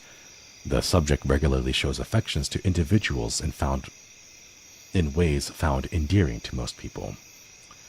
Affection is usually given in the form of a hug to the lower leg, but the subject has also been observed dancing, jumping in place, and, on 2 separate events, has even drawn childlike pictures for the janitorial staff.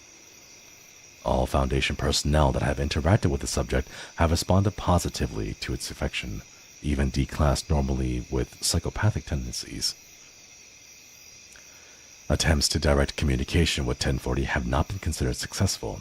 Though it is capable of simple gestures to indicate a yes or a no answer, it will often not react to lines of questioning concerning its nature or where it originated from. It is not known if this is because 1048 simply does not know the answers or because it doesn't want to answer. Though capable of drawing pictures, it has not used its art as a form of communication beyond showing affection, even when encouraged to do so. The more anomalous behavior of 1048 was not observed until approximately 7 months after it was originally secured.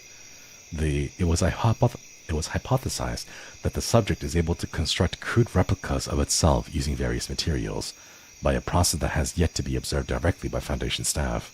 Dr. Carver has suggested 1048 uses its endearing qualities to lull those around it into a false sense of security, allowing it to collect materials to produce these creations. Currently, there are 3 known creations of 1048, designated as 1048A, 1048B, and 1048C.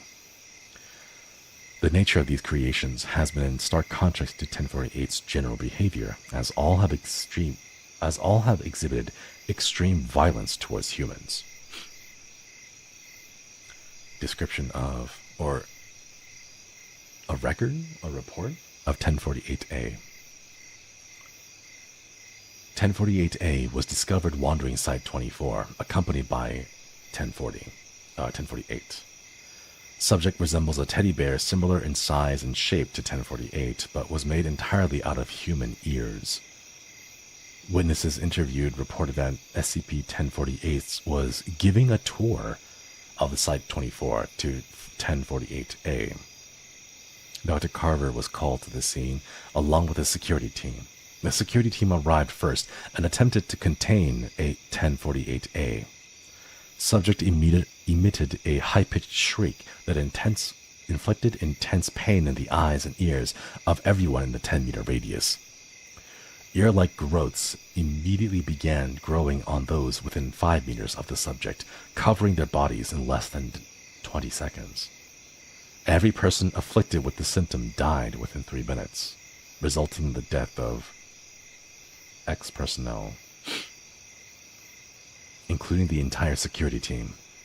Autopsies revealed the cause of death to be asphyxiation caused by an abundance of the ear-like growths manifesting in the mouths and trachea of all the victims. 1048A and 1048 and 1048A fled the scene before Dr. Carver arrived and have not been contained since the incident, though sightings of them both have been reported on multiple occasions. Shortly after this incident occurred, a researcher was discovered missing an ear. According to him, it was removed through unknown means while he was sleeping.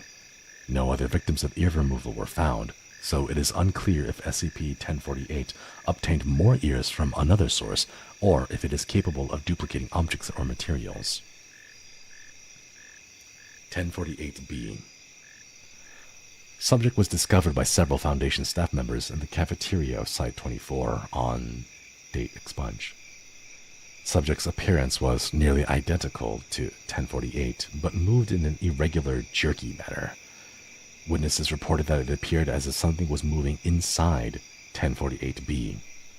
The subject made no attempt to interact initially, until a burst in its seams revealed what appeared to be the hand and the arm of a human infant poking out, grasping at the air. At the sight of this, a female researcher named Expunged screamed, and 1048B reacted by emitting a high-pitched cry similar to that of a human infant. The subject then attempted to data expunge the screaming researcher, causing massive internal damage. What the hell? The subject then attempted to data expunge the screaming researcher, causing massive internal damage. In the ensuing chaos, a security team was forced to redacted both the researcher and 1084B. Approximately 3 hours after the incident, Dr. Redacted was found unconscious and bleeding in her office. An abortion had been performed on her while she was sleeping, and the 8-month-old fetus was never found. It is hypothesized that 1048 used Dr. Redacted's unborn child to create SCP-1048-B. Information regarding the possible origin of 1048-B is not to be leaked to the survivors currently undergoing therapy for the incident, as Dr. Carver believes it would be extremely detrimental to their recovery. What the hell? 1048-C. Subject resembles a teddy bear similar to 1048, but composed entirely of rusted metal scraps. The subject was first sighted on date expunged by Dr. Carver in his office while writing a report on the 1048B incident. Subject fled the room when it noticed Dr. Carver observing it. In the attempted pursuit of 1048C, Dr. Carver witnessed the death and maiming of Foundation personnel as the subject exhibited extreme violence during its escape.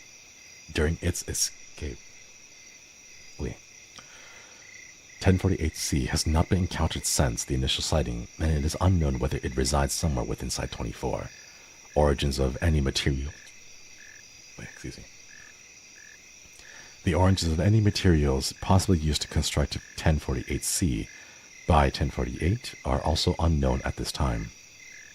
Addendum 1048-1. SCP-2295 is similar but nearly antithetical in function to SCP-1048. Attempts to establish a common origin are ongoing. I cannot stress this enough. The damn thing jumped right through those poor people. Dr. Carver. Ooh. That's extreme. What the heck? These things are crazy. Crazy, Chad. 2295 is also a teddy bear? It is much shorter. This might be quick. 2295. Object class, safe. Containment procedures. 2295 is to be kept in a standard containment locker with storage weighing 25 on Site 37. Personnel with level 3 or higher security clearance are authorized to perform tests on 2295 after filing out the appropriate paperwork. Please contact Dr. Gurgis if the required access to 2295 is expected to exceed 24 hours. Description: 2295 is a patchwork stuffed bear, approximately 0.46 meters from head to foot, and stuffed with synthetic fiber and cotton. 2259 has a small, anatomically correct pin of a heart on the left side of its thorax and a bow wrapped around its neck. Oh, that's kind of cute. Tests confirm no components of 2295 contain any anomalous chemical properties. 2295 enters an active state when within 2 meters of a human sustaining major trauma to an organ. When in proximity of 2 or more possible subjects, 2295 will invariably choose the youngest subject. 2295 will anomalously produce scissors, white thread, either sewing needles or crocheting hook from its mouth, and use the fabric and stuffing in close proximity to fashion an instance of 2295-1. a patchwork imitation of the subject's organ. 22951 vanishes from sight and the subject falls into a state of unconsciousness. 2291 instances then replace the subject's damaged organ via anomalous means. The whereabouts of the organ replaced this way are undetermined. Ooh. Interesting.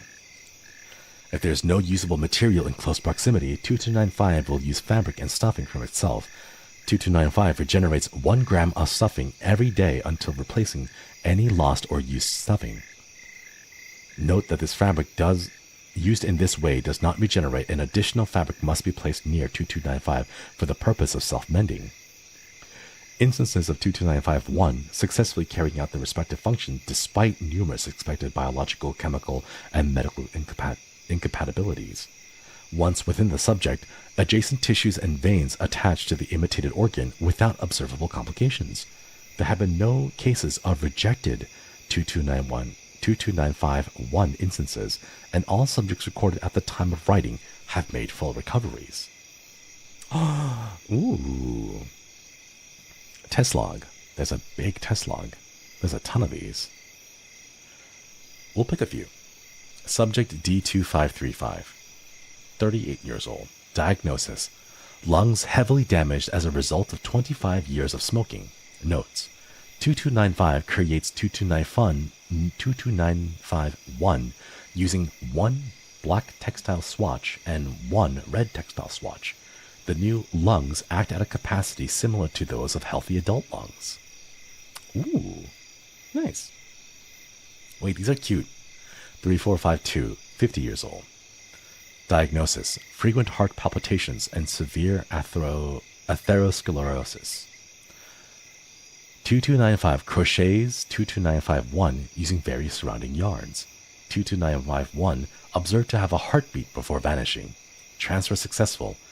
How 22951 manages to perform function despite absorbent properties of material and multiple gaps in the design is unknown.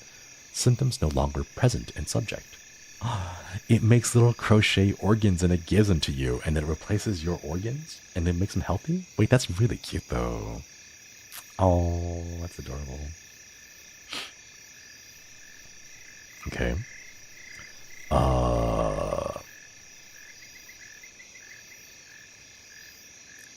Subject D2723, 18 years old. Diagnosis: cerebral hemorrhaging. 2295 grasps various materials in its proximity in a distressed state for approximately 1 minute. 2295 then anomalously produces a Dove milk chocolate king-size candy bar and offers it to the subject. 2295 spends the rest of the test embracing the subject's lower right leg while anomalously producing a saline solution from its eyes.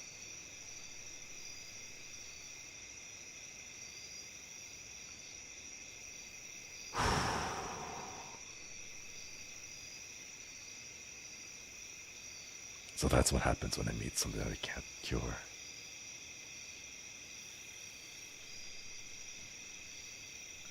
Wait, that's really sad. Oh my god. That's really sad. Addendum 2295. Document 2295 was recovered, taped to SCP-2295 inside of a crashed mail delivery vehicle. Document 2295 is a red Get Well card with the text Kairos the Bear written in the front cover. The contents of document 2295. To Tommy. Because only time can mend all wounds. Love, Grandma.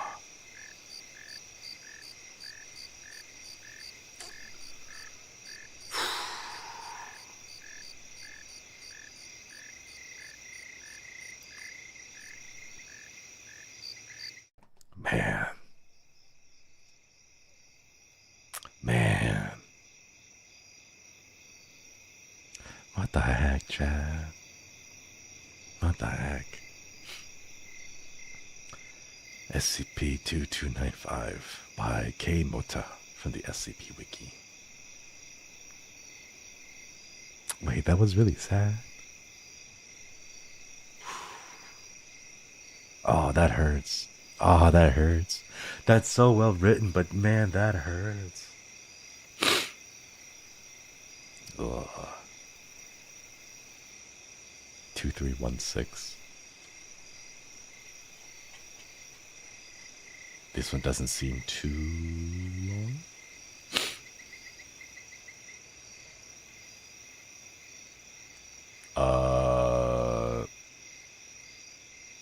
Oh, cool. Wait, this is like one of those interactive ones. 2316. There's some really good ones in there. Where the Dragons Went made me sob violently, and Lily's Proposal is also very good. Ooh. Will we have to read this fan submitted ones? Oh wait, that's right. We've been reading a whole bunch of SCPs. We should go check out some of the fan ones too. We gotta go back and forth.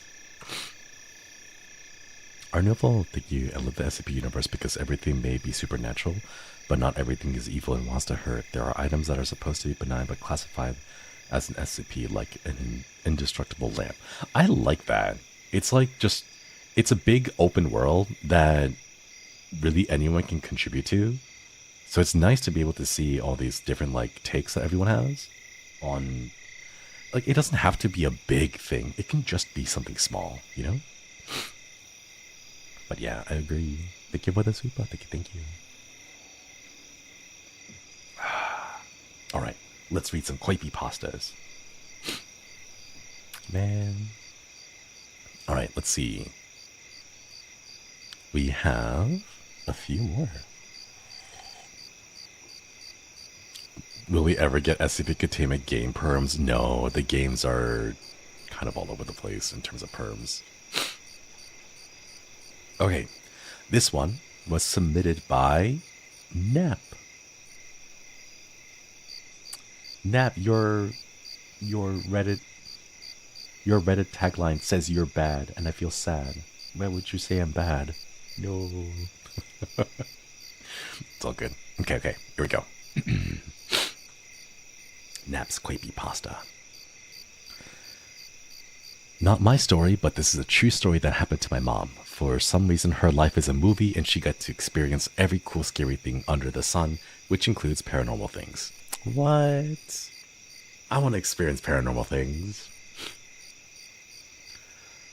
My mom, uncle, and aunt were around their late 20s when this happened. My aunt bought a Ouija board over to my mom's place, and they said they should try it out. She said she already used it once at her high school with a few of her friends, and the only reason my mom wanted to try the Ouija board was out of sheer curiosity. When they got to actually trying it out, my aunt told them to really believe something was there for it to work. After asking, "Are you there?" and waiting a while, all of them got bored and were about to leave, but the planchette began to slowly shake. Ooh.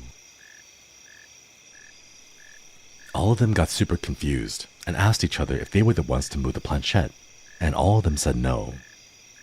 They all freaked out and screamed, obviously, and all three of them had removed their hands from the planchette. As they did that, the planchette flew away, almost like the ghost that got startled from their screaming. Wow. My aunt freaked out, brought the planchette back, and told my mom frantically that they had to stay until they all said goodbye to each other. So they started talking to the ghost, asking, "Are you there?" And the planchette slowly moved towards yes. And then it went back to the center. It started moving in circles, slowly at first, but got faster as time went on. According to my mom, she said the planchette felt like there was a weight to it that wasn't there before, and they couldn't move it on their own. Then they started asking all kinds of questions. When were you alive? How did you die? The answers were early 1800s and died because of a disease. The spelling of her name was also different than the modern day spelling. So, after asking her a few more questions about her name, they found out that the ghost's name was Evelyn. My aunt then asked the ghost if she believed in God. The planchette then stopped moving in circles, and my mom said they could feel more pressure and weight being put on it. Ooh. Then the planchette started to slowly rotate side to side, making grinding noises on the board. The legs on the planchette looked like they were about to break, so they backed off on the question. Then the extra weight was gone, and it began to move in circles again. The planchette was moving faster and faster, and it looked like the ghost didn't want to leave. So my mom asked her if she could understand the other language that they were speaking, in Korean, and the ghost said no. The reason my mom asked was so they could come up with a plan to make the ghost say goodbye. My mom told both my uncle and aunt to shut up while she basically talked to the ghost. My mom asked the ghost if she was sleepy, and the ghost said she wasn't. My mom then explained how humans have to sleep and how to have to go to work in the morning, so that she would have to go to sleep. This went on for hours. She continued by saying that since they had a connection, they could probably talk to her again if they called out to her. The ghost moved the planchette to yes, but this time it moved very slowly, as if it was hesitating to move. My mom said that they would talk to each other sometime soon, and that they should say goodbye to each other for the time being. After basically begging the ghost to say goodbye, the ghost finally moved the planchette to goodbye, very slowly.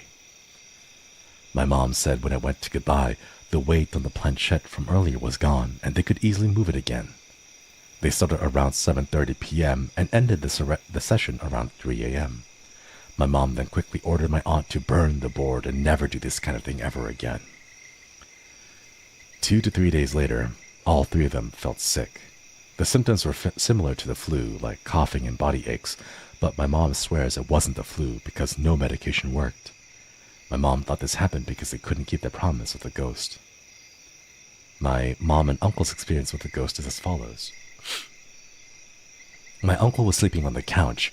When he opened his eyes, he saw a woman sitting on the kitchen table looking at him. According to him, the woman was wearing a red dress with a long black hair. She was very pretty, but in a cold way. No matter how many times he opened and closed his eyes in a hazy state, he would still see her. After forcing himself to be fully awake, she was gone. After this, he kept seeing the woman several times.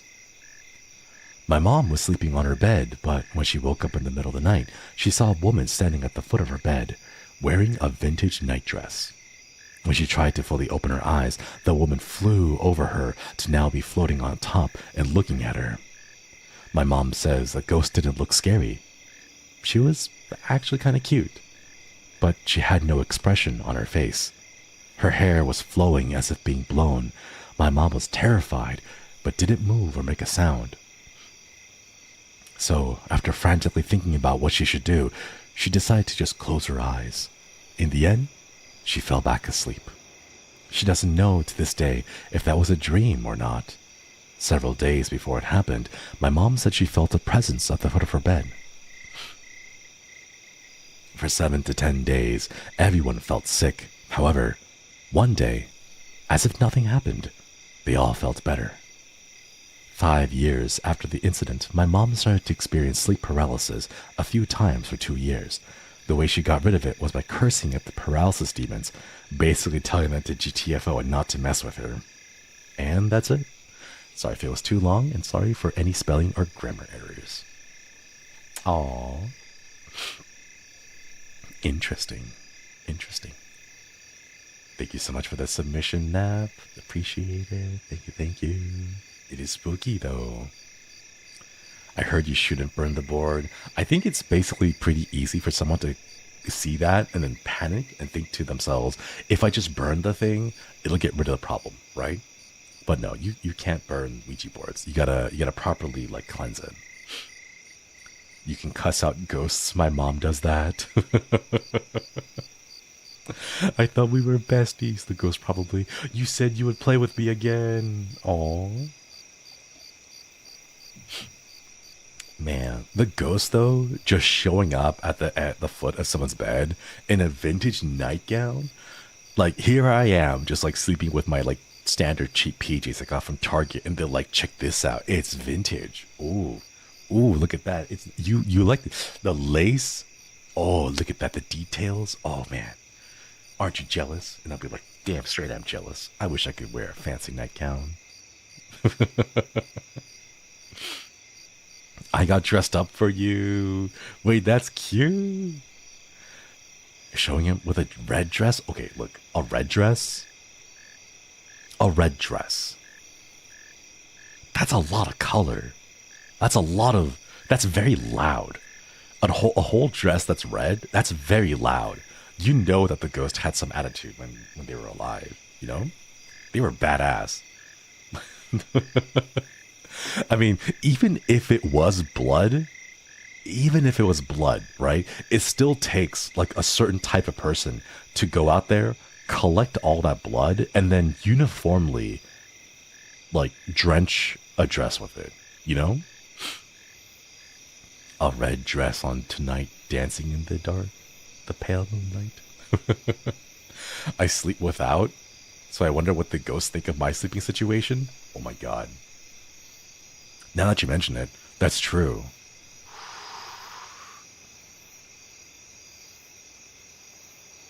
Oh my god. It's such like a stereotypical scenario, right? But the idea that like it opens up with you lying in bed and you like open up your eyes, you're like, oh, what's going on, right? And then you feel like a sensation on you, and you're like, what is that? Why can't I breathe? Why can't I move, right? And then you like turn your head down to try to see, and there's a sleep paralysis demon just sitting on your chest, right? And it's looking really menacingly, and it's like really evil. But then you just kind of mouth very carefully, like, I'm not wearing anything. Like, can we do this another time? Can you come back in the morning when I have clothes on? And then the paralysis demon looks at you, and it's like, what? And then looks this way, and it's like, oh, okay, I'll come back later. We'll reschedule this. We'll take a rain check for this one, and then I need a nap. Thank you for the super. Thanks for feeding my potion. Gotta go eat now, and I'll see you in the quiz later. Thanks for stopping by. I'm sorry I made you stay up so late. Oh my goodness. Thank you for the super. Thank you for the submission. Thank you. Ooh. Yeah. All right. Let's get some more creepypastas. Okay, let's see. This one is by Gimster. Thank you for submitting. Yeah. I think I read a one-shot manga where a guy was intentionally slept naked to freak out a ghost that was haunting him. Wait, that'd be so smart though. That'd be so smart. And if they don't get freaked out, then I have found someone to match my freak. Okay. Anyway, story. All right. Gimster, you have two actually. I'll pick this one. This one has an upvote on it. It has 2 points. All right. One of my near-death experiences while fishing. Ooh. I'm a native Canadian who lives on the west coast of Canada and have had 12. Oh, wait. Did it crash again? Are we lagging? Uh-oh. Are we back? It looks like you guys are back. I can't tell though. Maybe?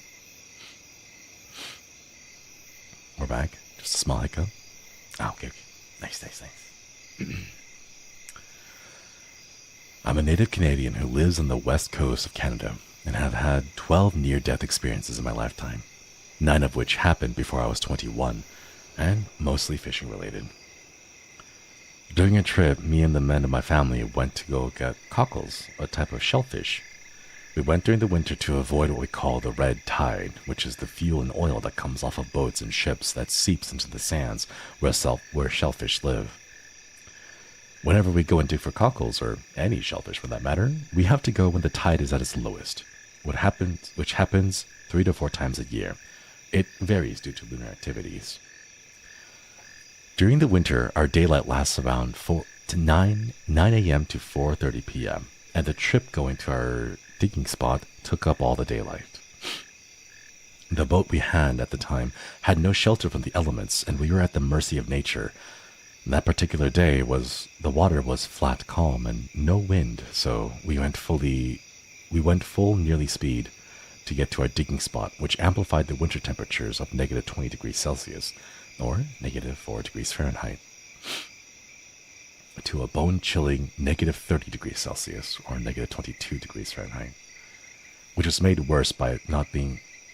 worse due to it being ocean air and the humidity bit straight through all our layers of our clothes. When we finally got to our cabin, it was getting dark out, so we brought all sorry chat, my brain.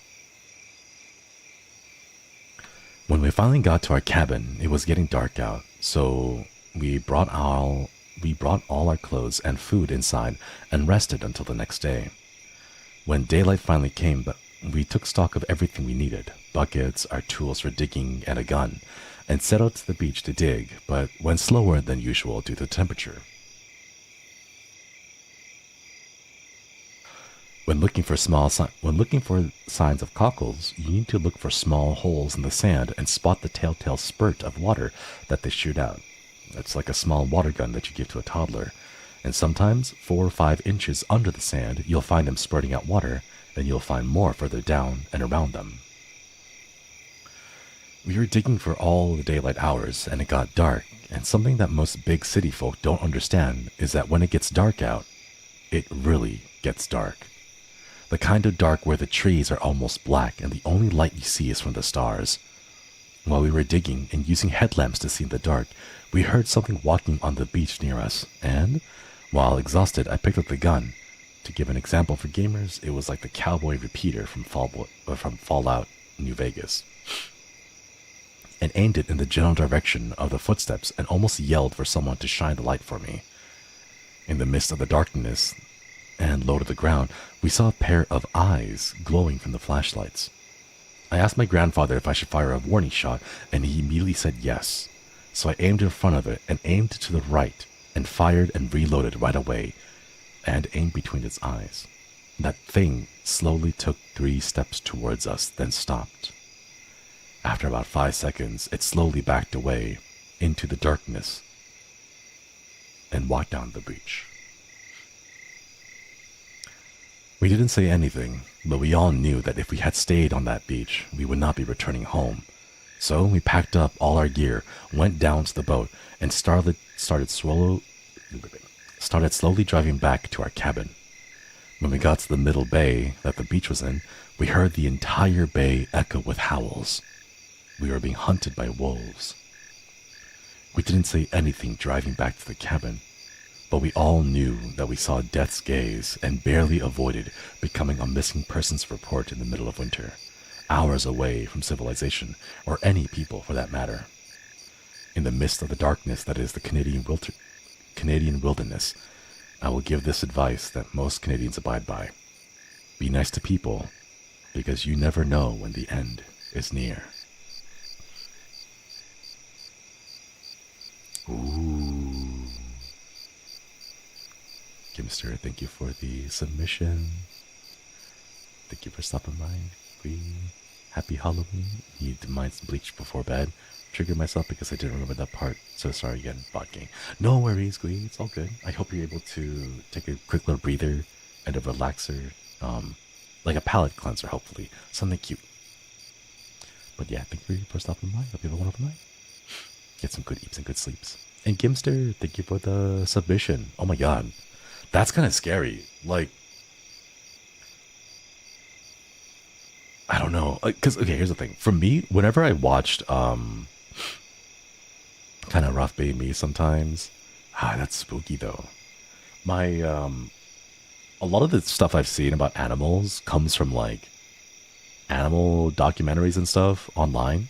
So whenever I see things like people encountering wild creatures or wild animals, like there was this one video of a hiker that came across a mountain lion or something, or was it a bear? Either of those two are really scary, right? But like, they had no weapons with them. They had nothing. They had a camera and they were holding it in front of them. And then they would like slowly walk backwards, and like you could see them like tilting the camera up slightly because they were bending over and reaching, trying to grab rocks. And then like the visceral thought of like, if I had seen an animal there and I didn't have my bow with me, like how would that end up? You know? I saw that one, right? It was pretty popular online. Like people were talking about how like this guy was just like so lucky to escape. It was a mountain lion. Oh man. Yeah, but like the idea of just like, ooh, that's spooky. Threw the rock because the cougar wouldn't back off, and it still kept following, right?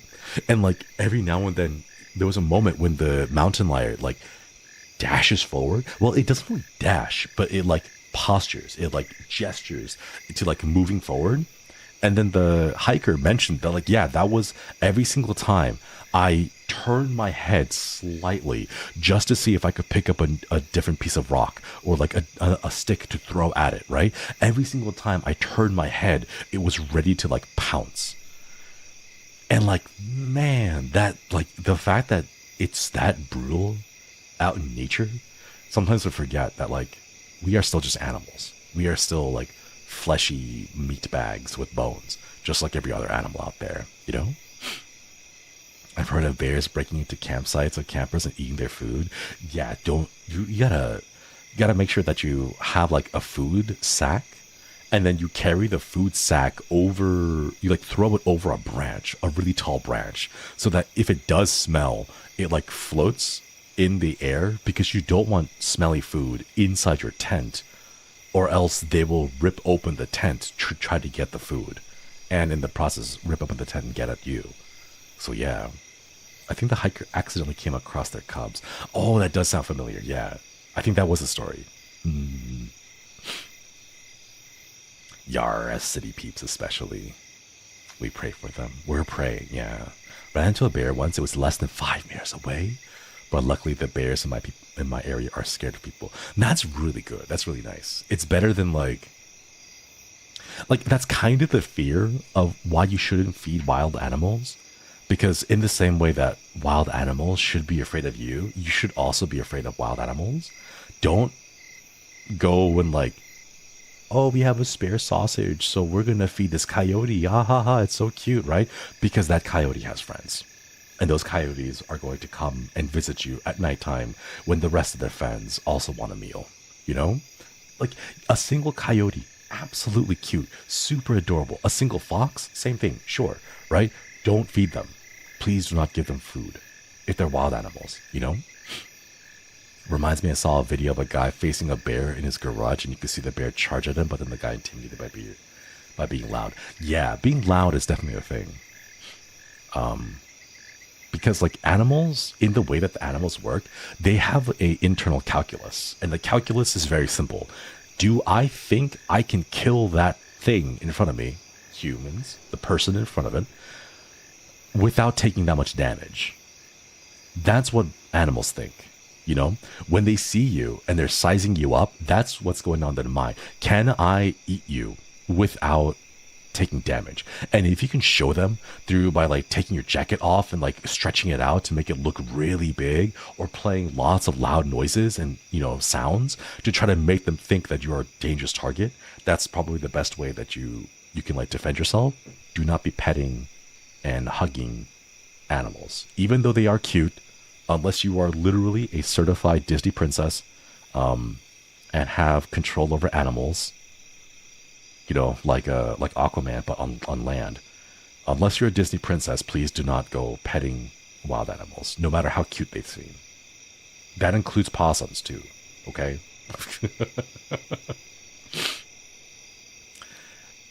PSA, you can be loud at black bears, but do not try to be loud at a grizzly, because if it's trying to charge at you. Yeah, the best way to do it is if you're walking or taking a hike. The advice that was told to me was just make lots of noise. If you're talking with your friends, shout. Just have fun. Just talk. Make a lot of noise, because what will most likely happen is that the animals will hear you, and then they'll run away from you before you ever encounter them. And also, you just want to talk with friends, you know, like just be open, be communicating, talk very loudly and stuff. Mm. Do not pet wild animals unless except you are trademarked. Trash pandas are so cute though when they eat grapes and marshmallows with their little fingies. They are so cute. Oh man, I wish I could pet them all. And then you get the weird forest people. The creepiest thing I still think is just meeting another person, you know? The whole thing about like the man or a bear, but then it's like, if I'm hanging out with my, like, if I'm hiking with my friends, right? And some guy approaches me and then he like sticks too close to the group and is like, hey guys, right? Like it's a little bit too much of the whole like, how do you do, fellow kids kind of vibes, right? I don't like that. I don't like it. I want, well, if I go camping, I want it to be like me and nature and maybe my friends. And even if my friends, I will like leave them because I want to be on my own, you know? A human. Ugh, right? Once I had an opossum outside my city apartment, I paused, stomped a few times, and turned my back on it. It calmly moved on. Oh yeah, that's true. Things like snakes or ground rodents. I mean, like, I can't imagine many people being scared of a ground squirrel in the same way that I'm scared of ground squirrels. But like, you can just stomp on the ground, and the human body is pretty big enough. Like, if you're small in stature, you can just jump. But the idea is that you cause a shake in the ground so that the vibrations kind of chase off snakes and squirrels and like other stuff like that, you know? So it doesn't have to be like loud noise too. You can just stomp a few times and that will scare away the animals. Shinri is scared of ground squirrels? I am. You guys didn't know this? I thought I talked about it during my debut. And then Risu Senpai got all about like, boo at me because I mentioned that I'm afraid of squirrels. No, I thought I talked about this a long time ago. But no, okay. So the reason why I'm scared of squirrels is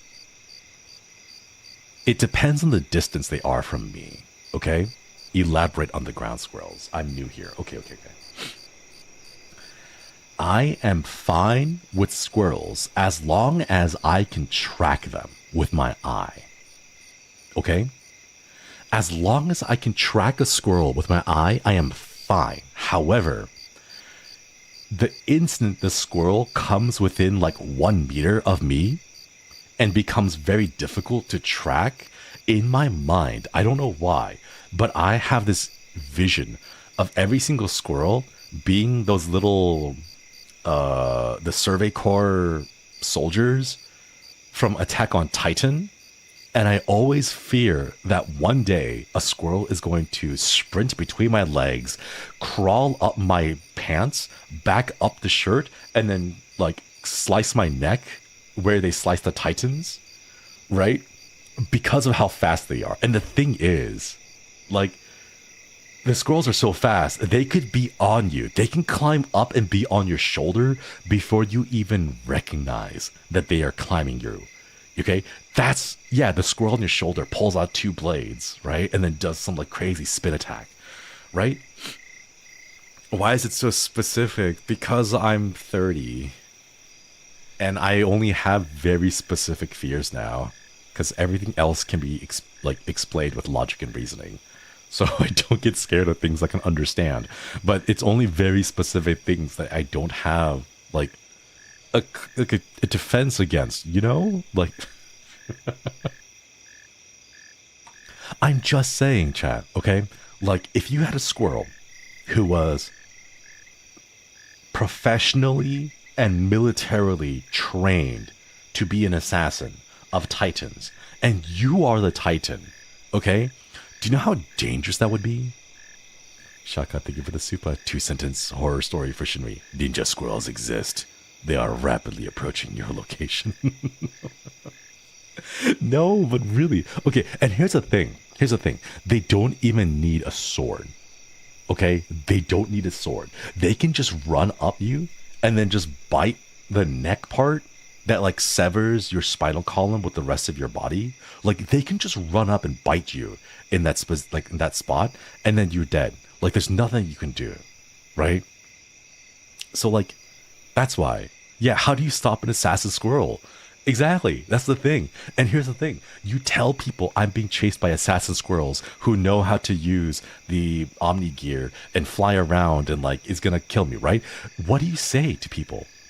That squirrel's gonna kill me? Someone's gonna look at you and be like, ha, that's a squirrel. That's a cute squirrel. What is that? Oh, is it a little Attack on Titan cosplay? Oh, it's adorable, right? And then it's gonna and then swing by and then it's gonna cut you and then you're gonna die and then it'll be too late. Because a person will look at it and be like, oh no, it's not just a cosplay. He's actually part of the Servant Corps and he's gonna kill the Titans and whatever, right? But you're already dead. You're already dead at that point. It's too late, you know? Muchie, thank you for the 16 months. Now imagine the squirrel approaches you fast with a gun. God, I saw that. I saw the video, the trailers for Squirrel with the Gun. It looks amazing. Thank you for re-upping the membership. My stomach hurts from laughing. This is a serious thing, okay? I'm really, like, there's a reason why it, like, spooks me out, okay? Like, man. This is why safe SCPs are the scariest for me, right? They're all safe, chat. They are all safe. Until they're not. Dun dun. All right. Let's see. Let's get a few more. All right, here we go. This is another one submitted on Twitter. This one is by the Ann of Time. Thank you for the submission. Yeah. Here we go. A dream, a vivid one that I still had, a vivid one that I had that I still remember until now because I can feel how real the moment was. And I was sitting comfortably on a sofa in front of an old TV, alone. Small apartment living room with open brick walls with a few cracks here and there, and bare iron windows with cracks in the glass. But it was strangely clean. Unnerving, and it was so silent around me. I can see the blue sky out the window, very clear blue with few sparse white clouds, comfortable spring-like weather. We are reporting right now. The end is coming. I repeat, the end is coming. The end is coming. No. We have nowhere to go. It's too late. Screaming of people, frantically running in panic. My eyes focused on the old TV in front of me. A few statics flooded, but I can still see the scenery on the TV itself. People are running, panic on their faces, some pulling their hairs in frustration, and some are crying in anguish while laughing. I took a look outside again, and it was still quiet. Alone in this apartment with the beautiful weather outside, I can feel my chest tighten. Anxiously taking a look and listening to the sound outside, but it's still silent. It's chaos. It's loud and people are running around frantically inside the TV. I can't bear to see and avert my eyes from it, watching the clouds outside while the sound of panic still rings in my ears. It was still calm and silent. I thought to myself, if it's the end, then I'll accept it. I accept that I'm late. I accept that I can't run anywhere. I accept that I can't see anyone at this last moment. It's just me on the sofa with a very old TV in front of me. Peaceful, silent, with blue sky outside. I sighed and realized I was awake. I can see the ceiling, the soft pillow under my head, the soft blanket in my clenched hand, and the morning light from the window. You have no idea how long my prayers were during that moment. It's just a dream. But deep down, it will happen. Ooh. The end. Thank you for the submission. You know, they have a joke. Or not a joke, sorry. They have like a thought, a thing that people say. It's not a joke. It's like a thing that people say where like every single one of your dreams are simply just you from another timeline. And then Doctor Strange, Multiverse of Madness took it and made it a thing, and now everyone thinks that movie came up with it. But I'm know 100% fact that the idea that dreams are just you from another timeline existed before Doctor Strange. Okay, it's not from the movie. It is from the original story. It existed before the movie. It's just because the movie is popular that everyone thinks about it, right? But no, the concept that every time you dream and you see a world in that dream, it is an alternate version of you experiencing that world. Okay? So I wonder in this dream if it was that vivid, if it was that clear. You can see the cracks in the bricks, you can see the crack on the glass, the way the light shimmers through the window. Like, if it was that clear, could that have been a dream from another you? From another version of you in a different timeline, in a different universe, you know? Spooky. I want to know who came up with the idea first. I think we will never know because dreams are a global thing. It's like a human thing. As in, like, there may have been dozens, hundreds even, of like societies and cultures that started up before, you know, writing was invented. They would go to sleep, they would have a dream, and they would wake up and be like, I saw things. And then they'd be like, what the hell are you talking about? We don't know language. We can barely communicate with grunts. What are you talking about, seeing things, right? And then for the rest of their life, this caveman will go trying to figure out how to convey a dream they saw of a field with hundreds and hundreds, endless fields even, of comically large, overshaped meat on a stick or on a bone, like they do in Monster Hunter, right? Imagine being a caveman, having no words, unable to convey that you just saw a dream of a world with meat, you know? I'm curious. Even animals have dreams as well. Exactly. Have you guys seen like pictures of like videos of like dogs and cats dreaming? Because they'll be sitting there and every now and then they'll turn because they're having dreams, and it's like, oh, they're so cute. I want to grab them and pet them, and we all like, okay, it's a good dream. You're having a good dream. My cat dreams. Oh, that's so lovely. Maybe the musings of a dream and theorizing about it only recorded after their civilization? Maybe. Because we have no idea to see, like, if society doesn't exist, do humans still dream? Question mark? Who knows? Their paws moving around, the doggos who will run home while dreaming. They're so cute. Oh my god. Oh, I want to grab one. I want to hug one. When they paddle their legs in their sleep because they dream of running around. It is so cute. Oh my god. But yeah. My cat dreams. I wonder what she dreams about.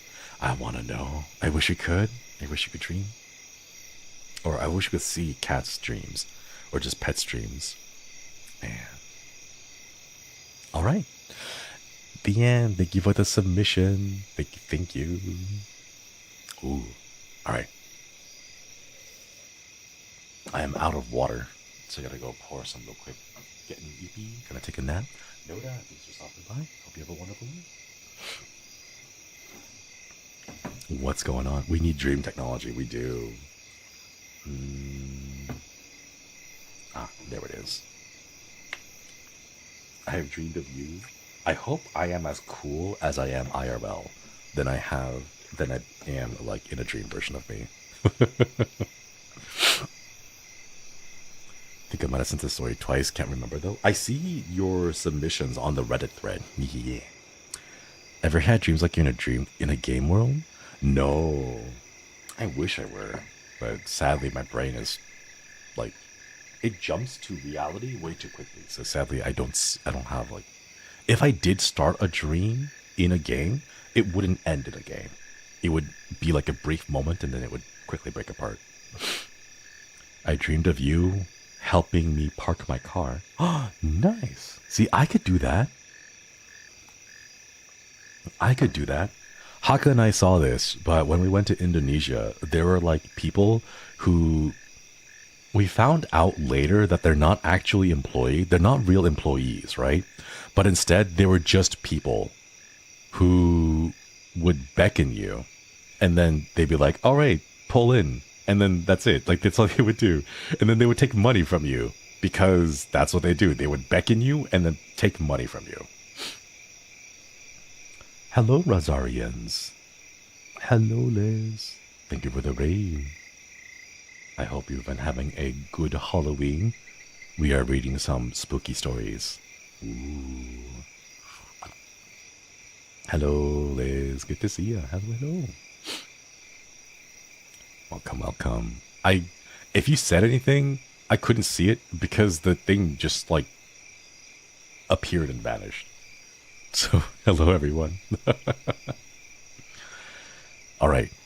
We have...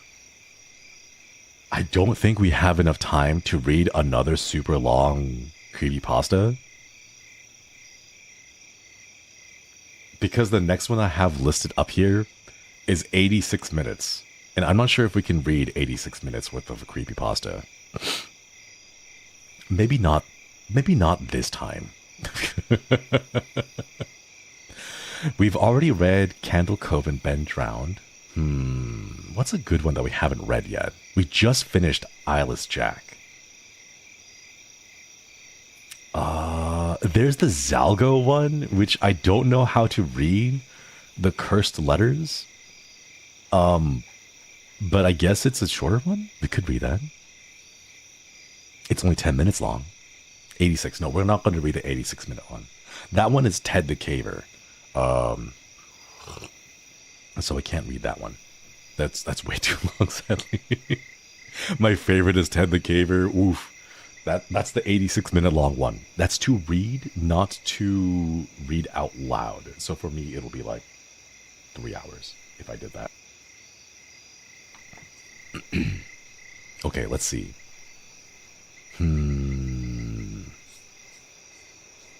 Ted the Caver is a classic. Wait, is it broken up into parts? Because if it's broken up into parts, we could do one part and then read the next part later. I feel like if I start, the moment I start, we're gonna have to commit to it because everyone's gonna wanna listen to it. Sa, thank you for the gift of memberships. Okay, fine, I will. Hey Liz, good to see ya. Thank you for the gift of memberships. Thank you for the raid, Liz.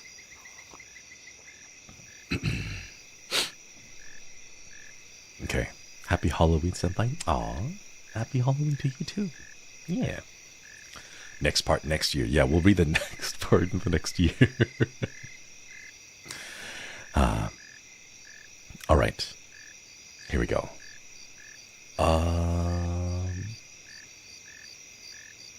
I guess we can just make Ted the Caver the last one that we read because it is pretty chunky. We might have to stop somewhere in the middle though.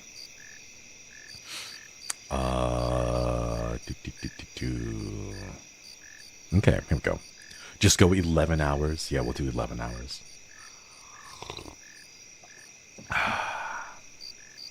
Okay. March 23rd, 2001.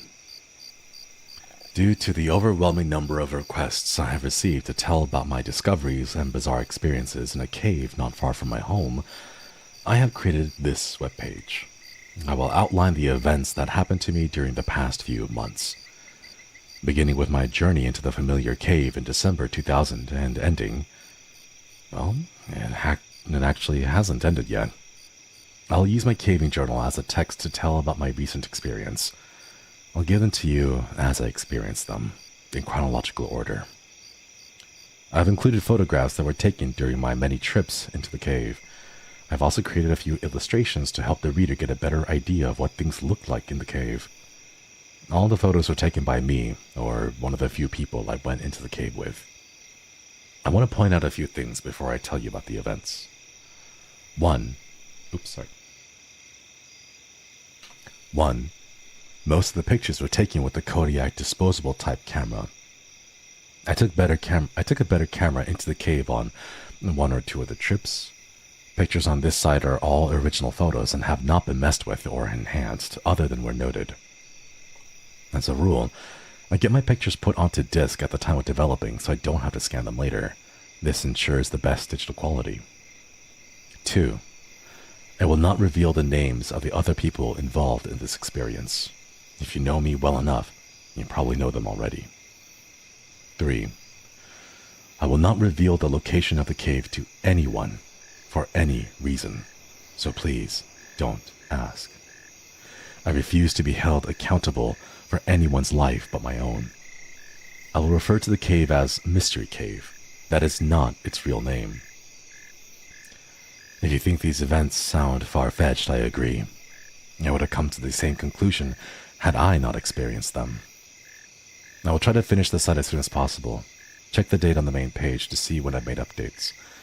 To protect myself from people who might want to copy this site, I'll include the following. All text on this and the following pages are my own words. Copyright 2001.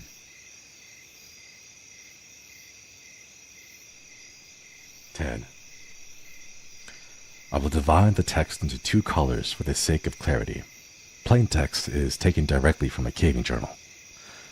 Italicized is my comment as I reflect on the experience. I will do my best to convey the thoughts and feelings I had during the entire event. I will not use actual names of the individuals involved. I will include the entire relevant text in my journal. Only the small parts of the journal I will skip. This will only occur when the entry has nothing to do with the experience in the cave, such as eating dinner after a trip, getting fuel or snacks, or other irrelevant details. My journal is fairly thorough, and I will merely summarize what I am cutting out of the actual entry. In an effort to present this experience in as accurate light as possible, I will type my journal as I wrote it, sans a grammar check. Please overlook my errors. My additional comments will help clarify things as I wrote in my journal. Quite a long preamble, yeah. Caving Journal, December 30th, 2000. B and I decided to get in one more caving trip before the new year, so we set our sights on Mystery Cave. Not a spectacular cave, but since neither of us have been caving in a while, it would be nice to go into any cave. There was a bit of excitement about this trip. There was a small passage in the lower portion of the cave that I wanted to go check out to see if it was possible to get past it.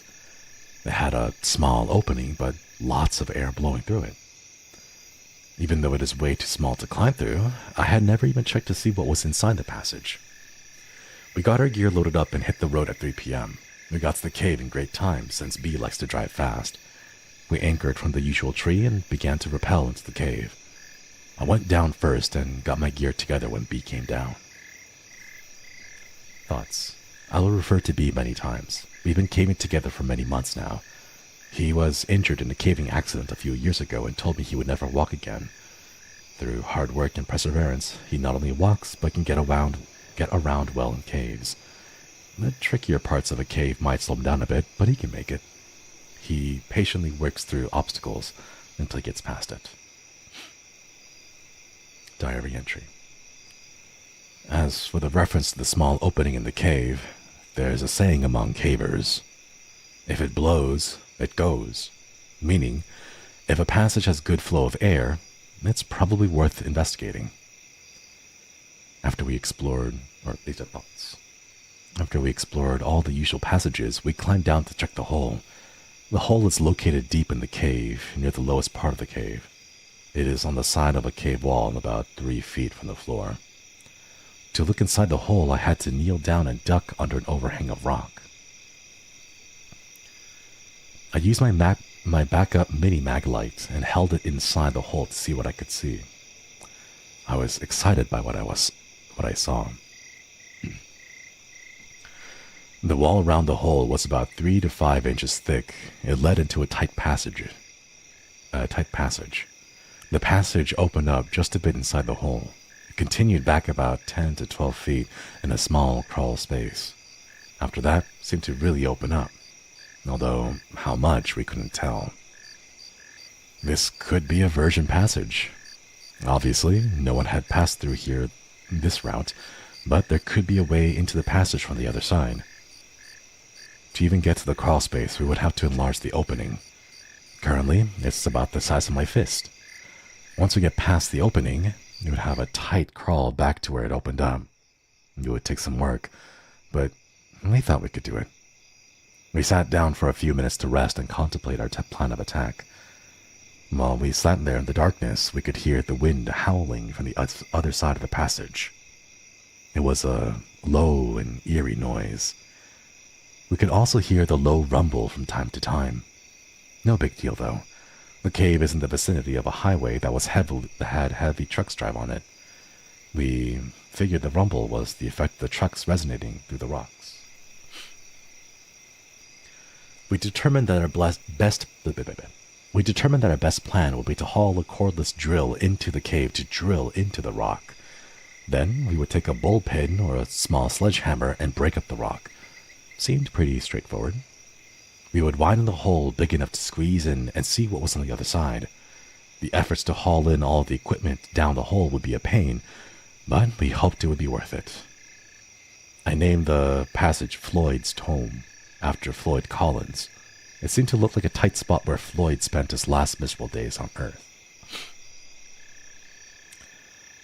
Floyd Collins was a caver back in the early 1900s. He got stuck in a tight crawl space and was unable to free himself. It's an amazing story that is detailed in the book called Trapped, the Story of Floyd Collins. I think that was the title. Don't recall the author, though. Calling our passage Floyd's Tomb, not only a tribute to Floyd, but a commentary of the size of the passage.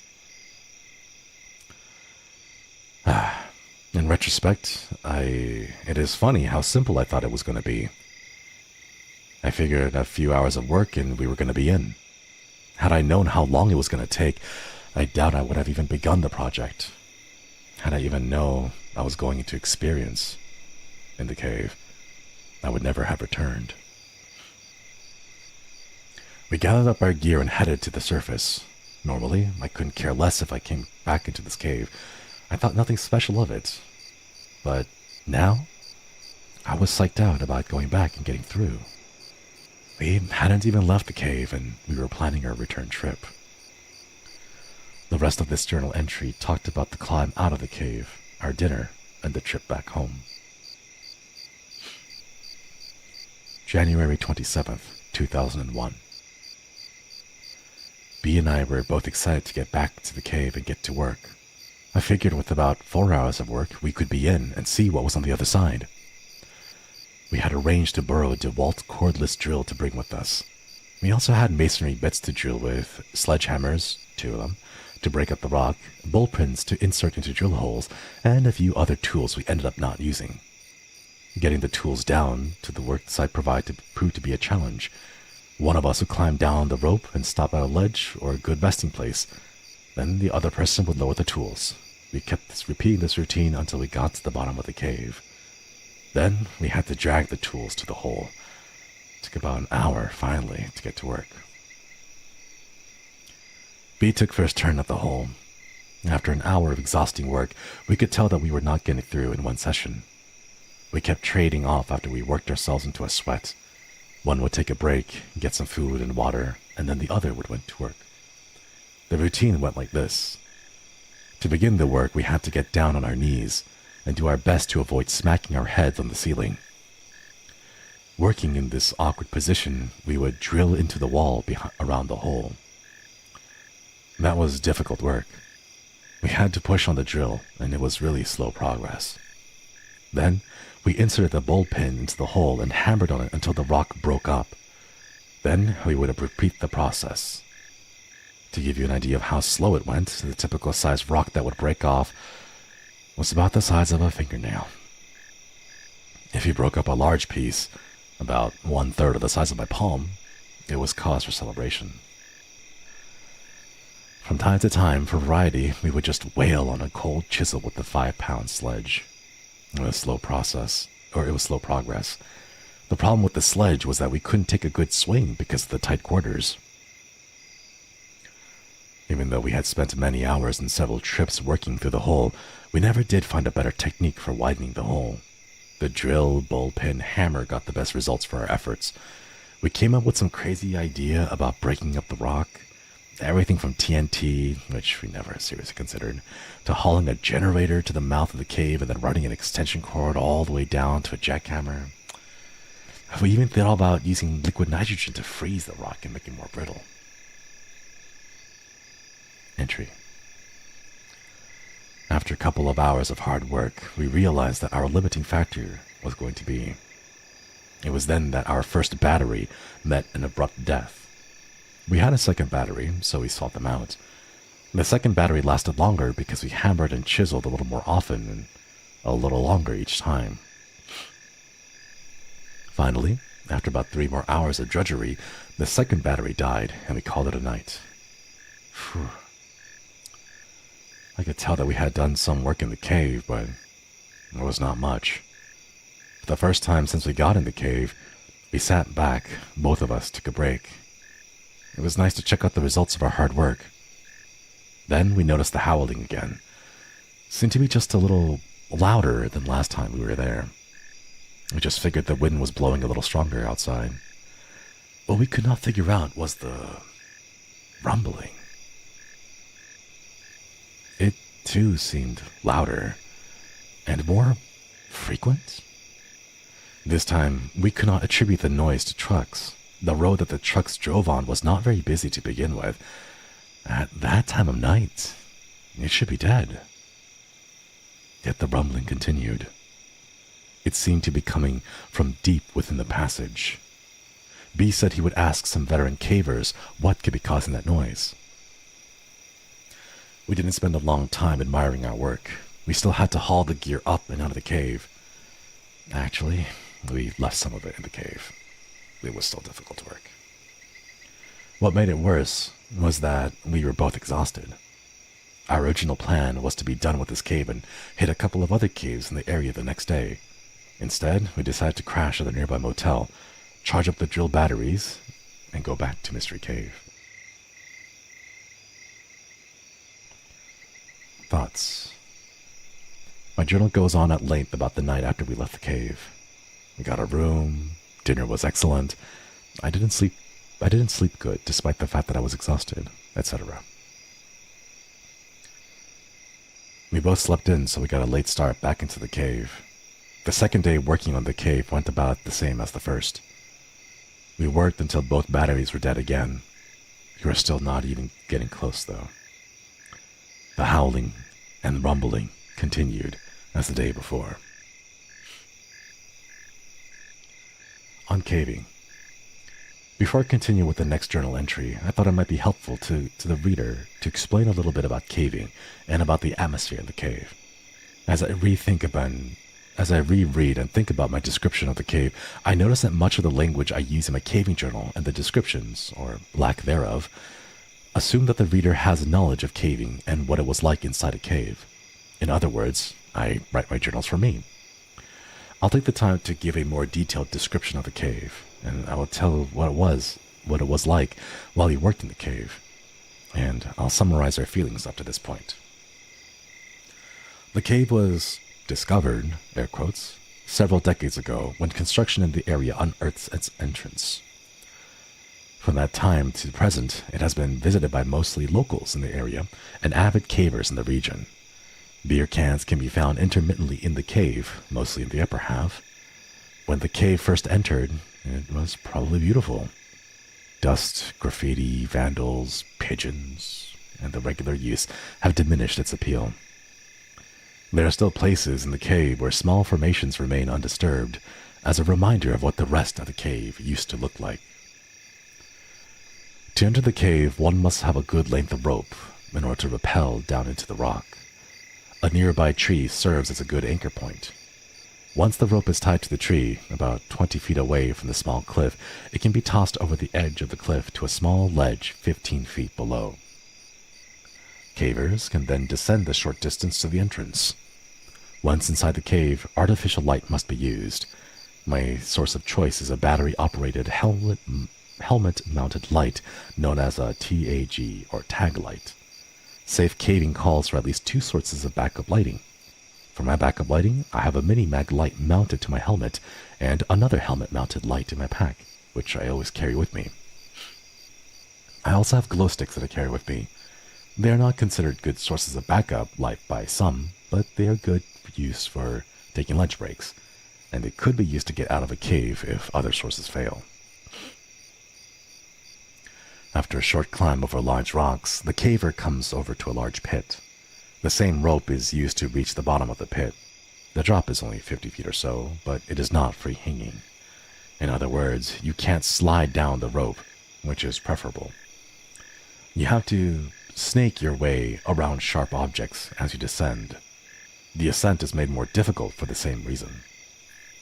The pit varies in diameter from about 10 feet to 3 or 4 in a few places.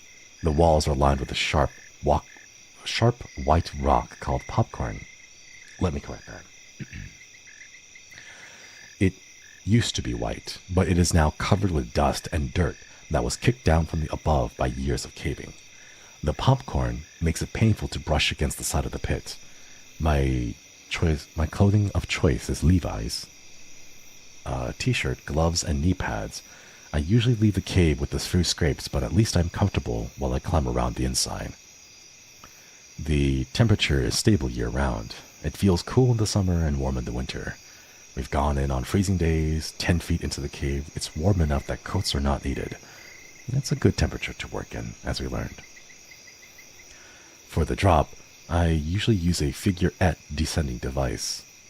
For the climb up, I attach myself to the rope using a Petzler ascender, but I climb up on my own without using the device. It is there merely as a safety attachment in case I slip. Other cavers have their own methods of getting down and up. At the bottom of the drop, the caver gets to do some crawling for a while.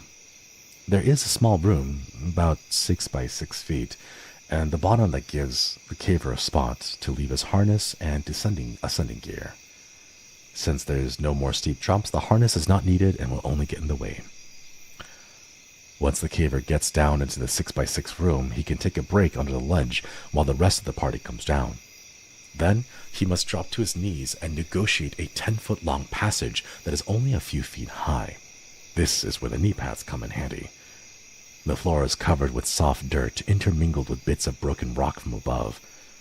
A thin layer of dirt does nothing to soften the blow to the hands and knees as the caver works down in the crawl space. As a reward, at the end of the crawl, he gets to drop to his belly and scoot under the tight squeeze. Not really tight, just low enough to make a caver scoot along with the dirt. Once the caver gets on the other side of the squeeze, there are a few feet of crawl space. Then the cave opens up to stand. Most of the rest of the caver can stand, or at least stoop. The cave splits off into several passages at this point. 2 routes wind around rocks and crevices and come to abrupt ends. The other two leads to small pools of water. Each route is fun to explore. They all lead off for 100 feet or so in a gradual downward slope. Most of the time, the caver can walk upright in the passages. Other times, he'll have to climb over large boulders or occasionally crawl on hands and knees. Water is a common occurrence in caves.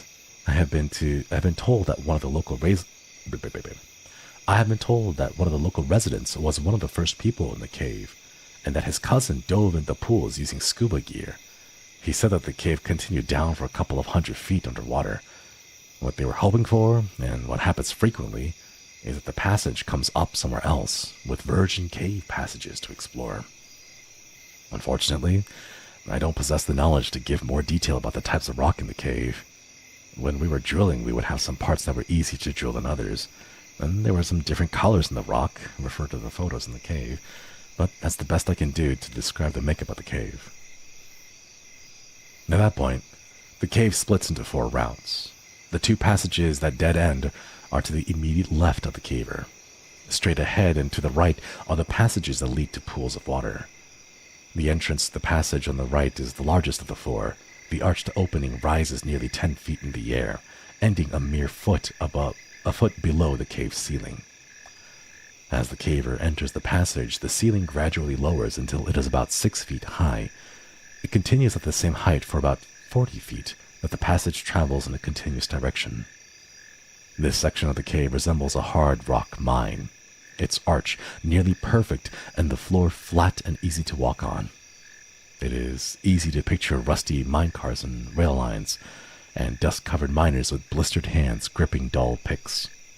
The pseudo-mine comes to an end, and the caver is once again forced to drop onto hands and knees and get reacquainted with the floor of the cave.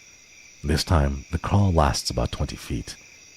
The floor is sloping gently downward for the first half, then gets fairly steep and slippery. Able-bodied cavers can still climb carefully down the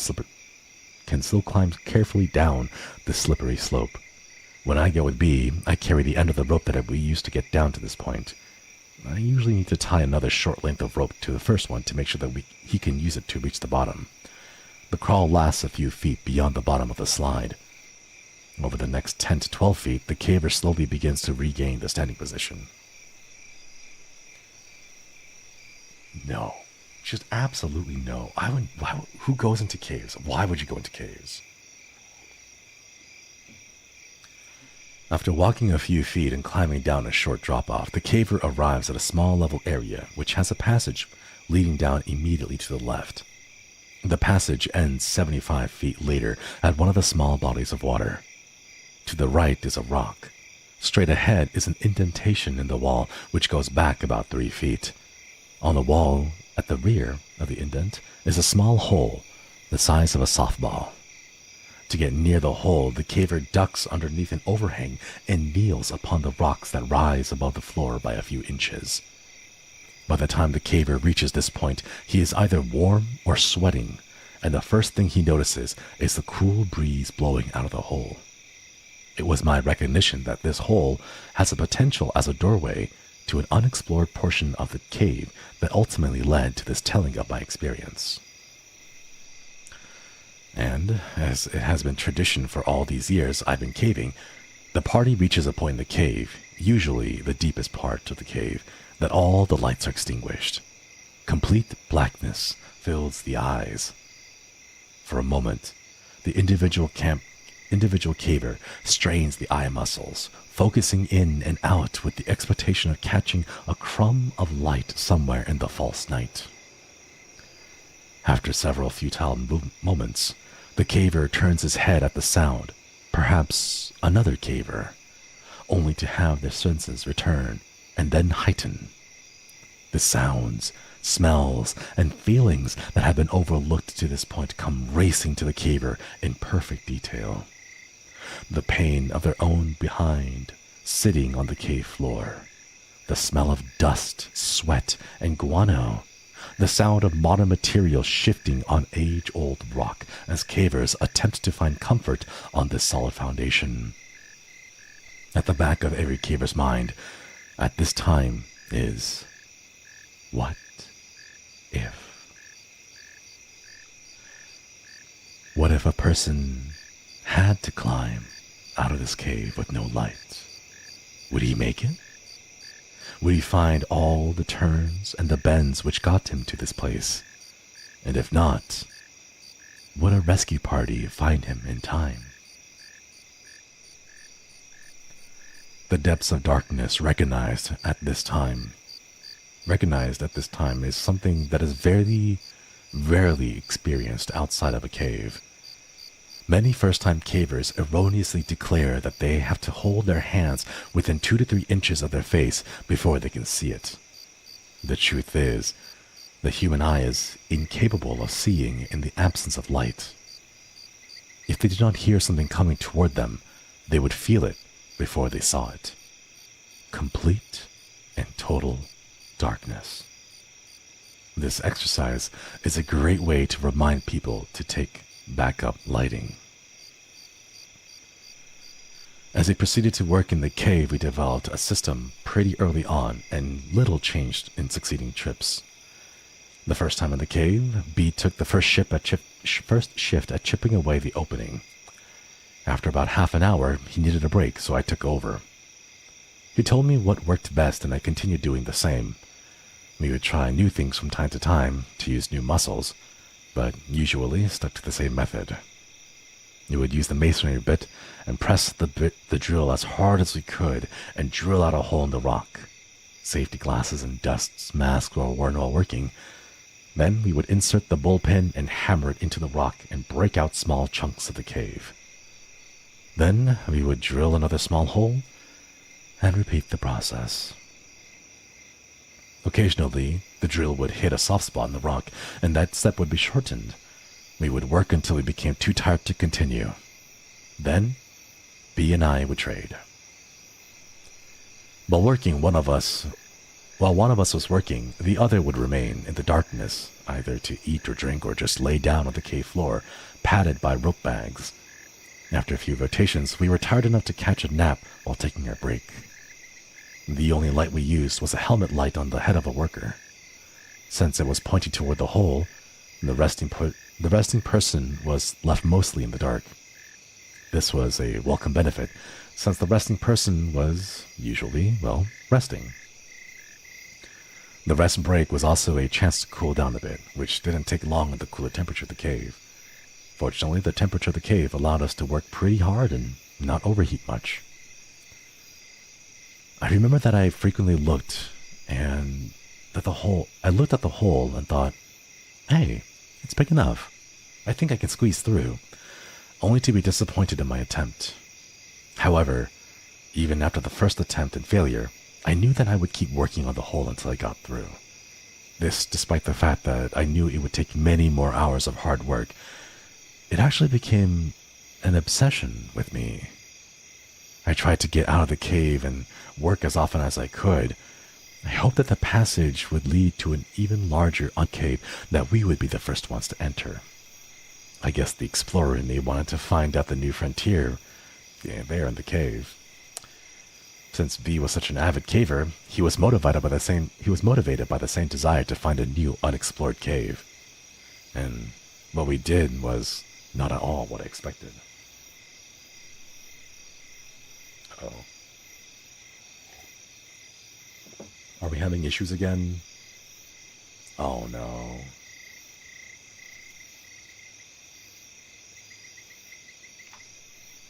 Hey Chad, are you back?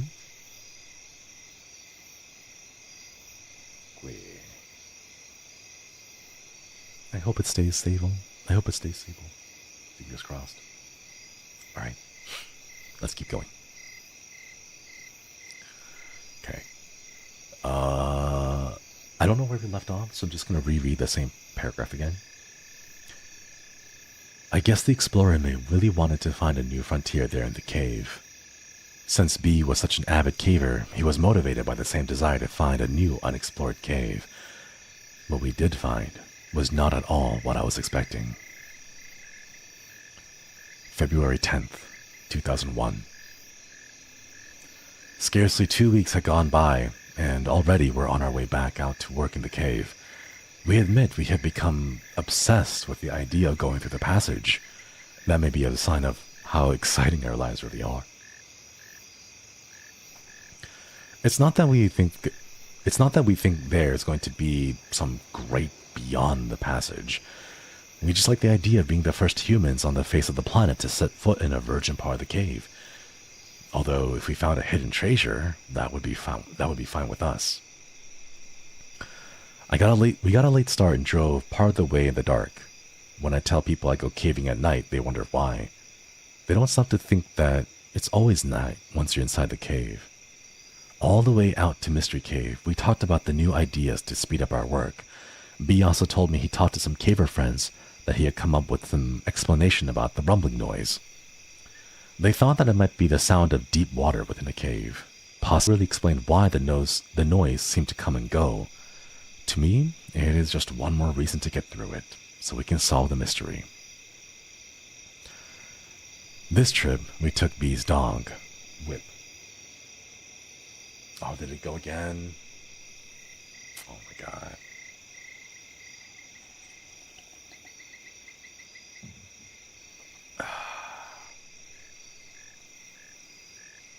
Oh no.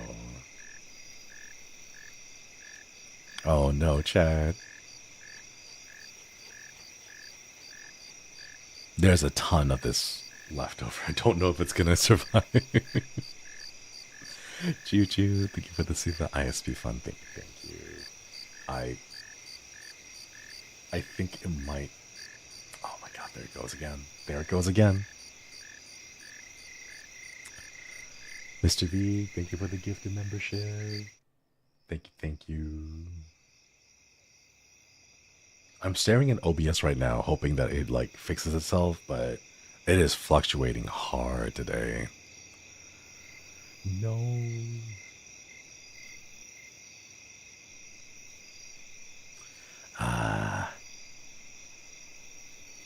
Chat, I don't think we'll be able to complete this, but I also don't want to end on a cliffhanger just like in the middle of it. By the way, do you guys want to see Whip? Do you guys want to see the puppy? Here's the puppy. The puppy is really cute. Let me show you the puppy. The puppy that's included in the thing. That's Whip. Hi, Whip. Hello, puppy. Oh, who's a little caving puppy? Very cute. Very adorable. This part of the VOD might go away. But who knows? I might have to treat this one out for YouTube purposes. But yeah.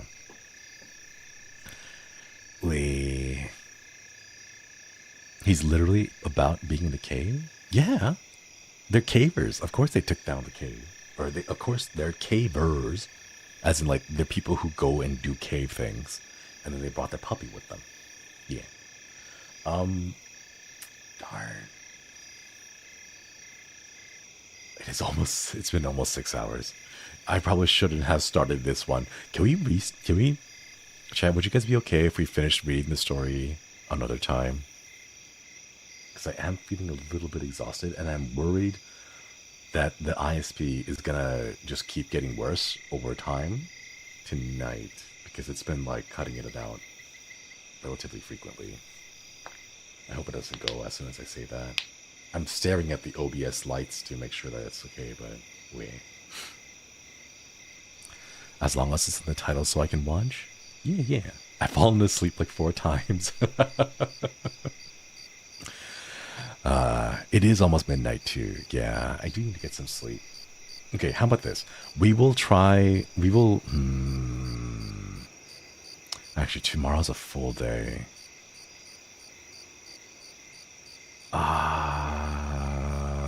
Over the weekend, maybe? Over the weekend? Maybe we can do you do book reading sometimes? No, not yet. I mean, well, I don't really, because I don't have any, like, public domain books to read. But if I could find some. Next week, maybe? Yeah, I think next week might be better. Because we do have two games that we're going to be picking back up on. We need to finish Soma, because we couldn't due to internet issues. And then we couldn't finish mouthwashing, because also, again, due to actually, no, our weekend's full. Man. Maybe we'll pick it up next week then. Maybe we'll pick it up next week. But yeah. It is now officially midnight. Happy November, everybody. Unless you're in a different time zone, in which case, happy November, because my time zone is the time zone that matters. Wahahaha. But yeah. Man, I'm sorry. I'm so sorry. I've been going at this for about 6 hours now, and we've read a lot of stories. But yeah. Gamester, I think the super. I think it would be a good idea to try being a legit caver for a 3D future stream. No. I would, oh my god, I don't think it would even track our sensors. Like, I don't think we can fit in with the full 3D suit. But thank you for the super. And JS Pancake, thank you for the 10 gifted memberships. Alexandra Mac, thank you for the super. Thank you. Happy Halloween. And yeah, thank you all. If you receive one, please enjoy the channel badge and the emotes. We'll pick it up again next time. I kind of do want to do like a full audio reading of the story, but I don't know if I can do this on a separate thing. Maybe? I might try working on it piece by piece over time, so we can like audiobook the whole passage. We'll give that a shot. JS Pancake, thank you for the 1 year. Thank you. Okwidi. Thanks for giving that membership. But yeah. Genuine question, but do you guys wear the 3D suits with the ping pong balls on them? They're not ping pong balls. There's special different type of balls that are more reflective. Because ping pong balls are like opaque. They don't reflect. The balls that we have are like a quarter of the size, but they're very, very reflective. It's kind of like the same material that like bike reflectors on bicycles are made out of. That little strip, not the hard plastic ones, but the little strip ones, made of fabric. That's what's kind of more like. But yeah, a good audiobook to put me to sleep. Thank you for the comfy stream. Of course, of course. I'm gonna do some more comfy stuff in the future. Maybe once I can get my own place with better sound treatment, I'll go back to recording some of this, some of these audiobooks and stuff, because there's a few things that we started reading and they've just kind of stopped. But this one I won't quit. I won't quit. We'll finish Ted the Caver, all of it, eventually. More spooky stories too. Yeah. All right, everybody. Apologies for just ending it in the middle of it and just kind of leaving you all with the cliffhanger, but I do gotta get some rest. It is a little bit past midnight for me. Happy Halloween. I hope everyone enjoyed the Halloween. Had lots of candy, lots of tasty snacks, and some spooky jack-o'-lanterns and all that. Beware Mariah Carey breaking out of her ice prison. Oh no, I think I can hear her. Ooh. Oh no, I can hear Mariah Carey. Oh no, not the Christmas theme music. That's right. As soon as Halloween ends, every single store out there will switch over their decorations. They always skip Thanksgiving.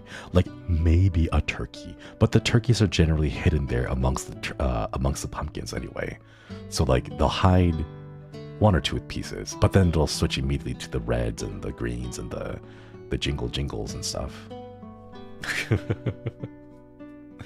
All right, everybody. Thank you all again for stopping by. Really appreciate it. We'll read some of the other stuff. We'll pick it up later. I was thinking like maybe we just do reading streams.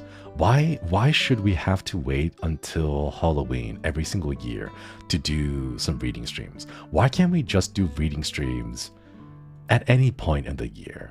You know? Why don't we just do that? Let's schedule, you know what, here. I know some kois have put in some koi pastas, like stories, both this year and last year that we just never really got around to. So why don't we just do story reading streams? Why don't we just do that? I think that'd be fine, you know? Maybe we can start with like every month. Yeah. A reading stream at night. Yeah, exactly. All right, chat. Let me see. Oh, shoot. I should have been looking at who to raid. I'm going to send you on a raid. And it's going to be to Gerard. I'm so sorry. It's going to be to Gerard. But volume warning. Oh, no. Volume warning. I'm sending you all to Gerard Lamau. Okay. There we go. Does it work? Did it go through? Oh, we're connected. Okay. Volume warning, chat. Volume warning. We're sending you off to Gerard. Volume warning. Again, volume warning. If you are sleeping, if you are a koi who has passed out, or maybe you're a Rosarian still left over after eating from the raid by Liz. Again, Liz, thank you for the raid. Really appreciate it. But volume warning for anyone who is still left in these. You're going to be raiding over to Gerard and it's going to be crazy. So, yeah.